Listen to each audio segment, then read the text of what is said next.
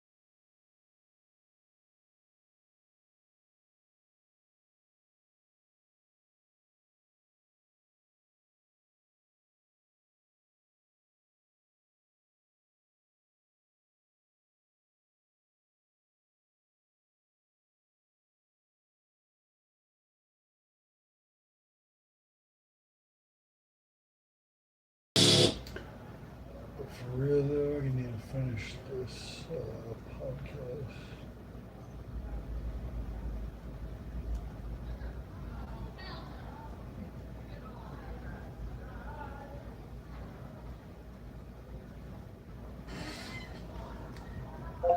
Fall of civilization. In the paintings of Hieronymus Bosch, we can find hundreds and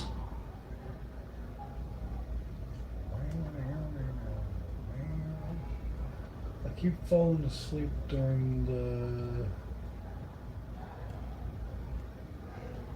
ancient Egypt one.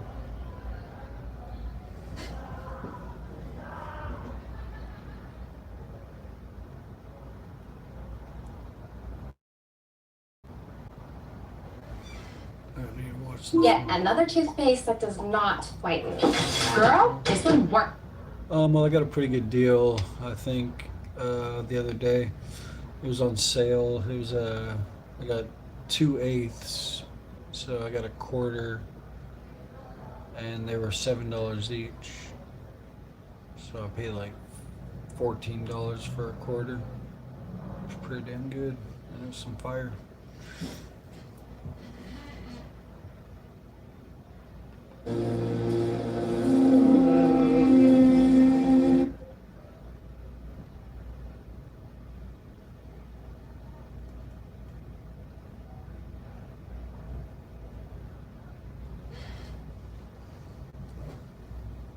Yeah, pretty good damn. And when Pretty damn good price. I ran out of flour, but I got some dabs. I'll take a dab in a second. He very easily gets the mastery of him, but if he does not do so, he has much trouble.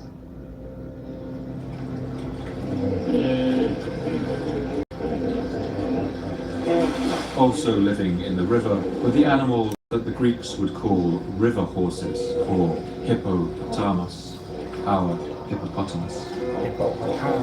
The river horse is sacred in districts of Papremis, but for the other Egyptians it is not sacred, and this is the appearance which he presents.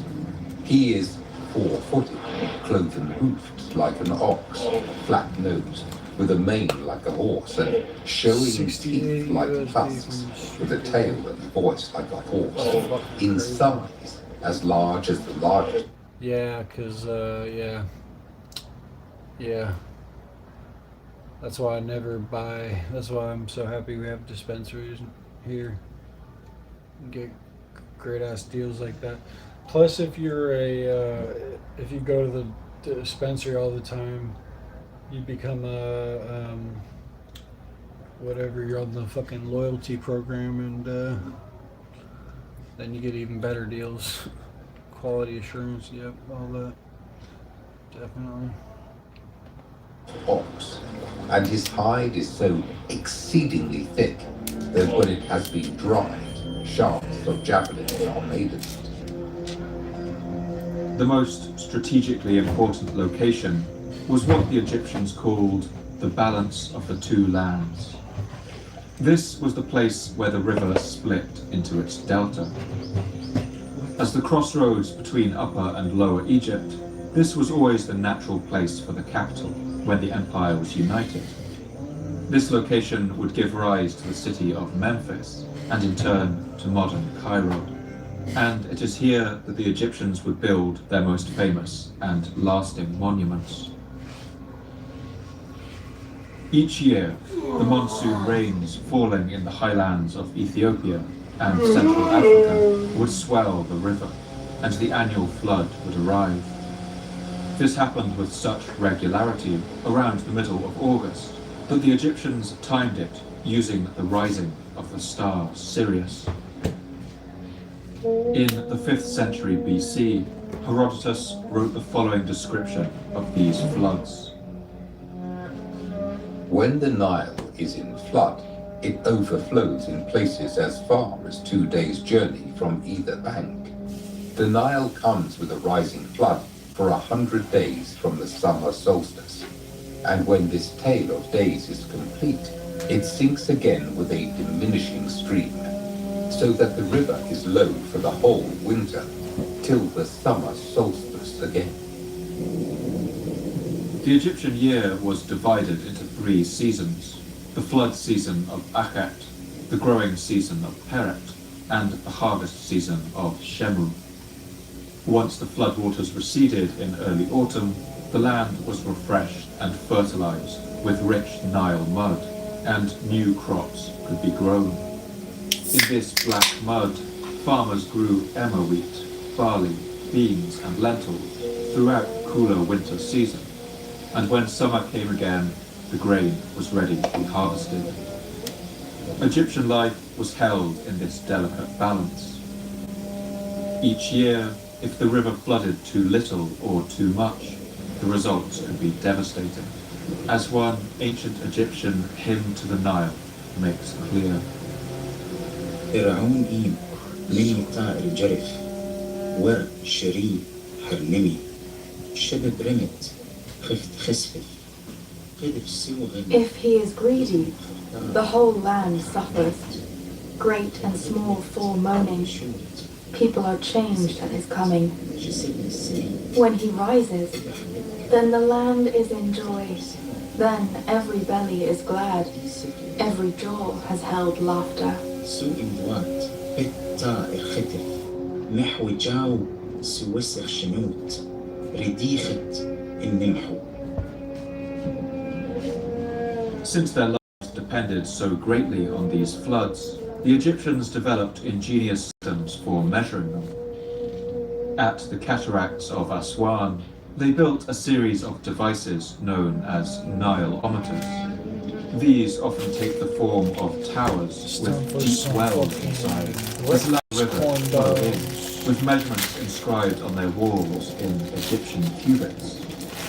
Each year, ancient people would anxiously check these Nileometers to see how high the water was rising that year, and whether it would be a time of famine, a time of plenty, or a time when they would need to hastily build some flood defenses.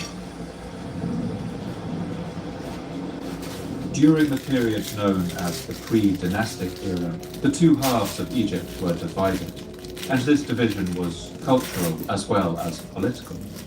The desert people of southern Upper Egypt worshipped their own god, Nekhbet, who was commonly depicted as a ground vulture, a powerful and majestic bird.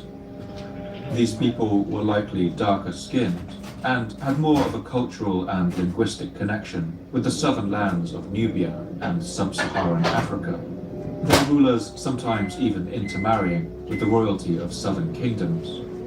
Meanwhile, the people of northern Lower Egypt paid deference to the god Wadjet, usually shown as an Egyptian cobra. They had more genetic influence from North Africa and the Mediterranean, and may have been somewhat lighter skinned. The kings of southern Upper Egypt ruled while wearing a white bulbous crown, while the kings of the north wore a red crown, with a spiraling representation of a cobra emanating from it.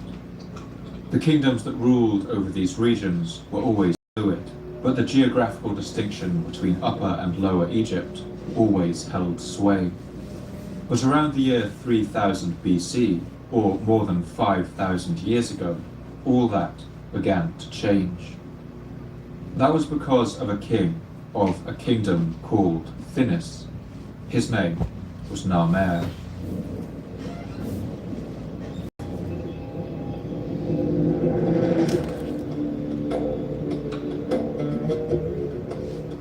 The figure of Narmer is wreathed in mystery, and what little we know about him has been pieced together from fragments of inscriptions and a few significant artifacts. Narmer was born under the personal name Menes, but chose Narmer as his Horus name, or king name, when he came to the throne of Thinis. And this name perhaps gives us some sense of his personality. That's because Narmer means something like fighting catfish. The Nile catfish that the king clearly admired is a remarkable species. It's a predatory fish, a nocturnal hunter that can grow up to 1.2 meters long, or about the size of a dolphin, and uses a form of naturally generated electricity as a weapon. Using a unique organ in its body, it can generate an electric shock of up to 350 volts that stuns its prey. In the largest catfish, this shock can be enough to stun an adult human, and the Egyptians were fascinated by this unique property. They depicted these shock and awe predators on painted wall murals, and even experimented using the weak electric charges of young specimens as a treatment for arthritis. We might imagine that this king Narmer wanted to emulate some of the characteristics of these surprise hunters, but whether it was their patience lying in wait for their enemies, the tenacity of their surprise attacks, or the shock and awe with which they stunned their prey, we may never know. Virtually the only source we have for this period is a carving known as the Narmer palette, which contains only a handful of cryptic clues. One side of this carved artifact shows King Narmer standing over a defeated enemy, gripping him by the hair in one hand and raising a mace in the other. It's a clear sign of domination. Here, Narmer is shown wearing the white, bulbous crown of his native Upper Egypt, suggesting that he bludgeoned his rivals there into submission. On the other side, the carving shows the king leading an army, while ranks of his defeated enemies lie before him. Below this, an image of a bull is shown tearing down the walls of a fortress with its horns. On this side of the carving, Narmer is wearing the red crown of Lower Egypt.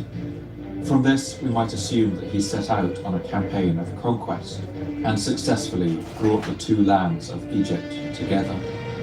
Two mythical animals carved on one side of the Narmer palette stand with their long necks intertwined, perhaps representing the coming together of the two sides of Egypt, their lives and their fates now inextricably bound.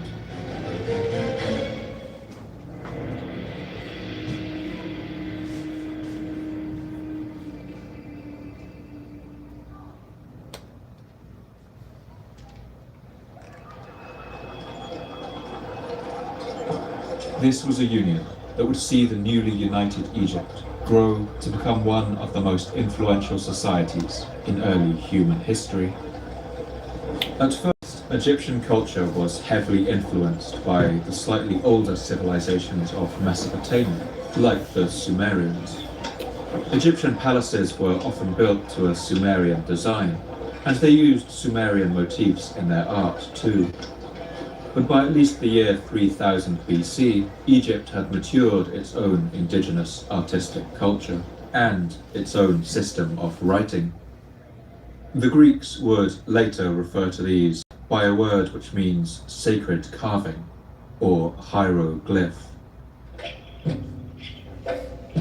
Sacred carving. The Egyptian hieroglyphs are a mixed writing system that uses a variety of phonetic symbols, as well as a collection of symbols that represent whole words. For example, an image of a man holding up his hand to his mouth could be used to represent the common word eat, but other symbols that represented groups of consonants could be used to spell out other less common words, names, or places. Hieroglyphs emerged a little after the invention of cuneiform in Mesopotamia, and it's possible they were inspired by this older writing system. In Mesopotamia, we can see the gradual evolution of the cuneiform. Sounds fucking lit, bro. Some guy was telling me about this YouTube channel where they they do the Dragon Ball Z sagas, but they like shorten it a little bit and like cut out certain filler parts. Yeah, nice. Frieza saga's great. Writing system from its earliest symbolic roots. But in Egypt, the earliest discovered example of hieroglyphs show the symbols springing into existence already fully formed in a complex system. And this suggests that they may have been developed all at once as a conscious effort, and were perhaps even devised by a single person. Oh yeah, nice. The Egyptian hieroglyph for ruler was the shepherd's crook, since the king was considered to be a kind of shepherd for his people. Egyptian kings would even symbolize their royalty by holding a gilded, curved crook, modeled after those used by shepherds. And these kings have come to be known as pharaohs. The word pharaoh derives from the Egyptian word per-a'a, meaning great house, and it has stuck in the popular imagination as the name used for any Egyptian ruler, partly due to its use in the Bible. But there is actually no evidence that it was used to refer to Egypt's rulers until nearly 2,000 years after Narmer's lifetime. Up until that time, throughout the first 18 dynasties of Egypt's history, its rulers were simply referred to as kings, or Neswet, and by epithets such as His Majesty. Still, the term pharaoh has gained such currency in popular usage that it's still used to refer to all the rulers of Egypt across the ages. The pharaoh in ancient Egypt was considered the living embodiment of the falcon god Horus and the son of the sun god Ra. One later hymn praises the figure of the king. Pharaoh is the lord of wisdom, whose mother knows not his name.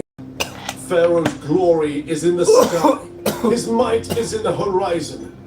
Pharaoh is the bull of the sky, who shatters all at will, who lives on the being of every god.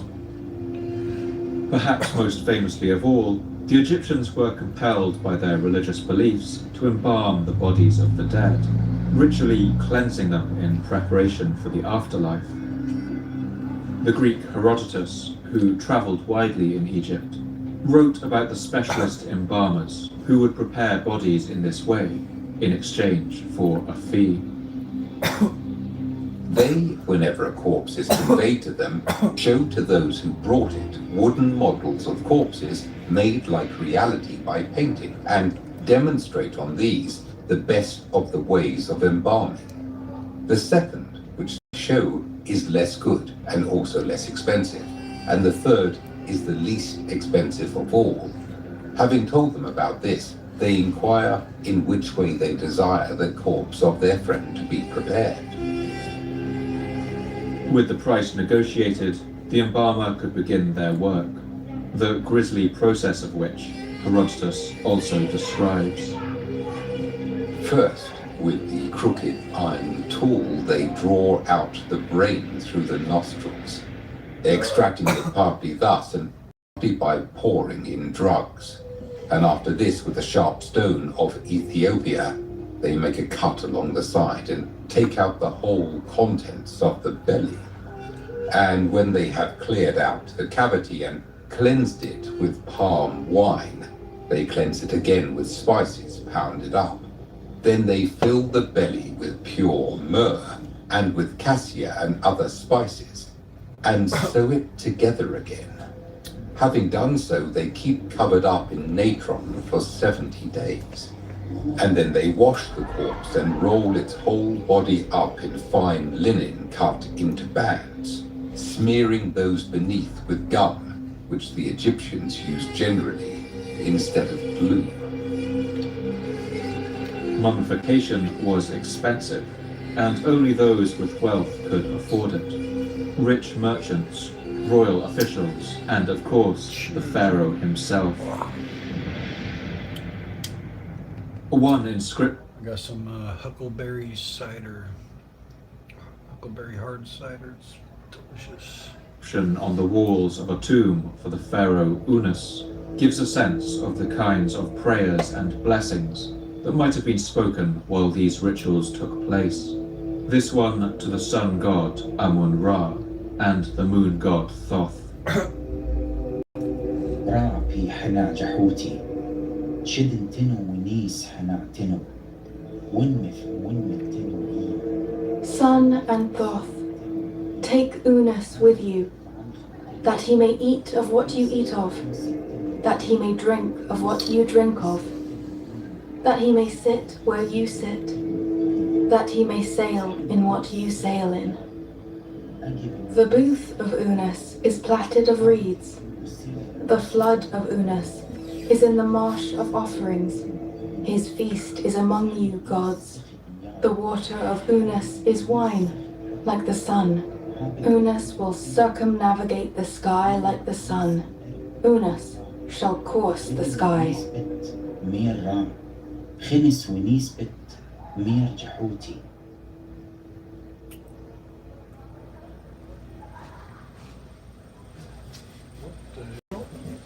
Upon coming to the throne of the newly united Egypt, King Narmer built a new capital, perfectly placed at the balance of the two lands, where the river met the delta. This city would become known as Inebu Hedge, or the City of White Walls, but today we know it as Memphis. The kings who followed Narmer would rule from this new capital, but they spent much of their time traveling between palaces, and when they died, their bodies were still taken back to Narmer's home region of Thinis in Upper Egypt to be mummified and buried in the city's ancestral burial ground at Abydos. That was until the reign of a king named Hotep Sakhemwy. He ruled from about 2900 BC and started what has been called the Second Dynasty of Egypt. And he took the decision to start a new burial ground near Memphis, so that Egypt's pharaohs could be buried close to their new capital. For the site of this new burial ground, he chose a place on the western. I'm doing well. Just had my breakfast sausage with pancakes and syrup, corn dog. Bomb. How you doing today, Brody? Just having a drink and a couple smokes. I'm learning about Egypt. Bank of the river, the side where the sun sets, at a vast open place called Saqqara.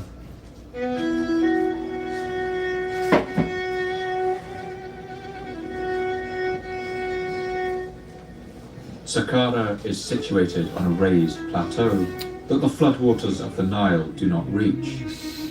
Visually, it would have been... Yeah, it's those breakfast corn dogs that are, they got, instead of hot dog on the inside, it's sausage with pancakes on the outside. Pretty damn good. Glad you're good, Birdie. How's the weather doing today? Rainy? I think there might be a chance of snow where I'm living. Maybe next week. KCD1 had pick up Kingdom Come Deliverance 1. Okay.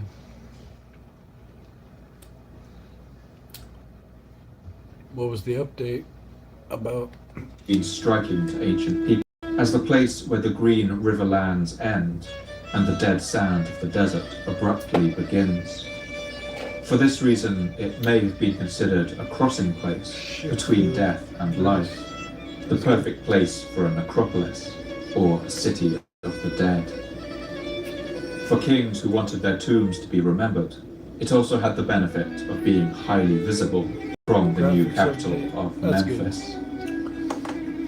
Over the coming centuries, this site would become full of tombs of kings and queens. Yeah, I still haven't gotten back into playing games.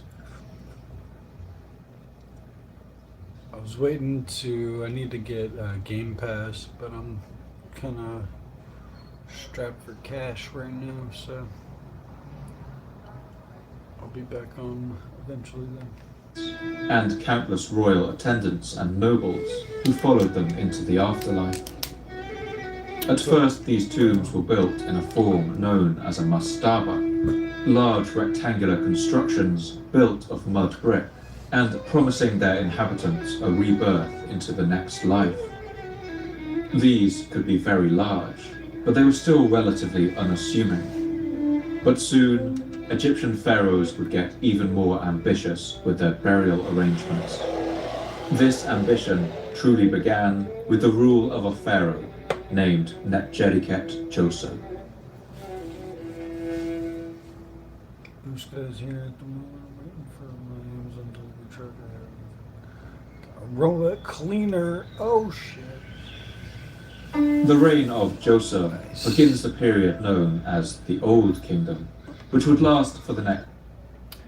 You can use those robot cleaners to deliver yourself like a beer and stuff like that. 500 years. Djoser was the son of a king named Khar-Sakemwy, who had reunited Egypt after a period of turmoil, during which the northern delta rose in rebellion. With order now restored, Djoser clearly wanted to keep it that way. Rather than continuing to travel around the country as pharaohs before him had done, he moved to a permanent capital at Memphis, where he could keep a better eye on the restive northern riverlands. Over his nearly 3 decades of rule, he set about an ambitious program of construction, rebuilding temples and throwing up fortresses all along the river. It was in the manner of his burial that he would truly leave his mark. When Djoser began the construction of his final resting place, it looked a lot like the mastaba tombs of the kings that had come before, but his royal architect soon began dreaming of a more ambitious structure. He was a visionary chancellor and engineer who held numerous official titles in the kingdom, including head of the royal shipyard, royal seal-bearer, and overseer of all stone works. His name was Imhotep. Imhotep.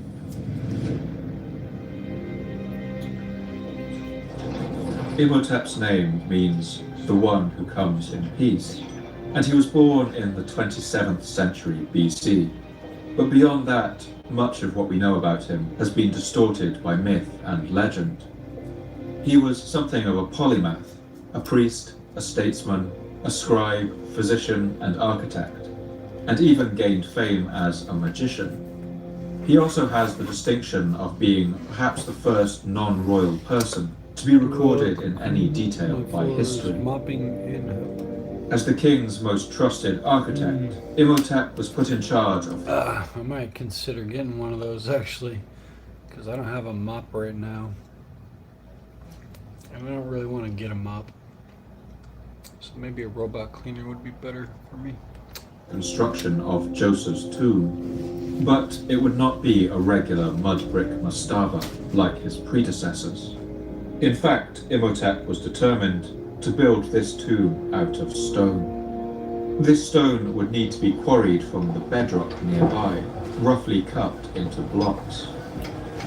But as the stone mastaba rose out of the desert, Imhotep seems to have had an idea. With this stronger building material, the structure could support more weight, and so there was no real reason to stop building. Once the first mastaba was built, he experimented with placing another smaller one on top of it, and then another on top of that. creating a stepped design like a wedding cake. Originally, Imhotep planned to build this construction 4 tiers high, but soon he became even more daring. By the time it was finished, Djoser's tomb stood 6 layers high. It was perhaps the world's first large-scale construction made from cut stone, and rising to a height of 62 meters, it was likely also Dyson's the shit. I fuck with Dyson. the tallest building on Earth. Finally, the stepped pyramid of Djoser was complete, and when the king died, he was laid to rest in a granite chamber beneath the great edifice, surrounded by a maze of tunnels. Djoser's pyramid was a revolutionary step in Egyptian architecture, and it would stand as a challenge to all the kings who would follow him, a challenge that they would find irresistible.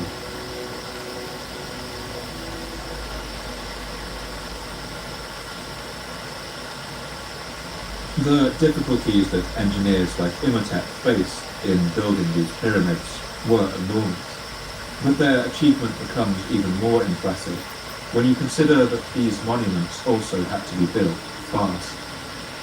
Today, Egypt is littered with the remains of half-built pyramids. These were abandoned halfway through their construction, usually because the pharaoh who commissioned them had died early.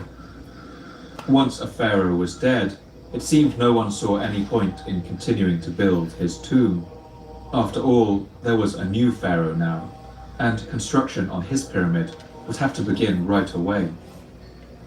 For this reason, pyramids usually had to be completed, at the very least within 30 years.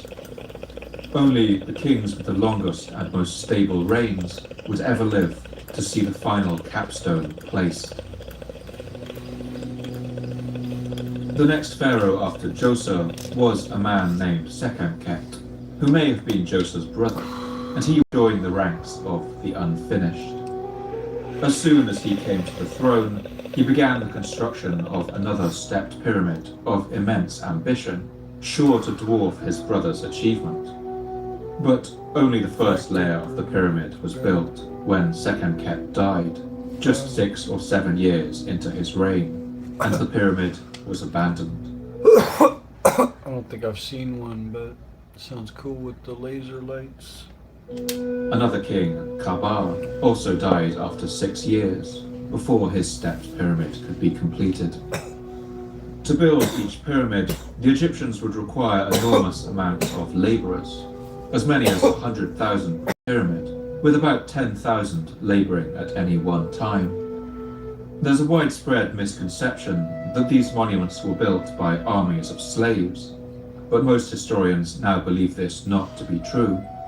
Slavery was an aspect of Egyptian society, as it was across the ancient world, and slaves were mostly taken from prisoners of war, and also from those who fell into debt or committed serious crimes. But slaves were mostly used as domestic servants, or if they were unlucky, toiled in extraction industries like mining and quarrying.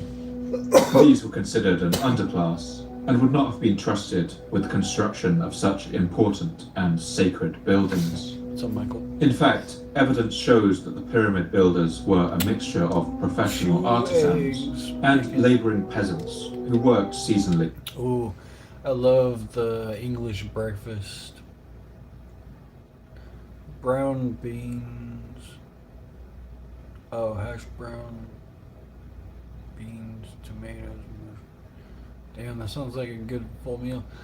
I've always wondered, because you guys eat beans and shit, is it like, are they like barbecue beans? Or like, what kind of beans are they? Like, are they just like, because I've always seen that.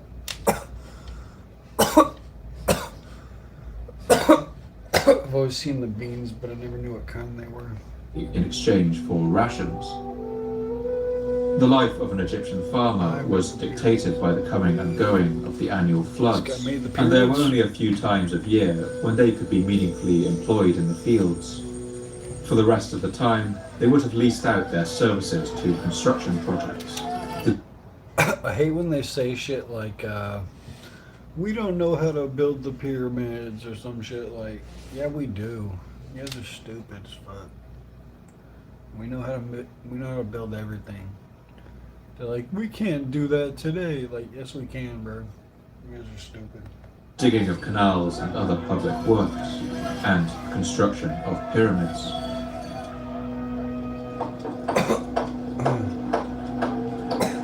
While they laboured for the king, these workers drank beer 3 times a day and ate meat regularly.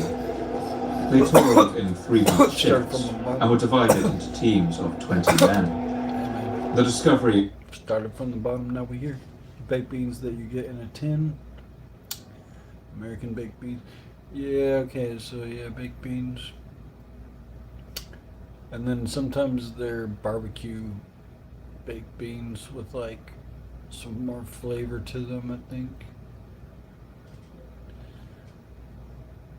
And Google Heinz baked beans. Of their graffiti hidden on the inward-facing sides of some stone blocks in the pyramids shows that they gave themselves playful and boisterous team names, some of which have been recorded. The Friends of Khufu. The Vigorous Gang. The Fun. I'm curious. I'm curious why that's such a big staple of the British diet.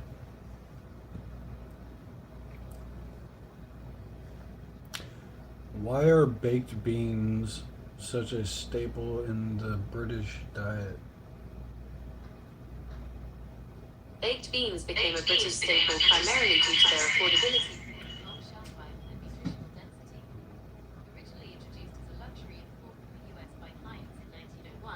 They were later repositioned as the essential low-cost protein for the masses during the rationing periods of World War II. Key factors for their popularity: convenience. They are a heat-to-eat group that fits perfectly. See, I understand why they were popular back in World War II, but the fact that they're still popular to this day is interesting to me. Because, like, we have those here, and just like, you mostly eat those at like in the summertime here at like a barbecue or something like that. I don't know, but we don't eat those, or I don't. At least I don't. I don't eat those on like a daily basis.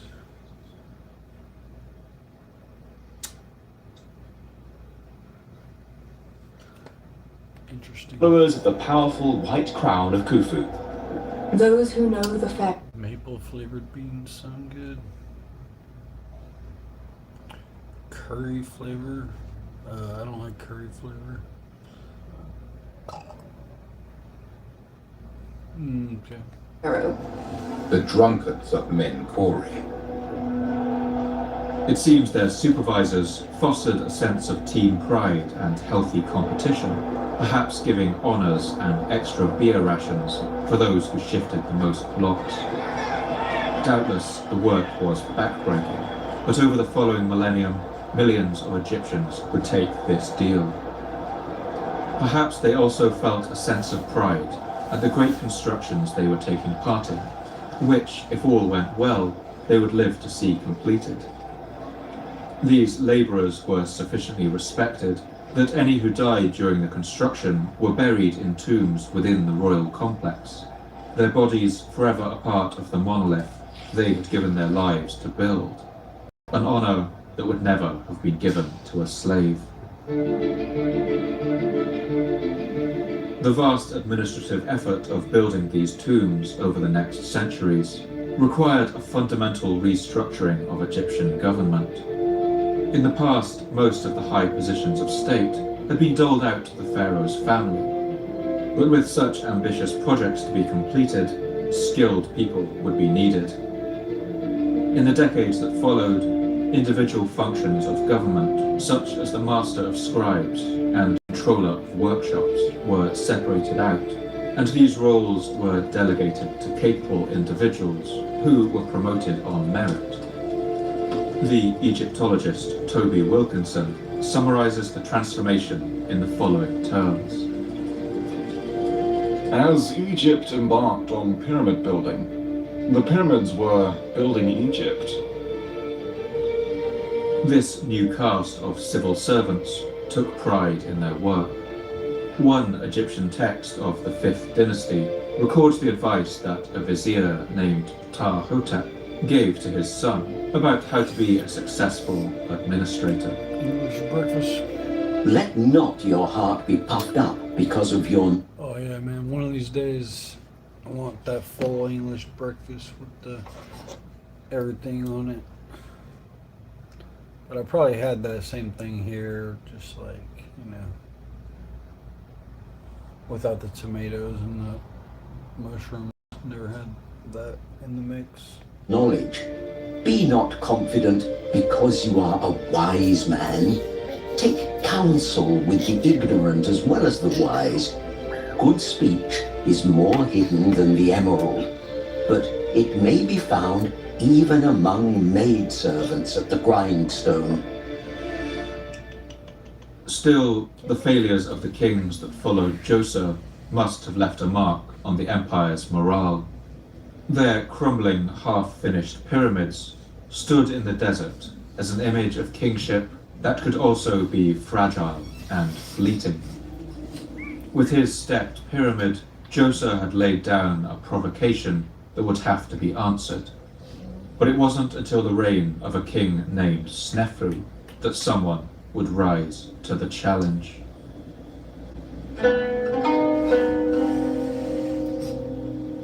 Pyramids, I think it was built with some limestone.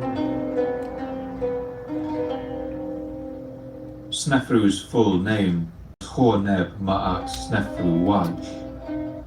Bro, do you ever hear those people? They're always like, we can't do that. You know, they're like, we can't do the fucking shit like this with the fucking the megalithic blocks. Like, yes, we can, bro. You guys are tripping. They're so dumb. Sausage, bacon, whole tomato. Damn. Tomato does sound like a good in that mix. Horus, Lord of Ma'at, has perfected me. Ma'at, in Egyptian religious belief, was the embodiment of justice and truth, sometimes portrayed as a goddess, wearing an ostrich feather on her head, who kept the stars and the seasons in their regular patterns, and maintained peace. Opposed to her in their theology was the concept of Isfet, chaos, darkness, and disorder. Darkness is. This was sometimes depicted as a great coiling serpent. For the most part, Snefru's name seems to have been appropriate. Under the protection of Ma'at, he reigned for as long as 48 years, a time of prosperity and stability. His accession to the throne is remembered in the later Egyptian source, the Prissa Papyrus.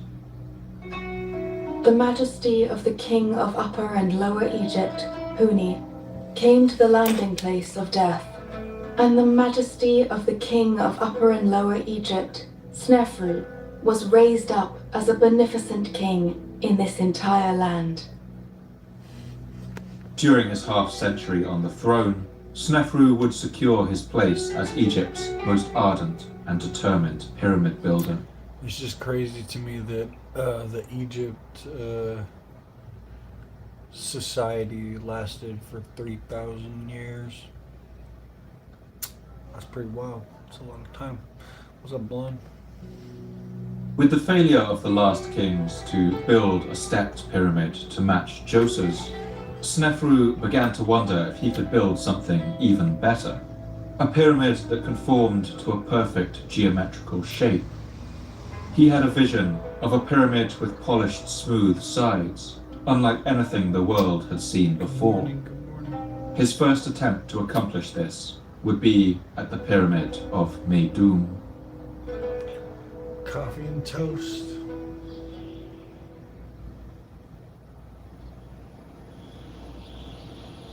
There is some debate about whether the Meidum pyramid was built by Snefru or by his predecessor Huni. But we can assume they wouldn't compete for the honor, as it stands as one of the most impressive failed pyramids in history. The Meidum Pyramid was built in several stages. First, it was a stepped pyramid of similar design to Djoser's, and then this interior structure was encased in a steep shell of white limestone, creating a high and narrow point. The effect would have been beautiful. That is, until one... I think American food and United Kingdom food could be better. day, as the pyramid neared We need better, we need better stuff. completion, when the entire weight of the stone facing began to collapse in all directions. We can only imagine the noise and calamity that must have accompanied this. The workers leaping clear of the wreckage, the overseers watching aghast, as an avalanche of painstakingly cut stone poured off the side of the pyramid. The moment this happened, Snefru ordered the construction to be halted. Workmen inside the interior chambers simply put down their tools and left. Today, the burial chamber inside the pyramid is still unfinished, with raw, uncarved walls and wooden supports still in place, which were usually removed after construction. Snefru must have been devastated, but he wasn't discouraged. Soon he tried again, with a pyramid at the site of Dashur, just to the south of the royal necropolis of Saqqara. This pyramid was intended to be tall, and its sides were even steeper than the first. His workmen began to construct it with a sharp 53 I like McDonald's sometimes. 3-degree slope to its sides, and this time Snefru must have hoped that he would get the pyramid he dreamed of. But this would not turn out to be the case.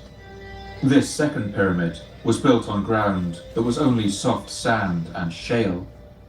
As the pyramid took shape and its weight climbed into the millions of tons, they found that the stone was sinking into the earth and causing cracks to appear in the structure. We can only imagine how it felt to be the architect who had to bring this bad news to the king, the son of Ra, the living embodiment of the god Horus. The workmen tried everything they could, from adding new supporting blocks to the base to propping up subsiding sections with huge beams of cedar wood. But it was hopeless. It became clear that if they continued the pyramid as planned, it would likely collapse, just as the first one had. The pharaoh Snefru seems to have listened to reason. He consented to allow his workmen to hurriedly finish the pyramid, with a reduced angle of only 43 degrees, and a final height reduced by 25 meters. This means that today the pyramid has a peculiar snub-nosed appearance that has given it the name the Bent Pyramid. It's clear that Snefru still wasn't satisfied. He now ordered the construction of a final pyramid, 1 kilometer to the north, combining everything his craftsmen had learned from the first two. This one was now built with a 43-degree incline from the beginning, more evenly distributing the weight on the earth.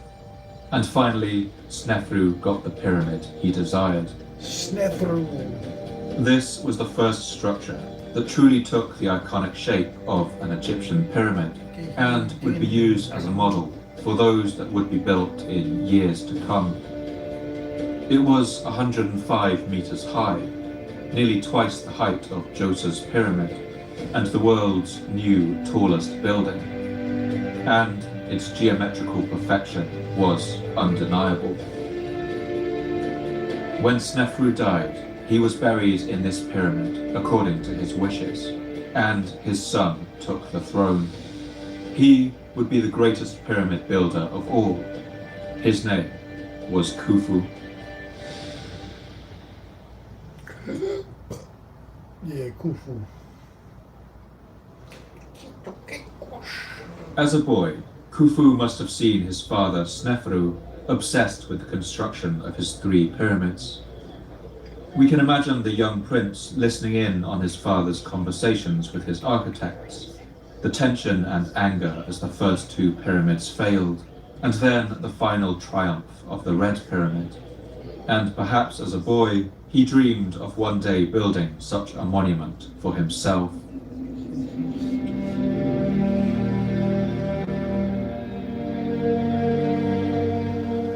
We know very little about Khufu, or what his reign was like, but it's clear that he was inspired by one thing: size.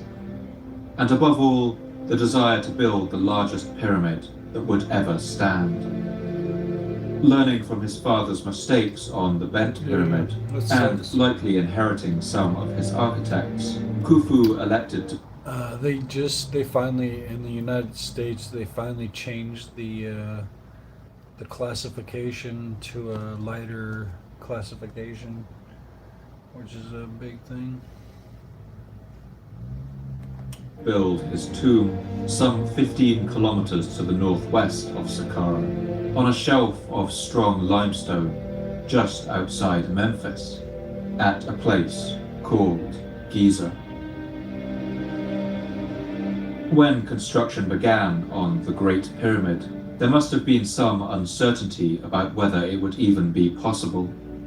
It was built using an estimated 2.3 million large stone blocks, weighing a total of 6 million tons. And when its first layer was completed, it was the size of more than 10 football pitches.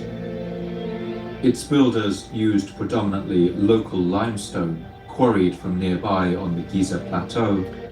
Yeah, it seems like Britain's fucking behind the times, man.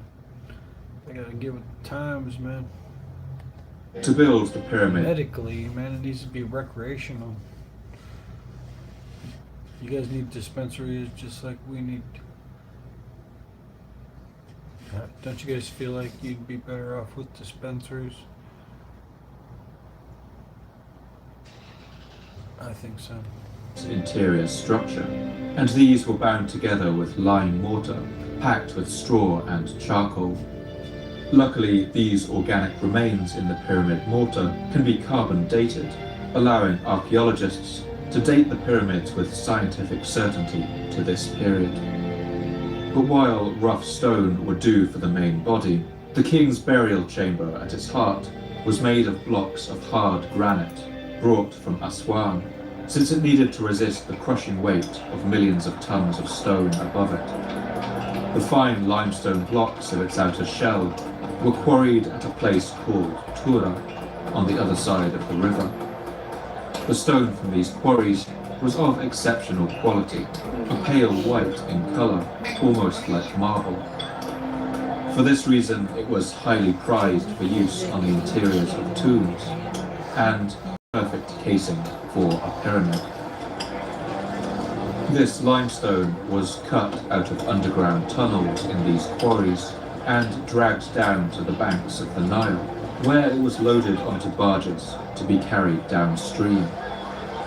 In order to ease the transportation of these stones, the Egyptians dug a series of canals and artificial harbours that came right up to the base of the pyramids, one of which was known as Shey Khufu, or the Pool of Khufu. One papyrus has been uncovered, the oldest ever found.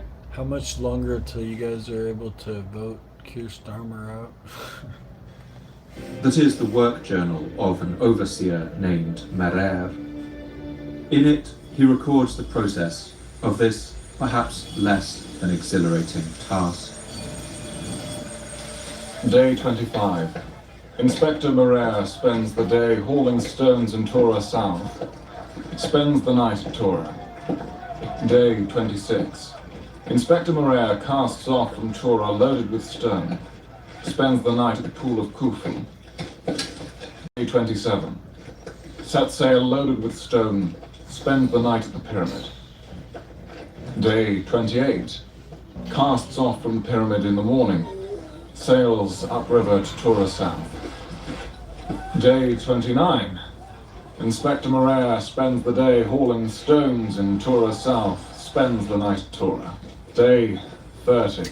Inspector Morea spends the day hauling stones in Tora South, spends the night at Tora.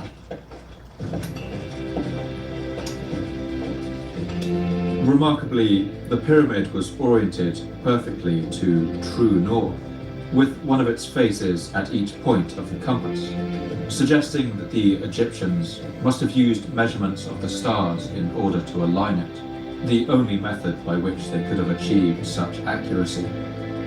And with the kingdom's now exceptional organization, it's been estimated that it took only about 23 years to build, with the final stones being placed around 2560 BC. Upon its completion, the Great Pyramid of Giza would stand 147 meters high, or nearly 40 stories. It was the tallest man-made structure in the world, and would remain so for nearly 4,000 years. The building that eventually surpassed it, the wooden spire of Lincoln Cathedral in England, completed in 1311, would stand for little more than 2 centuries before it collapsed in a storm. Today, Khufu has cemented his name into history with the construction of these monuments. But other than his ambitious pyramid, little else is known about him.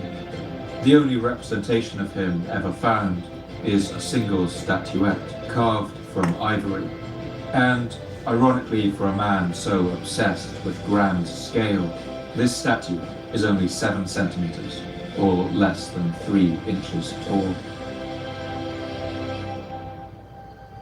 When Khufu died around 2525 BC, his son Djedefre would take the throne, but his reign was short, and when he died, another of Khufu's sons became pharaoh. His name was Khafre. The pharaoh Khafre would follow in his father's and grandfather's footsteps, and build a grand pyramid of his own. He would place it right beside his father's, but for some reason he declined to build it any higher. It could be that his builders, perhaps tiring of this mania for ever bigger and better pyramids, simply told him that it wouldn't be possible to build any bigger. It may be that Khafre worried that it would have appeared unseemly to one-up his dead father quite so ostentatiously. Perhaps for this reason, Khafre's pyramid would be a deferential 3.5 meters shorter than his father's, although he was sure to place it on a slightly higher shelf of limestone, meaning that from many angles it appears taller. Coupled with slightly steeper angled sides, this meant Khafre was also able to build his pyramid with perhaps 350,000 fewer stone blocks, a saving that his teams of labourers and stonemasons no doubt appreciated. Today, the Pyramid of Khafre is the only pyramid at Giza to retain any of its original casing stones of smooth white Tora limestone, still cling to the top third of the structure, perhaps since its steeper sides made it more difficult for stone thieves to extract the very top of its masonry. This allows us to picture how these monuments would have looked in their golden age. The smooth white sides that must have gleamed blindingly in the desert sun, and at night shone in the light of the moon. These pyramids were also likely capped with a stone known as a pyramidion, usually carved of diorite or granite, and carved with hieroglyphs. Some examples of these pyramidions have been found with distinctive grooves that suggest that they were encased in a decorative metal, either copper or shining electrum, an alloy of gold and silver. Since the pyramidions for the Giza pyramids have never been found, it's unknown whether their tops were encased in metal. But if they were, it would have made them an even more impressive sight, a gleaming pinnacle reaching up to the heavens. Within only 100 years or so of the construction of Djoser's first stepped pyramid, All of Egypt's largest pyramids had already been built, all by only 3 generations of the same family. But almost from the moment the final capstone was placed on Khafre's massive monument, enthusiasm for enormous pyramids began to wane. The pharaoh Menkaure, the son of Khafre and grandson of Khufu, also built his pyramid at Giza around 2510 BC, right? but his would be significant. It's so crazy to me that like you guys have to worry about that there. And so like even in my chat, I guess, yeah, they could like be like, they'll like take a photograph of my stream and they'll be like, hey, I caught you saying this. And then they'll be like, yo, you gotta do like 6 months behind bars for what you said in his live stream chat. That's crazy as hell. Could be smaller. It's not even 1/10 the size of the Great Pyramid, and only 2/3 the size of even Djoser's stepped pyramid. Yeah, I've heard that. A little civil war never hurt nobody. One explanation for this was that Menkaure didn't expect to live long enough to build such a grand construction as his predecessors. Herodotus records one piece of tradition about the pharaoh Menkaure, which recounts how an oracle told him that his reign would be short. As a result, he determined to make the best of the time he had, and perhaps this left him little time for pyramid building. The king deemed this unjust and sent back to the oracle a message of reproach, blaming the god. Why must he die so soon, whereas his father and his uncle had lived long? He caused many lamps to be made, and would light these at nightfall and drink and make merry. By day or night he never ceased from reveling, roaming to the marsh country and the groves, and whenever he heard of the likeliest places of pleasure. Whether there's any truth to this or not, it's clear Menkaure had different priorities to Khufu and Khafre, and his more modest pyramid seems to have broken the spell of his family's one-upmanship. For the next 1,000 years, pharaohs would continue to... I wish it was legal for me to send you guys some of my cheap weed. Build pyramid tombs, but they would be mostly at a much reduced scale, and they would cut bigger. That's fucked up, man. And bigger corners in their construction, instead of a solid... Yeah, we got really good deals on zips and ounces and shit. I almost bought an ounce the other day for $50 of some fire. Limestone structure. These later monuments would often be a simple limestone shell, encasing a core of... A gram is still $10. That's because, yeah, the reason our prices are so low is because there's an overabundance of stock. So you guys just need to, once you guys are overstocked, then the prices gotta come down. Mud brick, or simply earth and sand. For this reason, little remains of these later pyramids, other than melancholy heaps, alone in the desert. Slowly, the practice would begin to die out altogether. The reason Egyptians stopped building pyramids was partly due to changes in religious attitudes towards burial, but it also seems to have stemmed from concern over tomb robbers. After all, a pyramid was essentially an enormous sign, announcing to the world that the richest man in Egypt was buried there. From the earliest days, people were drawn to the tombs of long-dead kings to attempt to steal their treasures. One tomb inscription of a royal architect named Ineni gives us a clue about these changing priorities. He writes that he constructed his king's tomb not in an ostentatious declaration of power, but in total secrecy. I supervised the excavation of the cliff tomb of His Majesty alone.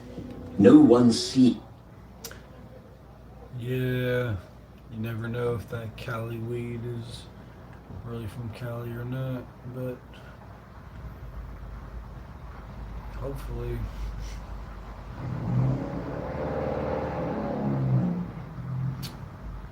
Yeah, I know Cali's got some good weed.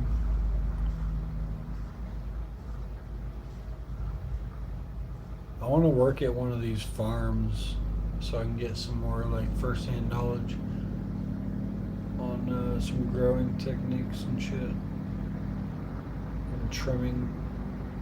I want to get a job as a trimmer. No one hearing. Even with these secret tombs, grave robbers were still a constant concern. One pharaoh of the later New Kingdom would order an inspection of his predecessors' tombs, and his inspectors brought back troubling news. The tomb of the king. It was found that the evildoers had damaged it by forcing an opening into the main chamber of his tomb, through the passage wall of the sanctuary of Nemenet, superintendent of the grain stores of the king. In the funerary place, the body of the king had been removed, and the tomb of his royal spouse, the royal lady of Bouchas, was empty. The robbers had laid violent hands on her. It wasn't just the precious treasures inside that were stolen. As the overseer Marer had found, cutting the limestone blocks from the quarries of Tura was one of the most time-consuming parts of construction. For this reason, pharaohs who felt more pressed for time sometimes despoiled previous pyramids of their cut stone in order to... I wish I could grow weed here, but my apartment's like too small. And that's where my management is like doing like inspections and shit too often. speed along their own monuments.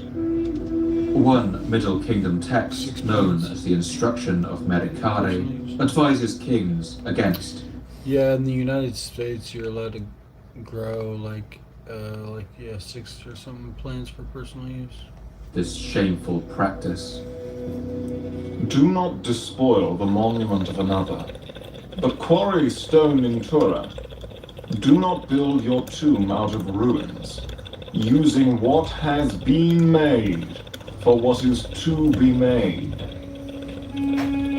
In place of constructing their own pyramids at Saqqara or Giza, the later pharaohs would be buried at a place near Thebes that the Egyptians called the great and majestic necropolis of the millions of years of the pharaoh, or sometimes the Great Field. But today it is known as the Valley of the Kings. Here, a natural rock formation known as El Kurn, or the Horn, rises above a series of dramatic red cliffs. When viewed from the entrance to the tombs here, this pointed peak somewhat resembles a natural pyramid. It's possible that this convenient landform may have relieved some of the pressure on Egypt's pharaohs, and allowed them an equally prestigious place to be buried, while freeing... I like British bitches. I would move to Britain just for a British bitch. Up an untold amount of energy and manpower in the kingdom. Egypt's manual laborers could perhaps breathe a sigh of relief. Slowly, the age of the pyramids came to an end.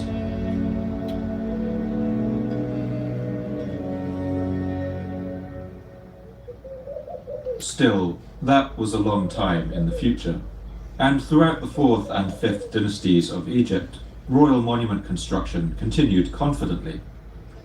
But in the 6th dynasty, around the 23rd century BC, construction began to decline. Part of the reason for this was an increasing decentralization of the empire and a gradual weakening of the power of the king. The final pharaoh of the Old Kingdom was named Pepi II. He came to the throne at the age of 6 and ruled for more than 60 years. Pepi was an excitable and enthusiastic child, as we can see from one tomb inscription by one of his officials named Harkuf. Harkuf had a long and illustrious career. He served as the mayor of one of Egypt's southern provinces in the region of the Nile Cataract of Aswan, the narrow gate to the south. The highlight of his life was the 4 journeys of exploration he undertook on behalf of his pharaoh, following the Nile down into the heart of Central Africa, into what the Egyptians called the Horizon Lands. He wrote a full account of one of these expeditions on the walls of his tomb. I accomplished it in 7 months. I brought back from there all sorts of beautiful, exotic produce and was praised for it very greatly. I came back with 300 donkeys laden with incense, ebony, precious oil, grain, leopard skins and elephant tusks. The boy pharaoh Pepi was so delighted with Harkuf's trip that he wrote a letter directly to him. The letter was likely written on fragile papyrus and has not survived. But luckily, Harkuf was so proud of this sign of royal favour that he had the letter copied out word for word on the wall of his tomb, his proudest moment etched into stone for eternity. So I guess that's why most people probably just drink, huh? In it, we get a sense for the voice of this excitable young king. Nice. You know how to do what your Lord loves and favors. You wake and you sleep, planning to do what your Lord loves, favors, and commands. Unique friend Harkuf. Pepi was especially excited by a small man that Harkuf had come across in East Africa and had brought back with him. Perhaps either a man with dwarfism or a member of the so-called pygmy tribes of Central Africa. You have further said in this message that you have brought a dwarf of the gods' dances from the land of the horizon dwellers. Come downstream to the residence at once. Hurry and bring with you this dwarf that you have brought, alive, prosperous and healthy, for the king. When he goes down with you into the boat, have excellent people around him on deck, lest he fall in the water. My Majesty wishes to see this particular dwarf more than the produce of the lands. However, as a pharaoh, Pepi was relatively ineffectual. During his childhood, his mother and grand viziers seem to have done much of the ruling, and as an adult he continued a relatively hands-off approach to the kingdom. For much of its history, Egypt had been governed by regional administrators known as nomarchs, who were appointed by the pharaoh to rule over their regions on his behalf. Pepi's long reign saw an increasing amount of power passing to these regional governors. Gradually, their positions became hereditary rather than appointed, so that single families began to amass large amounts of power, and their tombs became larger and more elaborate with every passing year. These nomarchs were soon beginning to look a lot like feudal lords, or even petty kings, and even began fighting amongst themselves. Meanwhile, the once boy king Pepi was now entering his 70s, frail and increasingly detached from the business of ruling. This might not have been a death blow for the kingdom, but it was around this time that a record drought descended over Egypt and the entire eastern Mediterranean, starting around the year 2200 BC. This climate shift we have encountered before. It is known as the 4.2 kilo year. My collection's probably not worth that much.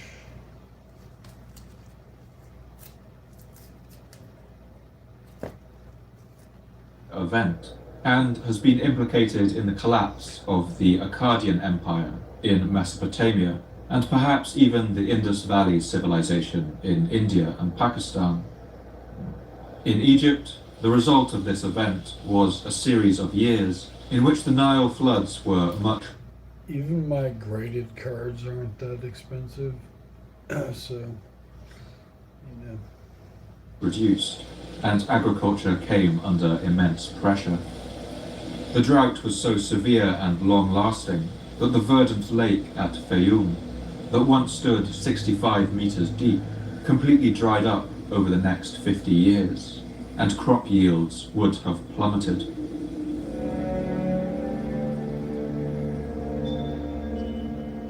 The long reign of a pharaoh was usually good news for the kingdom. It tended to generate a period of stability and often prosperity. But when a king's rule went on too long, it had the tendency to create what we might call the old king problem.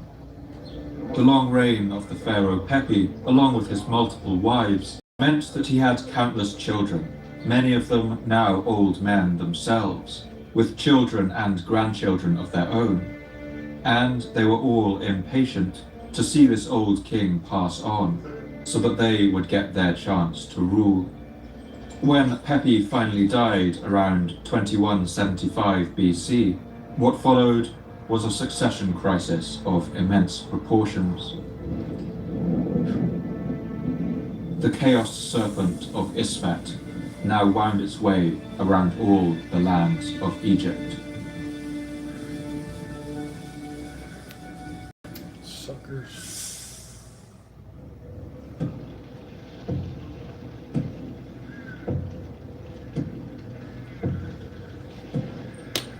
In the 2 decades that followed, the kingdom would see no fewer than 17 pharaohs come and go, some perhaps dying of old age, and others no doubt killed by their rivals. The only one of these kings to survive more than a year on the throne was a man named Ibi, who even somewhat optimistically tried his hand at building a pyramid at the royal burial ground of Saqqara. But this monument was a testament to the now much reduced state of the empire. Standing at little more than 30 meters high, it was smaller than the pyramids of some of the earlier kings' wives. On top of that, it was lazily constructed around a core of mud and limestone chips. King Ibi, the man who was to be buried under this sad monument, ruled for only 2 years, 1 month and a day, and likely did not control all of Egypt. Now, local nomarch governors declared independence. Yeah, maybe I should make a different YouTube channel too. Because I just do everything on one channel, but maybe it'd be smart to make another one. And ruled their provinces alone. Their tombs around this time stop referring to the reign of a pharaoh and are full of boasts and elaborate titles that they seem to have invented for themselves. One tomb inscription for a powerful nomarch named Anktifi demonstrates how the centralized power of the king was declining. I am the vanguard of the men, the rear guard of the men, a leader of the land through active conduct, strong in speech, collected in thought. For I am without peer, who spoke out when people were silent, on the day of fear, when Upper Egypt was silent. Anktifi recalls the time of famine that swept over the land, as crisis after crisis rocked the struggling Old Kingdom. All of Upper Egypt was dying of hunger to such a degree that everyone had come to eating his children. But I managed that no one died of hunger in this province. The entire country had become like a starved grasshopper, with people going to the north and to the south in search of grain. Egypt was now fractured into something like I'll have to subscribe to your channel then, Birdie. the shape it had been before King Narmer had fused it into a stable, centralized state nearly 800 years before. Refugees were flooding the roads. Another later Egyptian writer called Ipuwer, who lived in the period following this chaos, describes people resorting to theft to survive and violence spreading. The guardians of the house say, "Let us go and steal." The snarers of birds have formed themselves into armed bands. The peasants of the Delta have provided themselves with shields. A man regards his son as his enemy. The wrongdoer is in every place. The inundation of the Nile comes, yet no one goes out to plow. Ipuwer describes a widespread economic collapse, during which trade from foreign lands dried up. The skilled masons who built pyramids now labor on farms, and those who tended the boat of the gods are put together in plowing. Men do not go on voyages today. What shall we do for cedar wood for our mummies, in coffins of which priests are buried, and with the oil of which men are embalmed? They come no longer. Everything is in ruins. Laughter is dead. Nice. If I only knew. That's what's up, bro. I like First Amendment auditor type people. Where God was, I would make offerings to him. Throughout this period of about 200 years, some at least must have dreamed of a better time awaiting them in the future. Another text written after this time, known as the Prophecy of Neferti, contains a prediction that a ruler would come who would end this time of strife. A king will come. He will take the white crown. He will wear the red crown. He will unite the two mighty lands. Rejoice, ye people of his time. The Asiatics will fall to his sword, and the Libyans will fall to his flame. The rebels belong to his wrath, and the treacherous in heart belong to the awe of him. The man who would fulfill this prophecy, or rather the man in whose reign the prophecy was more likely written, would reunite Egypt and usher in a new age of stability. His name was Nebepetre Mentuhotep II.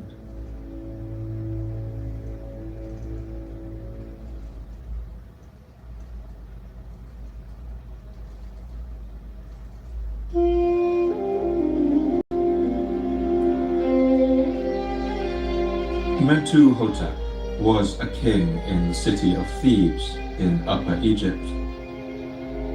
Sitting on the eastern bank of the Nile, about 800 kilometers from the Mediterranean, Thebes is one of the sunniest and driest cities in the world.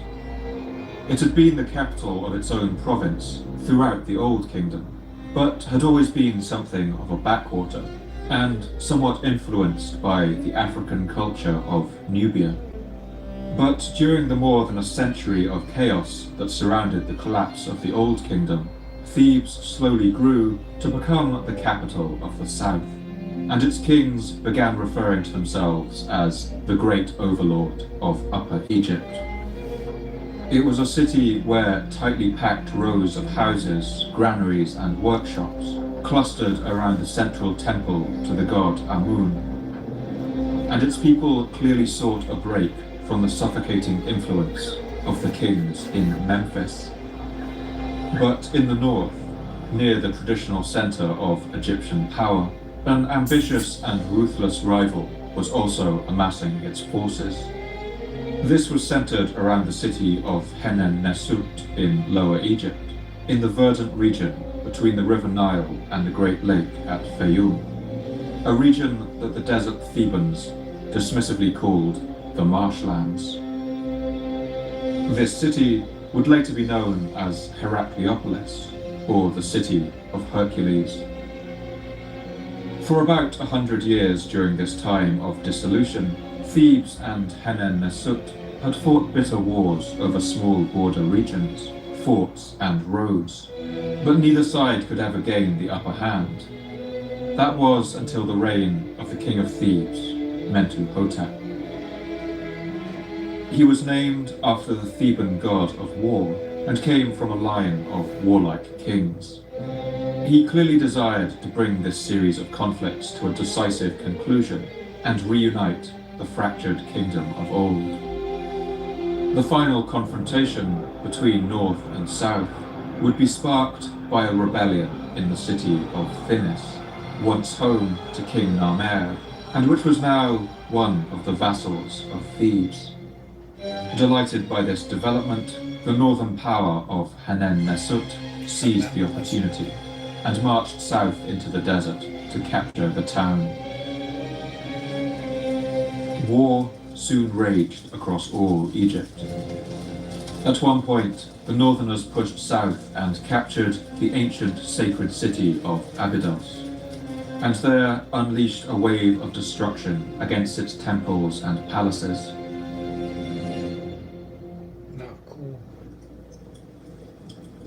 One later text, known as the Instruction to Merikare, purports to be written by a king of northern Hanen-Nesut, who is racked with guilt for the destruction of this sacred city. Lo, a shameful deed occurred in my time. The province of Thebes was ravaged. Though it happened through my doing, I learned it after it was done. There was retribution for what I had done, for it is evil to destroy. Beware of it. A blow is repaid by its like. To every action, there is a response. This response would come in the form of a thundering reprisal by the king of Thebes, Mentuhotep.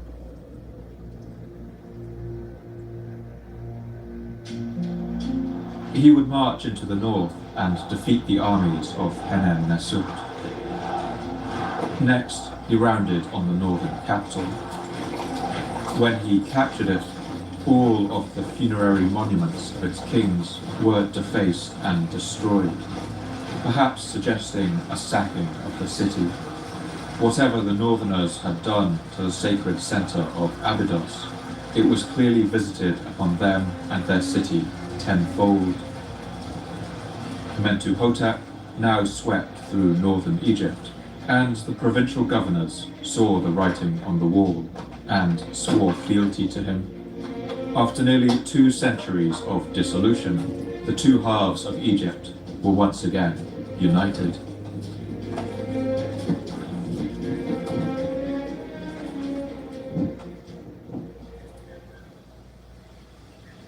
The period that followed, known as the Middle Kingdom of Egypt, would last for around 300 years, but it has not left an impressive archaeological record. Compared to the towering pyramids of the Old Kingdom and the architectural magnificence of the later New Kingdom, it stands out as something of a dull type of grand monument construction. But it did experience a flourishing in another area, that is, in the realm of Egyptian literature. One famous story written around this time is called the Tale of Sinuhe. It narrates the life of a man who travelled north into Palestine and beyond, but who eventually becomes homesick and decides to return to Egypt. Another collection of stories was written around this time, a kind of ancient Arabian Nights, known as the Tales of Wonder. It relates a number of fantastical stories, imagining that they were told to the great pharaoh Khufu of the Old Kingdom by his 3 sons. Another story written during the Middle Kingdom is known as the Tale of the Shipwrecked Sailor, a kind of ancient Gulliver's Travels. It is remarkable for its innovative structure, a tale within a tale, about a sailor shipwrecked in the Mediterranean, who finds himself on an island ruled by a gigantic serpent. Ibn Ermal Sersen Ja en Eid Neshni en A storm came up. With us open sea, and no chance for us to reach harbor. The wind and made a constant moaning, and there were hungry 14-foot. A piece of wood of some sort hit me. The ship was dead. Of all those fine men, not a one survived. Then I was carried to a desert island by a swell of the great green sea.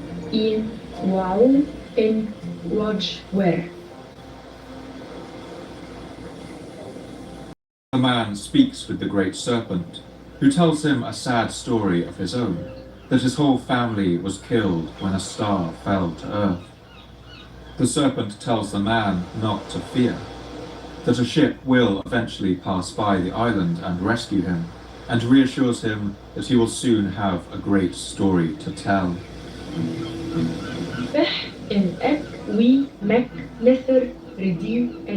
Now, you are going to spend 1 month, and then another, until you finish 4 months on this island. Then a ship will come from Egypt, with sailors in it whom you know, that you may go with them toward home, and die in your own city. What joy for one who lives, to tell the things he has been through, when the suffering is over.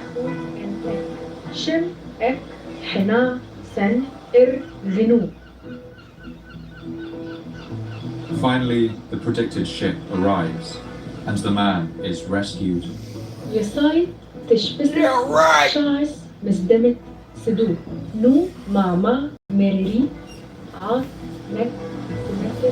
At last the ship arrived, just as he had foretold. I climbed a lofty tree, and recognized the sailors in the ship, and went running to report it.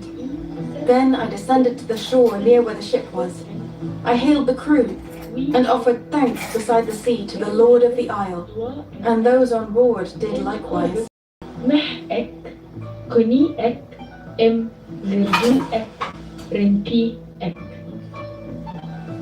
We have examples of myths and legends written before this time, and religious texts. But this is not the story of some bygone king or the actions of the gods. It's a story about an ordinary man in a fantastical situation, told seemingly just for the entertainment value of telling a story. And for that reason, it is possibly the first true piece of literature. It was likely written around the year 1900 BC, and is therefore nearly 4,000 years old.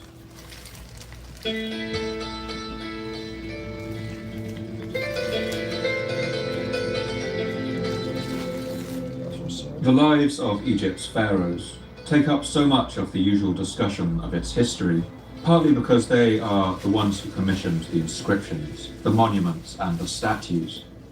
But as the Middle Kingdom's flourishing of literature continued, we get more and more of a sense of what life was like for ordinary people in the Nile Valley. One text of this period, known as the Papyrus Lansing, gives a fascinating insight into the lives of Egypt's people. It is written as a piece of rhetoric by a master scribe to one of his pupils, attempting to convince him to become a scribe in turn. And from this, we get a wonderful impression of all the ways that people could make their living in the land of Egypt. Young fellow, writing, to him who knows it, is more profitable than any profession. It is pleasanter than bread and beer, than clothing, than oil. Yes, it is more precious than an inheritance in Egypt, than a tomb in the West. Look for thyself with your own eye. Here all the professions are set before you. The washerman spends the whole day going up and down. Every limb of his is a-weary, whitening the clothes of his neighbors every day. The potter is smeared with mud, like a man in mourning. His hands and feet are full of clay. He is like one who lives in the bog. The cobbler mixes tanning lotions. His odor is marked. His hands are red with dye, like one who is smeared with his blood. The florist makes bouquets and makes the wine jar stands beautiful. He spends a night of toil, sweating, like one on whose body the sun is shining. The merchants fare downstream and upstream and are as busy as can be, carrying wares from one town to another and supplying him that hath not. If thou hast any sense, be a scribe. Whether or not daily life was truly that bad for all these other workers, we can't tell, because of course none of them wrote down how they felt.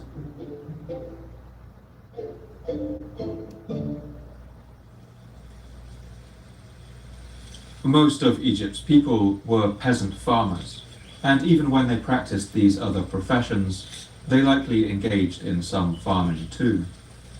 These peasants did not own the land they worked, and were required to give most of the food they produced to the crown or to their local temple. To supplement their diets, most houses kept private kitchen gardens too, which the women would tend while the men went out to the fields. Egyptian women were also responsible for baking the bread they ate every day. Bread in Egypt was made primarily with emmer wheat. Dough was often pressed into clay molds and baked, and at times people got creative, baking bread in spirals like a cinnamon swirl, and using shaped molds to bake loaves in the form of animals. Those who could afford it also baked cakes and pastries out of the finest flour, sweetened with dates and honey. Alongside bread, Egyptians ate a varied diet, including garlic and spring onions, lettuce, celery, cucumbers, gourds, and melons. They supplemented these with high-protein beans and pulses, like lentils and chickpeas, and a kind of edible tuber known as a tiger nut that grows at the base of wetland sedges. All of this was cooked in olive oil, at least from the time the pyramids were built. At times, they would also eat meat, primarily beef, lamb, pork, and goat, as well as quail, pigeon, duck, geese, and partridge. Mice were even eaten at times, and even hedgehogs. The Egyptians cooked these spiky creatures by wrapping them in wet clay and baking them in it. And when the clay was cracked open afterwards, it took the hedgehog's spines with it. The Egyptians also made cheese, and even foie gras, made from force-feeding geese. One text written by a scribe to the Queen Nefertari urges people to share with others the food they have. Do not eat bread while another stands by without extending your hand to him. As to food, it is here always. It is man who does not last. One man is rich, another is poor, but food remains for him who shares it. Beer was exceptionally popular in Egypt, and people consumed it daily. As a result, breweries were important centers of industry. Beer was thought to have been given to Egypt by the goddess Hathor, the goddess of beauty, music, and dancing, and breweries were watched over by the goddess Tenenet. So, fittingly, many beer factories were run by women. Some of these were enormous, and were capable of brewing more than 1 million litres a year. They used large pottery vats propped up on mud bricks over crackling fires, and inside these they heated barley and water, then left the mixture to ferment, before flavouring the brew with honey, and syrups made of dates and other fruit. There was even one annual festival called the Tech Festival that would become known as the Festival of Drunkenness. During this fiesta, Egyptians would drink as much beer as they could, and then fall asleep together in a large hall. They would then be awoken all together by the loud the fall of the pharaohs. It's like a whole history of the ancient Egypt, as far as we know. Beating of drums. It was said that in the moment just after waking, some of them would meet the goddess Hathor herself. It's pretty good.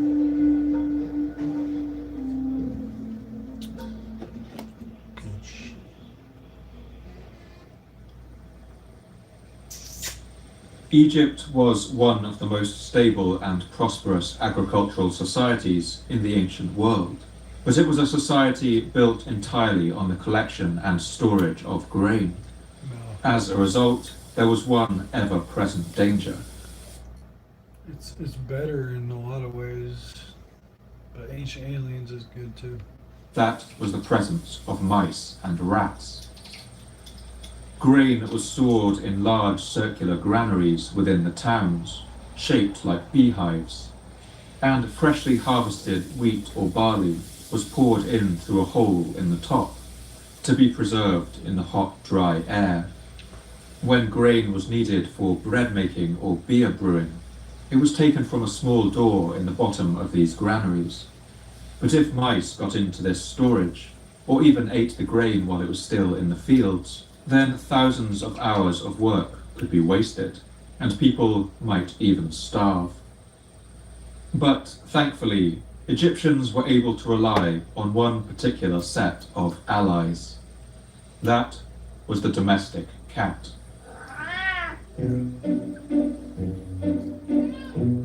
There were two major breeds of wild cat native to Egypt: the jungle cat, or Felis chaus, and the African wild cat, Felis sylvestris libica. Of these, the African wild cat had something of a calmer temperament, and so was most commonly bred as a pet, with evidence of their domestication in Egypt from at least 5,000 years ago. These cats were kept around Egyptian settlements for their obvious utility, both in controlling mice and, with their almost supernatural reflexes, for their ability to kill venomous snakes.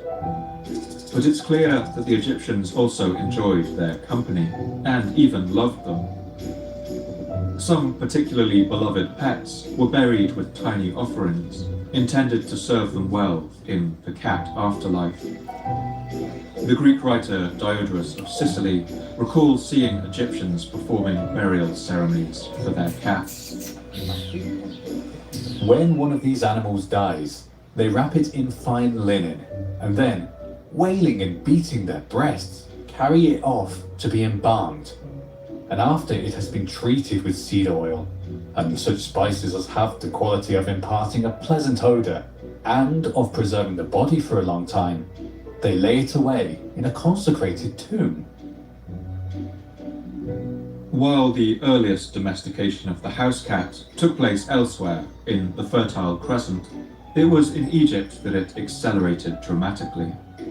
As cats got used to their new survival niche, they in turn began to adapt. They largely lost their original camouflage coatings, became smaller, and even developed new ways of signaling to their human patrons with soft, insistent cries, modulated to similar frequencies as a human baby. Fittingly, the Egyptian word for cat was mew. Over time, this adoration of their feline companions seems to have become a religious reverence too. With their ease and grace, cats in Egypt were associated with femininity, and paintings in tombs often show the household dog sitting below a man's chair, while a cat sits under the woman's chair. One goddess named Bastet would soon become revered, and she manifested as a woman with the head of a house cat. Bastet became a god of fertility, and women would appeal to her during times of childbirth and pregnancy. Diodorus later records seeing an Egyptian festival during which cats were ritually fed. For the cats, they break up bread into milk and calling them with a clucking sound sets it before them. Or else they cut up fish caught in the Nile and feed the flesh to them raw. All who meet these animals fall down before them and render them with honor. The Egyptians were also fiercely protective of their feline companions, as Diodorus recounts. Whoever kills a cat, whether intentionally or unintentionally, he is certainly put to death. For common people gather in crowds and deal with the perpetrator most cruelly, sometimes doing this without waiting for a trial. The worship and veneration of cats would continue throughout all the thousands of years of ancient Egyptian history, and for the cats, it is perhaps something that they have never quite forgotten.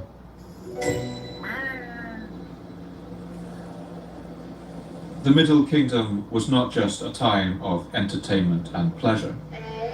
With the mania for pyramid building somewhat subsided, certain pharaohs engaged in large-scale construction projects to strengthen and You know, one day they'll study the way that we're living right now, the way that we're studying ancient Egypt. develop the empire. One king spent much of his life on a vast irrigation project around the oasis at Fayoum, determined to turn it into a productive swathe of farmland. Another built a I watched that one like last night or earlier today. large series of defensive walls in the Nile Delta, hemming Egypt off from the people of the wider Middle East, whom the Egyptians called Asiatics. These people were often depicted in their paintings with lighter, more yellowish skin than the Egyptians, and were held in general contempt as uncivilized barbarians. The Egyptians soon began pushing their sphere of influence into this area, expanding their territory north along the Mediterranean coast and into Palestine. They crossed the Sinai Desert and subjugated the Phoenician city of Byblos. Then they turned their attention. I'm gonna need some more proof for that power plant thing. South to eastern Africa, what the Egyptians called the Horizon Lands, the lands of the Nubians.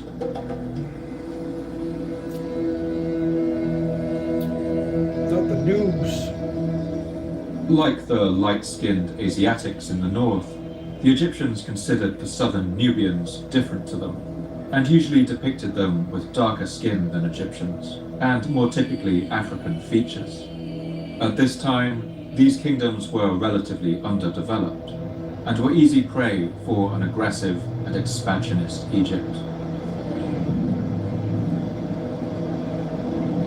We've already seen that the first cataract of the Nile was at Aswan, where the granite bedrock forced the water into a series of rushing whitewater rapids. If an ancient Egyptian traveled upriver beyond Aswan and into the Horizon Lands, they would encounter 5 more major cataracts of the Nile. These are each places where the river becomes shallow and travel by boat becomes difficult. And so they were natural stops along any journey upriver. They were also the obvious place to draw borders. During the Middle Kingdom, Egypt marched into the Horizon Lands multiple times and pushed its southern border as far as the Second Cataract. Around the 1860s BC, one Middle Kingdom king, named Senusret III, marched even further south into the Nubian. Yeah, and you're gonna have to spend all your time hanging out by the river of the Nile or whatever, where all those fucking crocodiles and hippos are at, and get fucked up.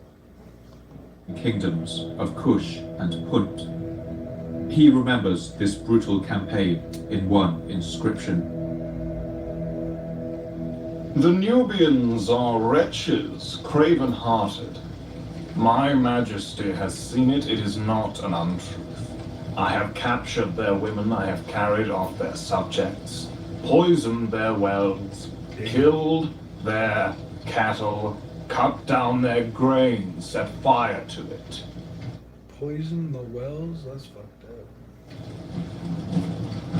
In this remorseless fashion, Senusret marched beyond the Second Cataract and built a powerful set of fortresses. We get a sense for their purpose from the names the Egyptians gave to them. One of them, at Askut, was named Crushing the Nubians, while another at Shalfak was named Subduing the Foreign Lands.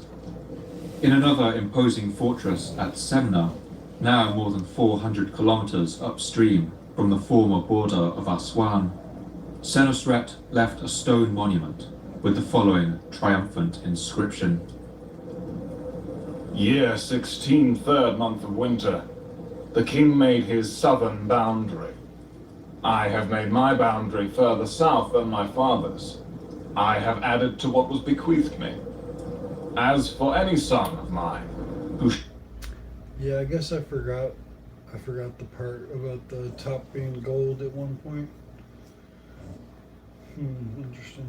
Shall maintain this border which my majesty has made. He is my son. But he who abandons it, who fails to fight for it, he is not my son. He was not born to me.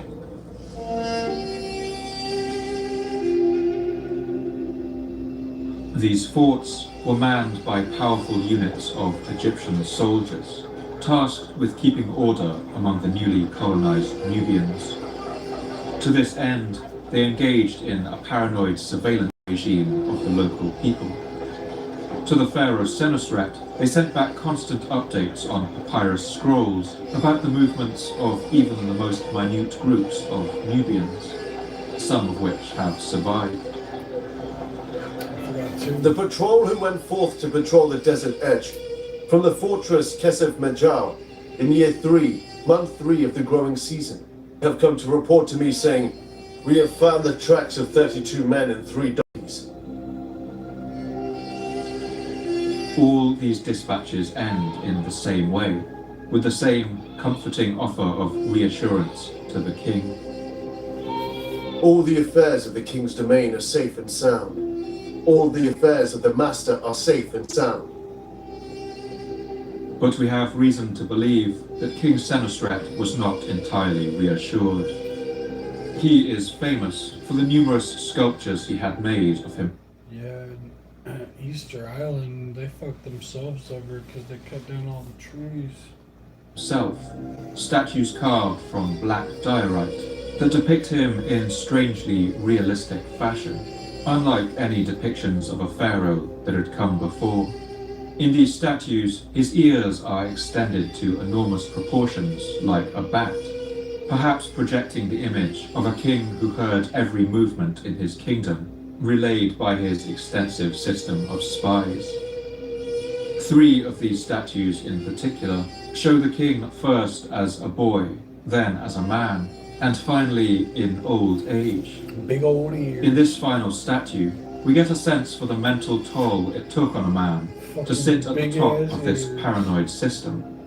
The pharaoh's weary, sunken eyes, his haggard face contorted in an expression of eternal worry. That'd be funny if they just like didn't like that guy. They're like, let's give him big ears after he's dead. Today, these 3 statues stand as a kind of metaphor for the state the Egyptian Middle Kingdom had sunk into during its final decades. Senusret's son, Amenemhat III, did just as his father's inscriptions had urged, and held the southern border against the Nubians. But following his reign, Egypt was once more plunged into a succession crisis. The crisis was so severe that their next king was something that had until then been almost unthinkable: a woman. Her name was Sobek Nefru, possibly the daughter, sister, or wife of the previous pharaoh. She was probably not the first woman to hold power in Egypt, but she was the first one to attain the full official title of a king. Sobek Nefru used masculine titles in her inscriptions, and one statue of her even shows her wearing an unconventional mixture of male and female clothing. However, she did not succeed in slowing the dynasty's decline. She died after ruling for only 4 years and did not leave any heirs. After that, the serpent Isfet uncoiled once more, and Egypt slid into chaos.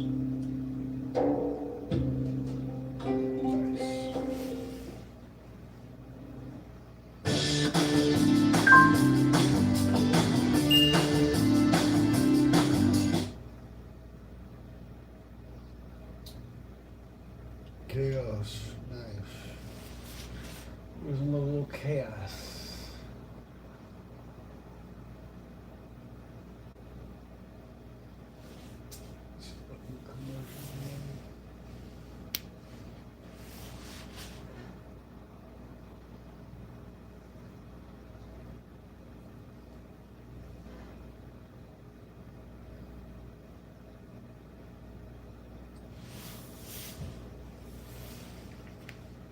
Unskippable, that's fucked.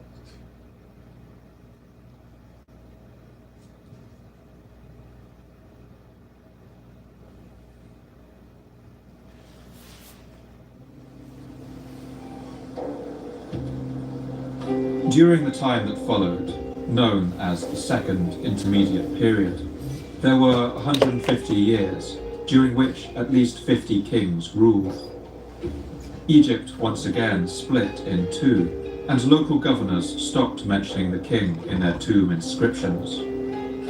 The pyramids of this period had already become small and meagre, mostly built from mud brick, but now their construction stopped altogether. Some kings were even buried in simple shaft tombs, little better than commoners. Much of the Nile Delta of Lower Egypt had already broken away from the empire, and now in the south the people of Nubia were in open rebellion. One by one, the Egyptians were forced to let go of their southern forts, abandoning them to the Nubians. Once a symbol of the empire's confidence, these powerful fortresses now became unprecedented military assets for their enemies, and bases from which powerful raiding parties ranged ever farther into Egypt. The cruelty that the Egyptians had shown to their Nubian neighbours was now being paid back in full. With the northern and southern borders convulsed in conflict, Egypt's trade links with the rest of the world were severely disrupted. It was also during this time, or perhaps later, that the entire Mediterranean, in fact most of the world, witnessed one of the largest natural disasters in human history. That is, the eruption of the volcano Thera, now known as the Greek island of Santorini, only 700 kilometers from the Egyptian coast.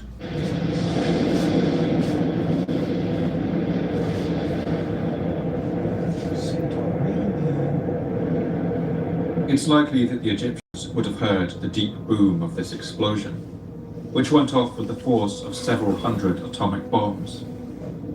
When the Indonesian volcano Krakatoa erupted in 1883, the explosion was heard more than 3,000 kilometers away, and it's thought that the Thera explosion was at least 4 times more powerful.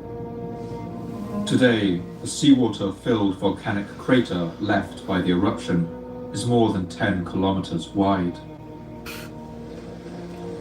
This event, the trans community, may have ejected more than 40 cubic kilometers of rock into the atmosphere. Yeah, I'm pretty sure I watched that episode that you're talking about. Yeah, I've seen that one. The black plume would have been riven with volcanic lightning, and it would have triggered tsunamis 10 meters high that would have devastated coastal regions, as well as causing a volcanic winter. The eruption may have wiped out the Minoan civilization on Crete in one blow, perhaps inspiring part of the Atlantis myth, and chronicles as far away as China record a period when the sky turned a strange yellow color and crop yields fell. One Egyptian inscription, known as the Tempest Stele, may record some memory of this terrifying event. The gods expressed their discontent. The gods made the sky come with a tempest. It caused darkness in the western region. The sky was unleashed, more powerful on the mountains than the turbulence of the cataract at Aswan. Each house, each shelter that they reached were floating in the water like the barks of papyrus outside the royal residence for days. Volcanic ash, or tephra, would have begun to rain down on the whole region, and today can be detected at virtually every site in the eastern Mediterranean. Spurred by this natural disaster, and exacerbated by the collapse of the Egyptian administration, soon famine once more descended on the land. Among all of this, a powerful and mysterious force of outsiders must have been watching. They came from the eastern Mediterranean region, from across the Sinai Desert, and they intended to conquer Egypt and rule it for themselves. These people were known as the Hyksos. Facing the wrong way.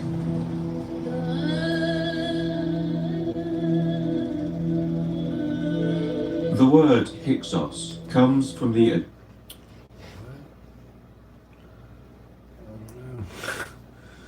What's the theory behind that one? What is the theory about the Great Wall of China facing the wrong way? The facing the wrong way theory suggests that certain sections of the Great Wall, specifically those with crenellations and lookouts pointing south, were built to defend against an internal rebellion or an enemy from within China rather than northern invaders. The core arguments: defense orientation. In some areas, the teeth, merlons, of the wall face toward the Chinese, implying the archers were aiming at their own side. Topography. Six point to sections where the steeper, more defensible side of a ridge faces south. Hey man, it's like a prison, you know? You gotta control the prison. So it sounds like a prison kind of setup, like you gotta have the dudes on the towers. Yeah, makes sense to me. Egyptian phrase, Hekau Kesut, meaning Ancient Russians? What?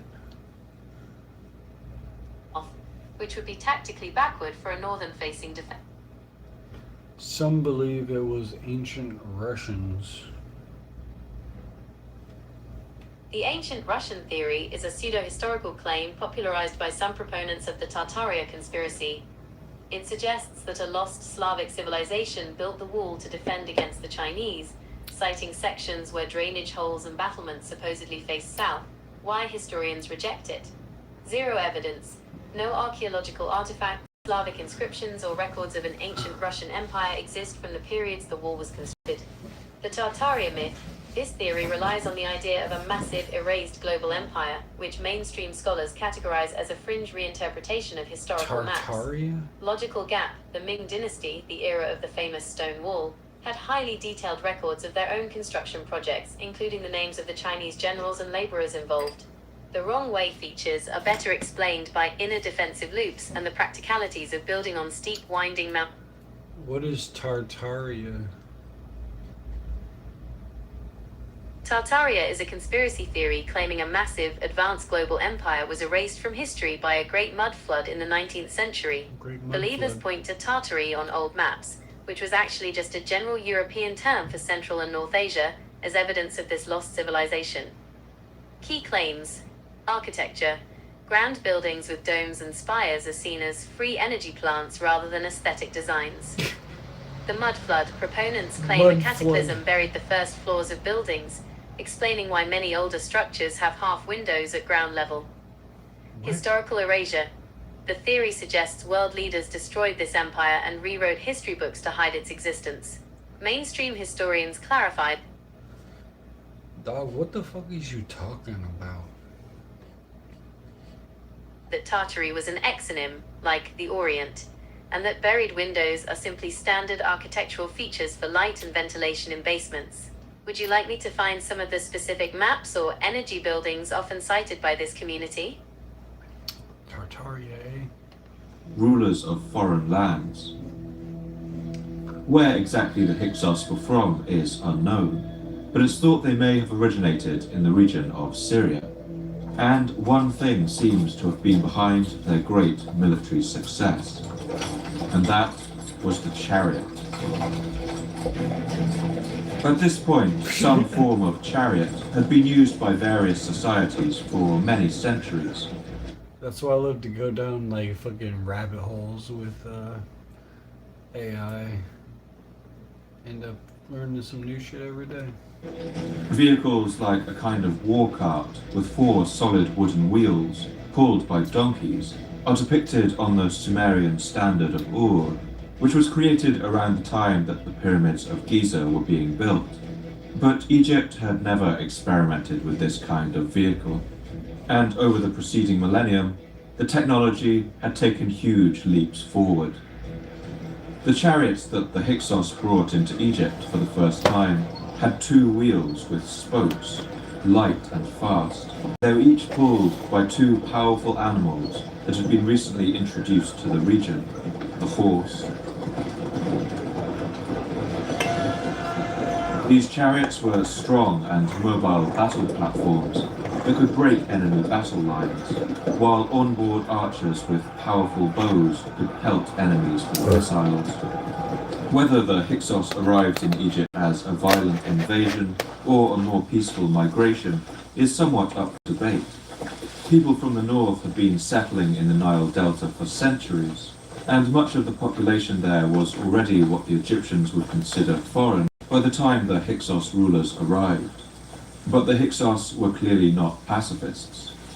They set up their own kingdom in the Nile Delta, with its capital at Avaris, and in a devastating blow to Egyptian morale, even swept south to capture the ancient capital of Memphis.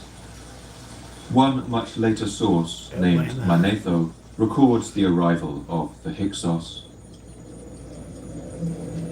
By main force, they easily seized the country without striking a blow, and having overpowered the rulers of the land, they then burned our cities ruthlessly, razed to the ground the temples of the gods.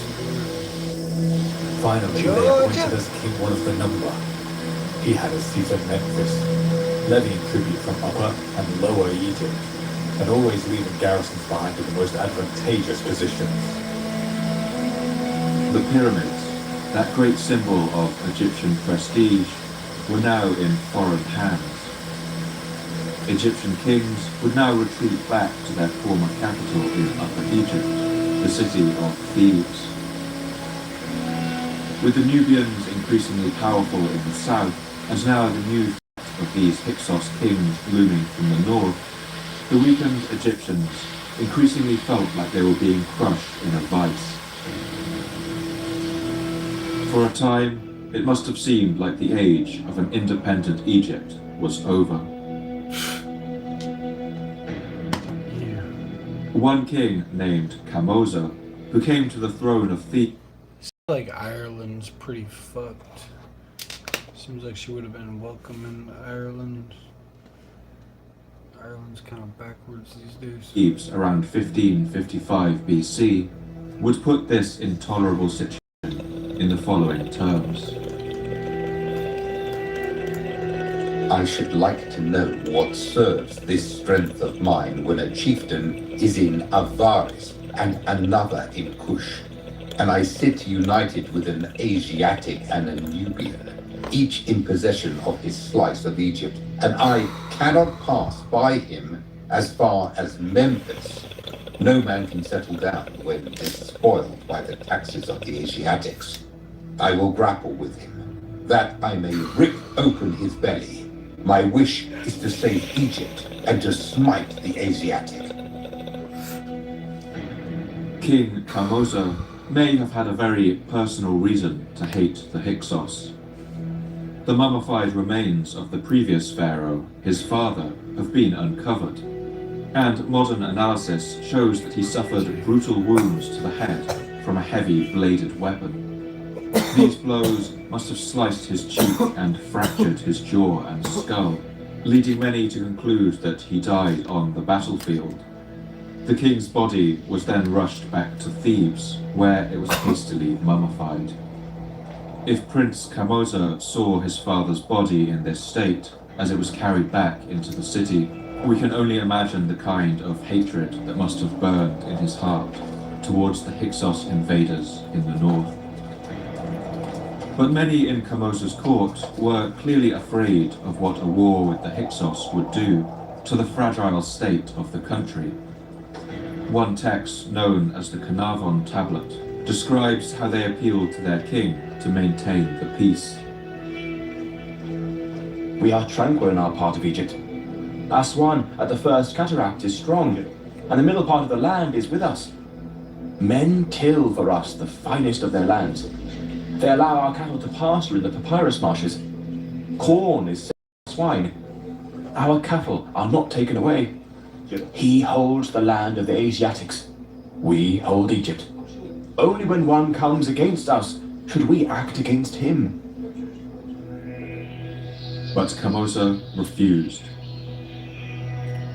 He wanted to strike a blow at the Hyksos, but he knew that he would have to secure the southern border first and recapture the old fortress of Buhen just before the second cataract of the Nile.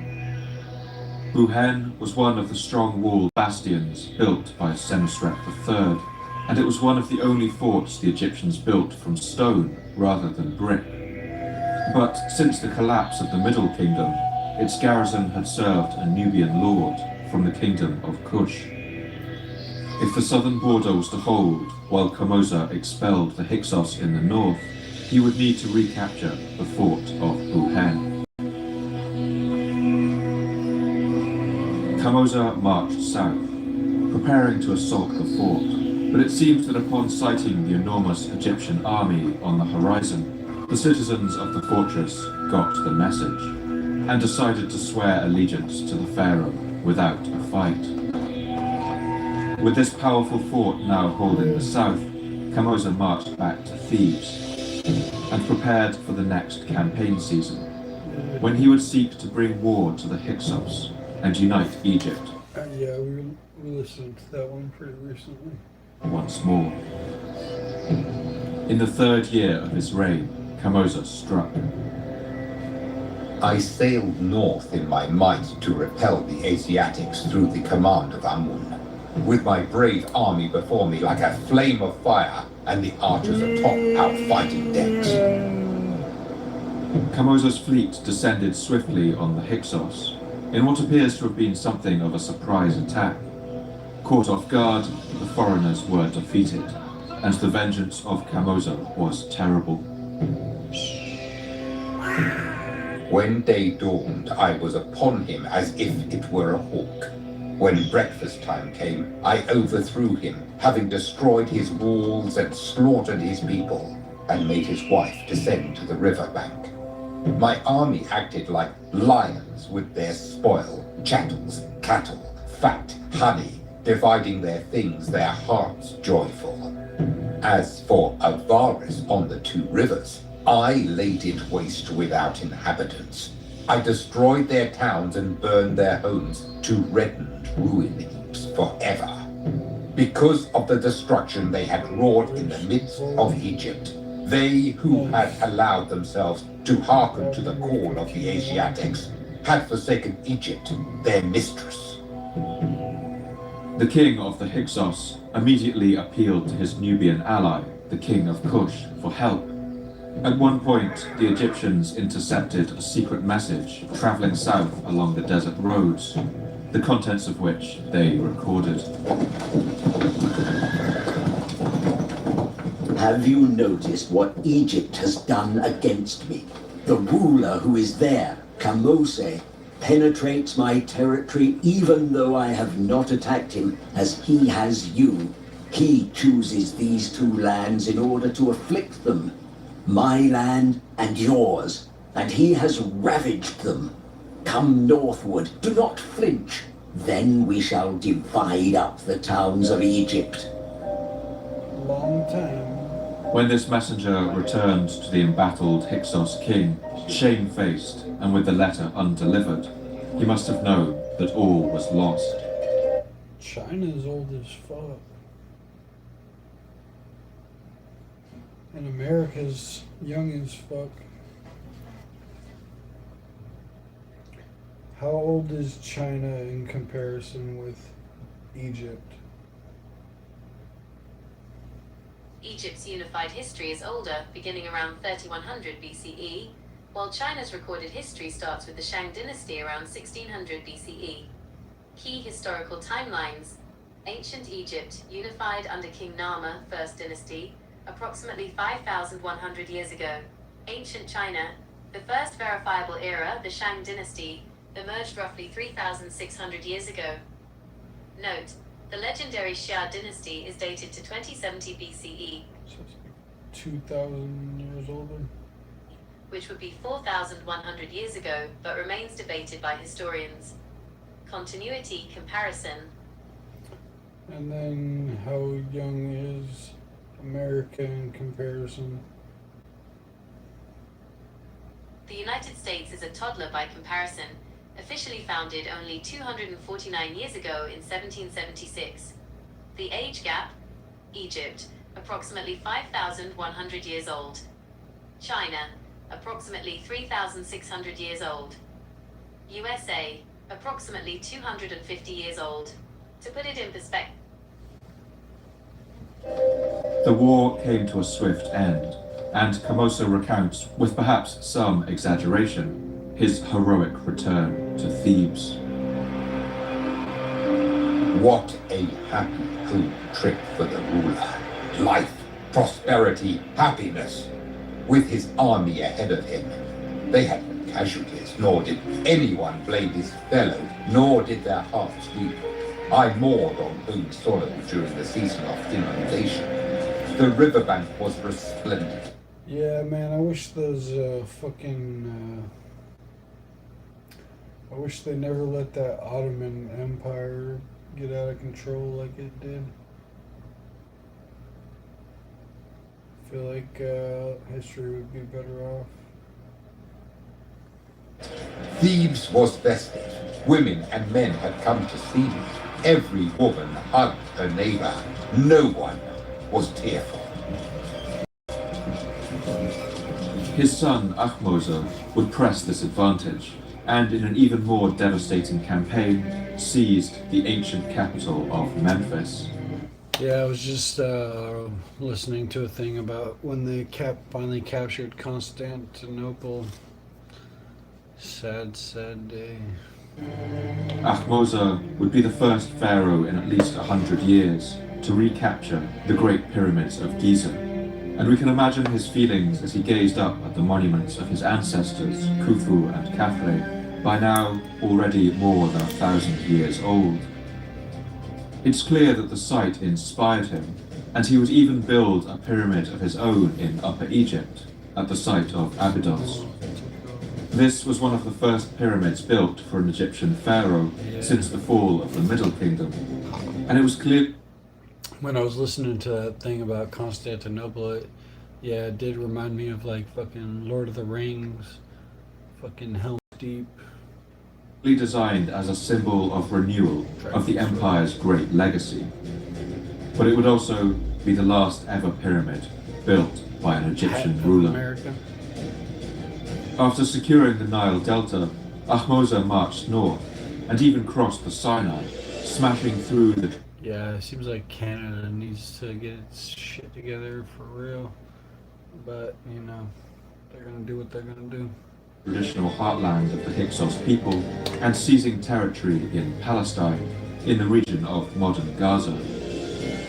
After that, he returned to the southern people of Kush and pushed the empire's borders farther south than they had ever been, beyond the Second Cataract to the river island of Sai, now in northern Sudan.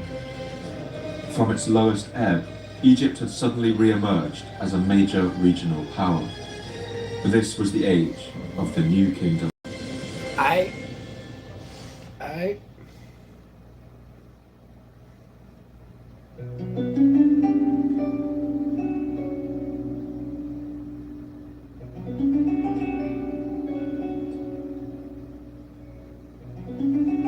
During the 5 centuries of the New Kingdom, Egypt would reach its greatest territorial extent and construct some of its most impressive monuments and artifacts.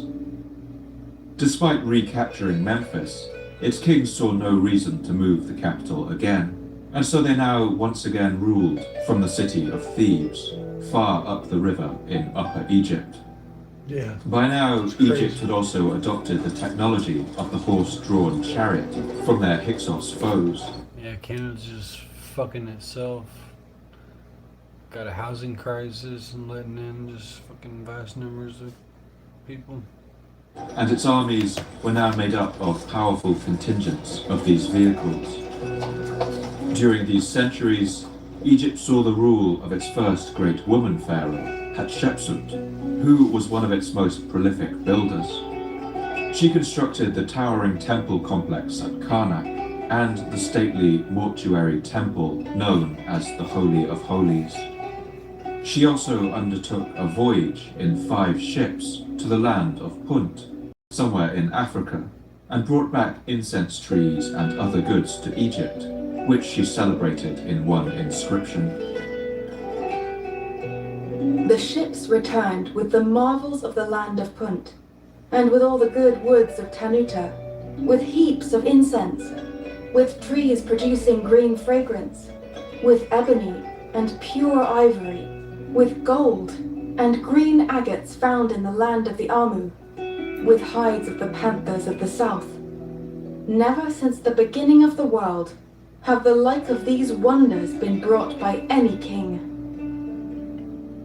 The New Kingdom would also see some of the most Well, it seems like we're going after the southern people. We're really concentrating on the southern America first, because they're a little bit more fucked up than Canada. But then Canada's on our hit list too. striking dramas emerge in the royal courts of Egypt. Of these, none have drawn so much attention as the story of one pharaoh. He has been described by some as a revolutionary, by others as a visionary, and by others still as simply insane. He was a ruler named Amunhotep IV. In the trees, low. Amunhotep came to the throne around 1350 BC. He had inherited his name from his father, who had ruled as Amunhotep III. Like most Egyptian names, it included the name of a god, Amun, and it meant Amun is satisfied. Amun had long been the god of the city of Thebes, and was considered the god of fertility. I kind of feel like the same way about the UK though. Got straight up fucking evil globalists running your countries. And of the wind. But when the Hyksos were expelled from Egypt, and Thebes became the capital once more, this god Amun was given something of a promotion. He was unified with the sun god Ra to create a compound deity now known as Amun-Ra, the perfect symbol of the power of a new, united Egypt.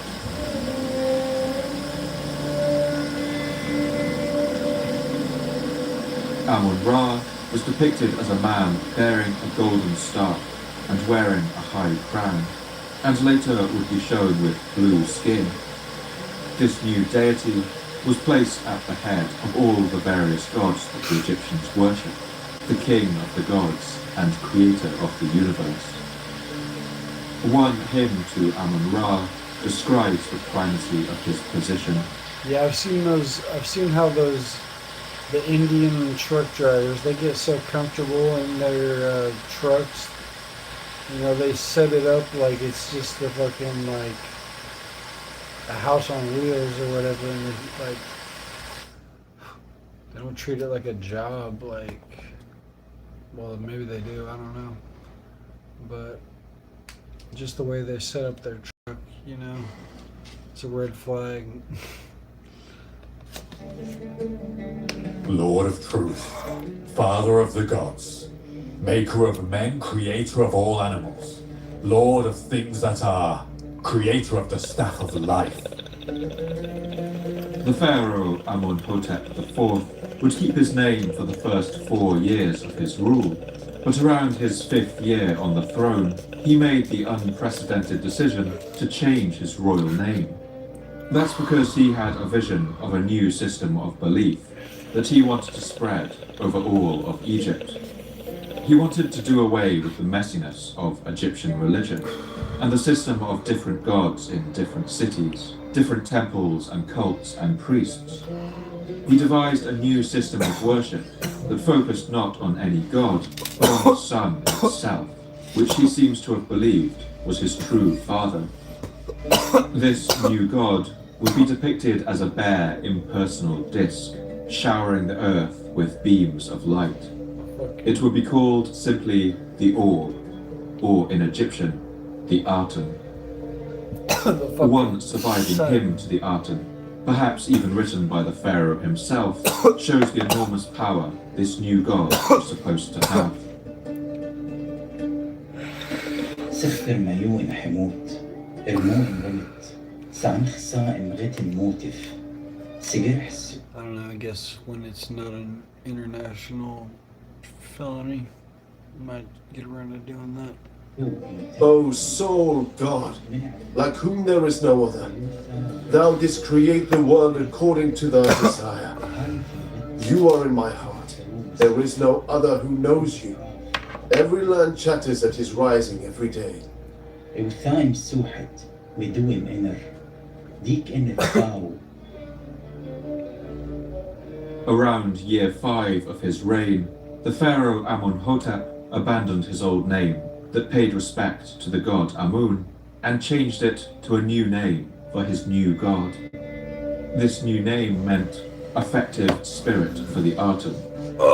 He was now the pharaoh Akhenaten. Akhenaten is the first recorded person in history to have started a new religion by himself. He was also the first monotheist. In Akhenaten's kingdom, only the Aten could be worshipped. Temples to Amun were eventually shut down, and all worship of the former god was banned. The king even sent out workmen and soldiers to all corners of Egypt, where they burst into temples with hammers and chisels, and chipped the name of Amun off the walls. His determination to rid his kingdom of Amun was so great that he even sent workmen climbing to the top of the Red Pyramid of Snefru to chip the name of Amun from the pyramid's topmost capstone. To the Egyptians, used as they were to placating a whole host of deities with prayers and offerings, this radical shift must have seemed like a frightening and risky gamble. Many must have feared to turn their backs on their old trusted gods and consort with this new and untested ideology. But the king's word was the king's word, and for the most part, they seem to have fallen into line. At first, Akhenaten converted old temples in Thebes to the Aten, and even began constructing some new ones, but he soon went off the idea. Thebes' old temples were covered with carvings and hieroglyphs praising the other gods, and the depth of their history couldn't be erased overnight. Thebes was also home to a powerful priestly class that resisted his reforms. In answer to this problem, Akhenaten took the remarkable decision to build an entirely new capital. He would build it out in the middle of the desert, at a completely uninhabited location halfway between Memphis and Thebes. He would call this city the Horizon of the Aten, or in Egyptian, Akhetaten. Standing out on the bare and level plain where he hoped to build his new city, the pharaoh Akhenaten gave the following proclamation to his courtiers. The Aten desires that there be made for him a monument with an eternal and everlasting name. It is Aten My father who gave me counsel concerning it. No official has ever given me counsel, not any of the people who are in the entire land. At Akhet Aten, I shall make the house of Aten.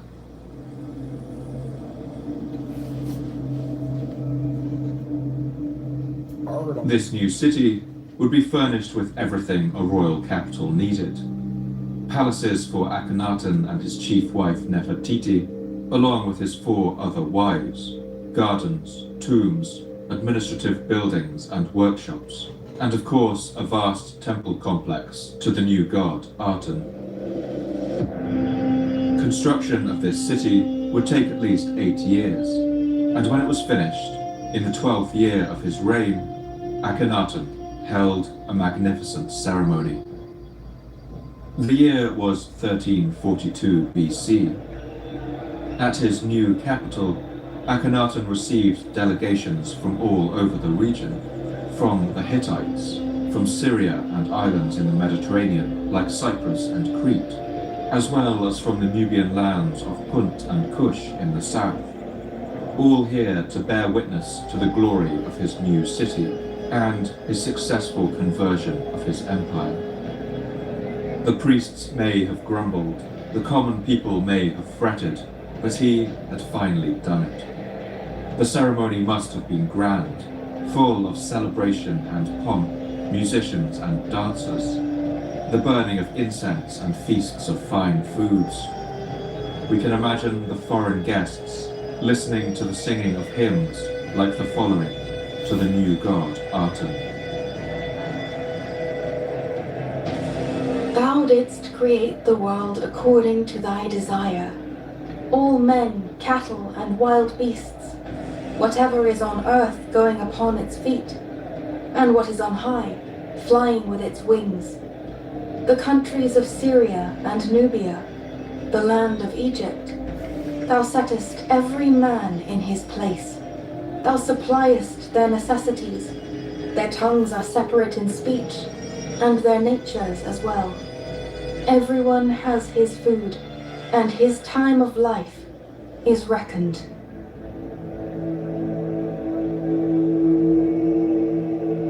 But the consequences of this piece of royal pageantry were dire. A plague had been spreading around the Middle East for some time now, affecting lands in Syria and the Hittite Empire in what is now Turkey. One group of texts written around this time, known as the Hittite plague prayers, invoke the gods to deliver them from this disaster. For 20 years now, people have been dying in Hatti. Will the plague never be removed from Hatti? I cannot control the worry in my heart. I can no longer control the anguish in my soul. With foreign dignitaries coming from all over the region, with large entourages and doubtless groups of slaves in tow, a deadly dose of this disease arrived that year in the heart of Egypt, and from there would have spread all up and down the Nile. If Akhenaten had hoped that this ceremony would secure his people's confidence in his new god, then it couldn't have backfired more dramatically. In the pandemic that followed, no one was safe. Numerous deaths may even have occurred within Akhenaten's family, perhaps including his mother, his wife, and 3 of his daughters. And if the situation was so severe, even in the relatively protected royal court, we can assume that in the population at large, the effects were even more devastating. For the people of Egypt, this incomprehensible disaster must have seemed like the judgment of the old gods on the man who had so arrogantly turned his back on them. Akhenaten died only a few years later, around 1335 BC, after 17 years of rule. After his death, some members of his family attempted to maintain the cult of the Aten in the now plague-ravaged new capital of Akhetaten. They would take turns to rule for the next 4 years, but seemingly without much success. Now the whole empire seemed like it was teetering on the brink of collapse. But eventually, one of Akhenaten's sons, a boy of only 8 years old, came to the throne. His father had given him the hopeful name Tutankhaten, or living image of the Aten, but he would not rule under it for long. Turning his back on his father's new faith and to enormous celebration around the empire, in the 3rd year of his rule, he changed his name to the one we now remember him by, the living image not of Aten, but of the old god Amun, now triumphantly welcomed back by the people of Egypt. His name was Tutankhamun.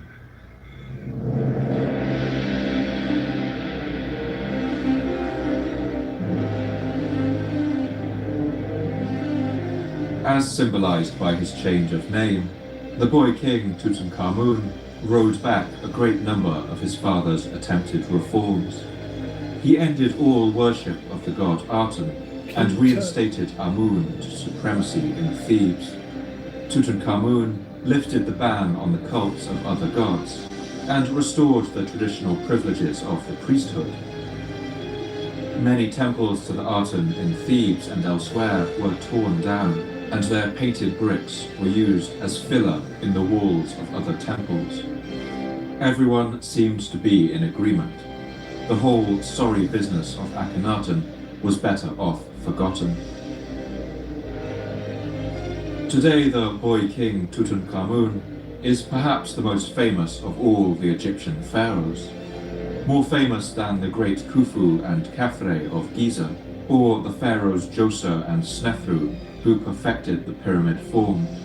He's more famous than Kamosa or Ahmosa, who reunited the kingdom and expelled the Hyksos, more famous than his colourful father Akhenaten, or the great queen Hatshepsut. But there's nothing in his reign that really warrants that level of recognition.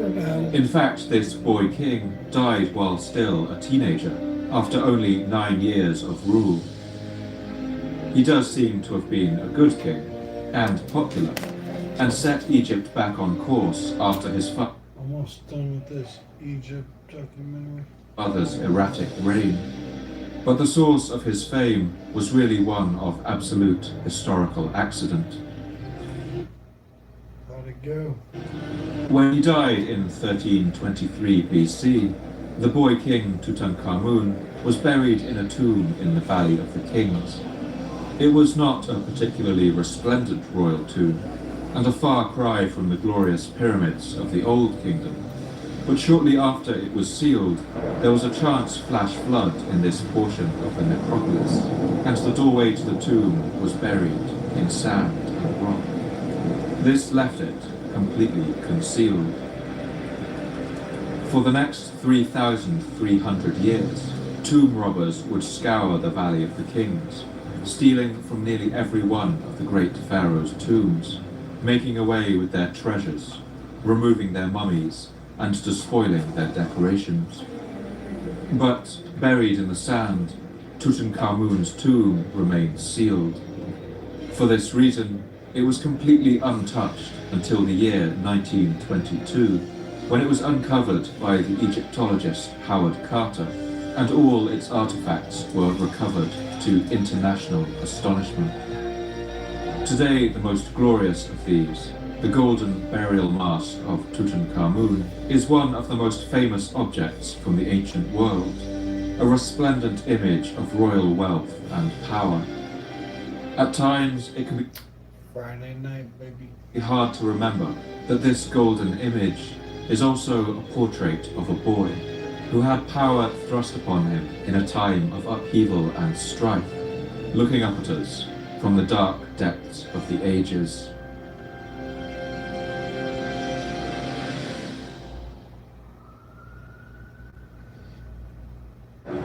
Help is on the way. No matter how far or how bad it is out there. I'm higher than motherfucking Everest.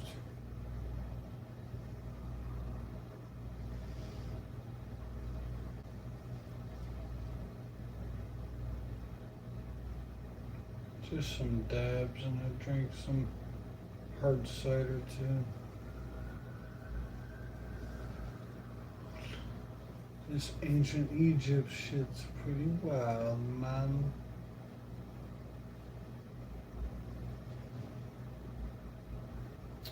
But ancient Rome was probably the craziest shit. I might have to do a deep dive on Rome. That shit was fascinating.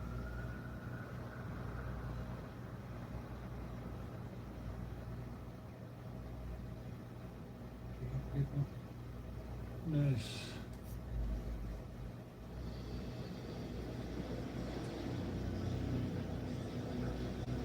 The new kingdom of Egypt would reach its highest point around 50 years after the reign of Tutankhamun.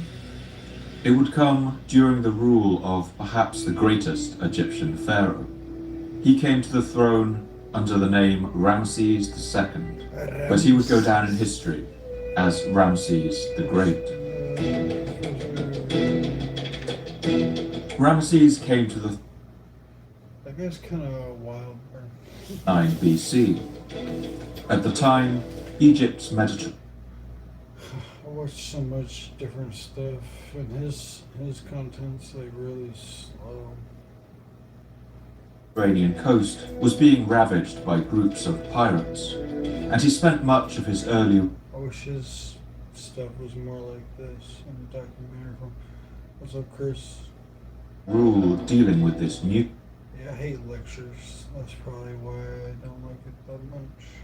nuisance. But he is most famous for pushing the boundaries of Egypt far to the north into the region of Syria. Over the preceding centuries, a powerful rival had grown up in the mountains of what is today Turkey and was steadily spread. I need to make some sleepy time tea for when I finally go to bed. Its influence in all directions. This was the powerful Hittite Empire, centered on their hill fortress capital of Hattusha. The Hittites were a relatively new power in the region, but their territory was wealthy and extensive. They had mastered the use of chariots in warfare, turning them from light hit-and-run vehicles into heavy armored shock troops. And for the last 2 centuries, Egypt had been fighting increasingly bitter wars with them over who would control the region of Palestine. In the 4th year I need to get a bow. of his reign, Ramses II gathered an expeditionary force and marched across the Sinai Desert to Gaza, and from there marched north.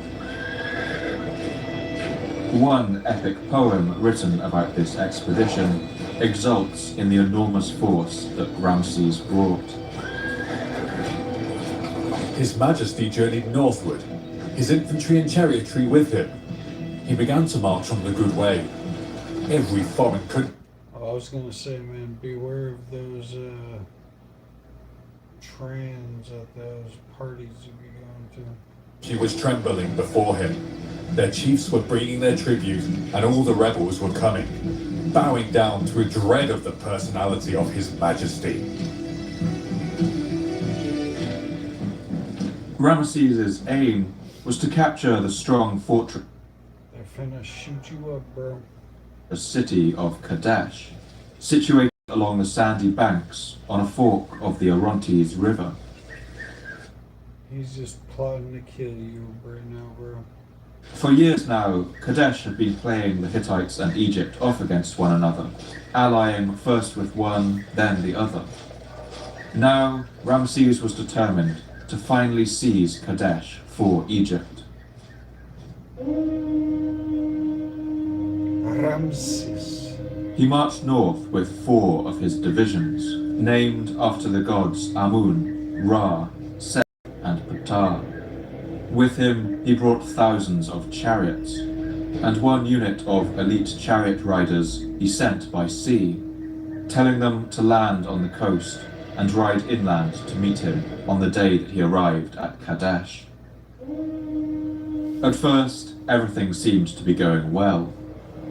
On his way, the pharaoh's scouts captured a pair of tribesmen from the Shasu people, who told him, Man, I need to move somewhere where I got some brodies.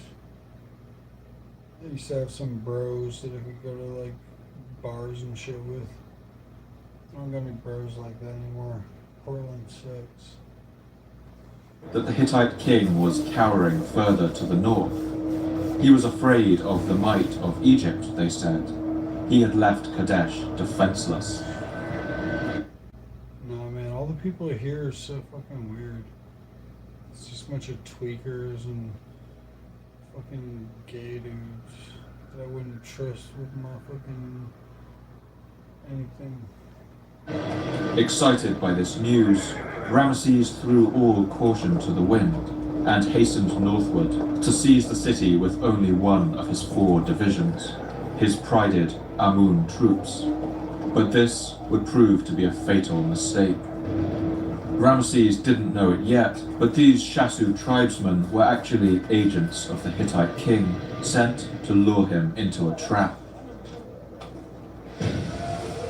When he arrived at Kadesh, Ramesses set up his camp beside a stony brook, and his scouts set out into the surrounding landscape to detect any threats.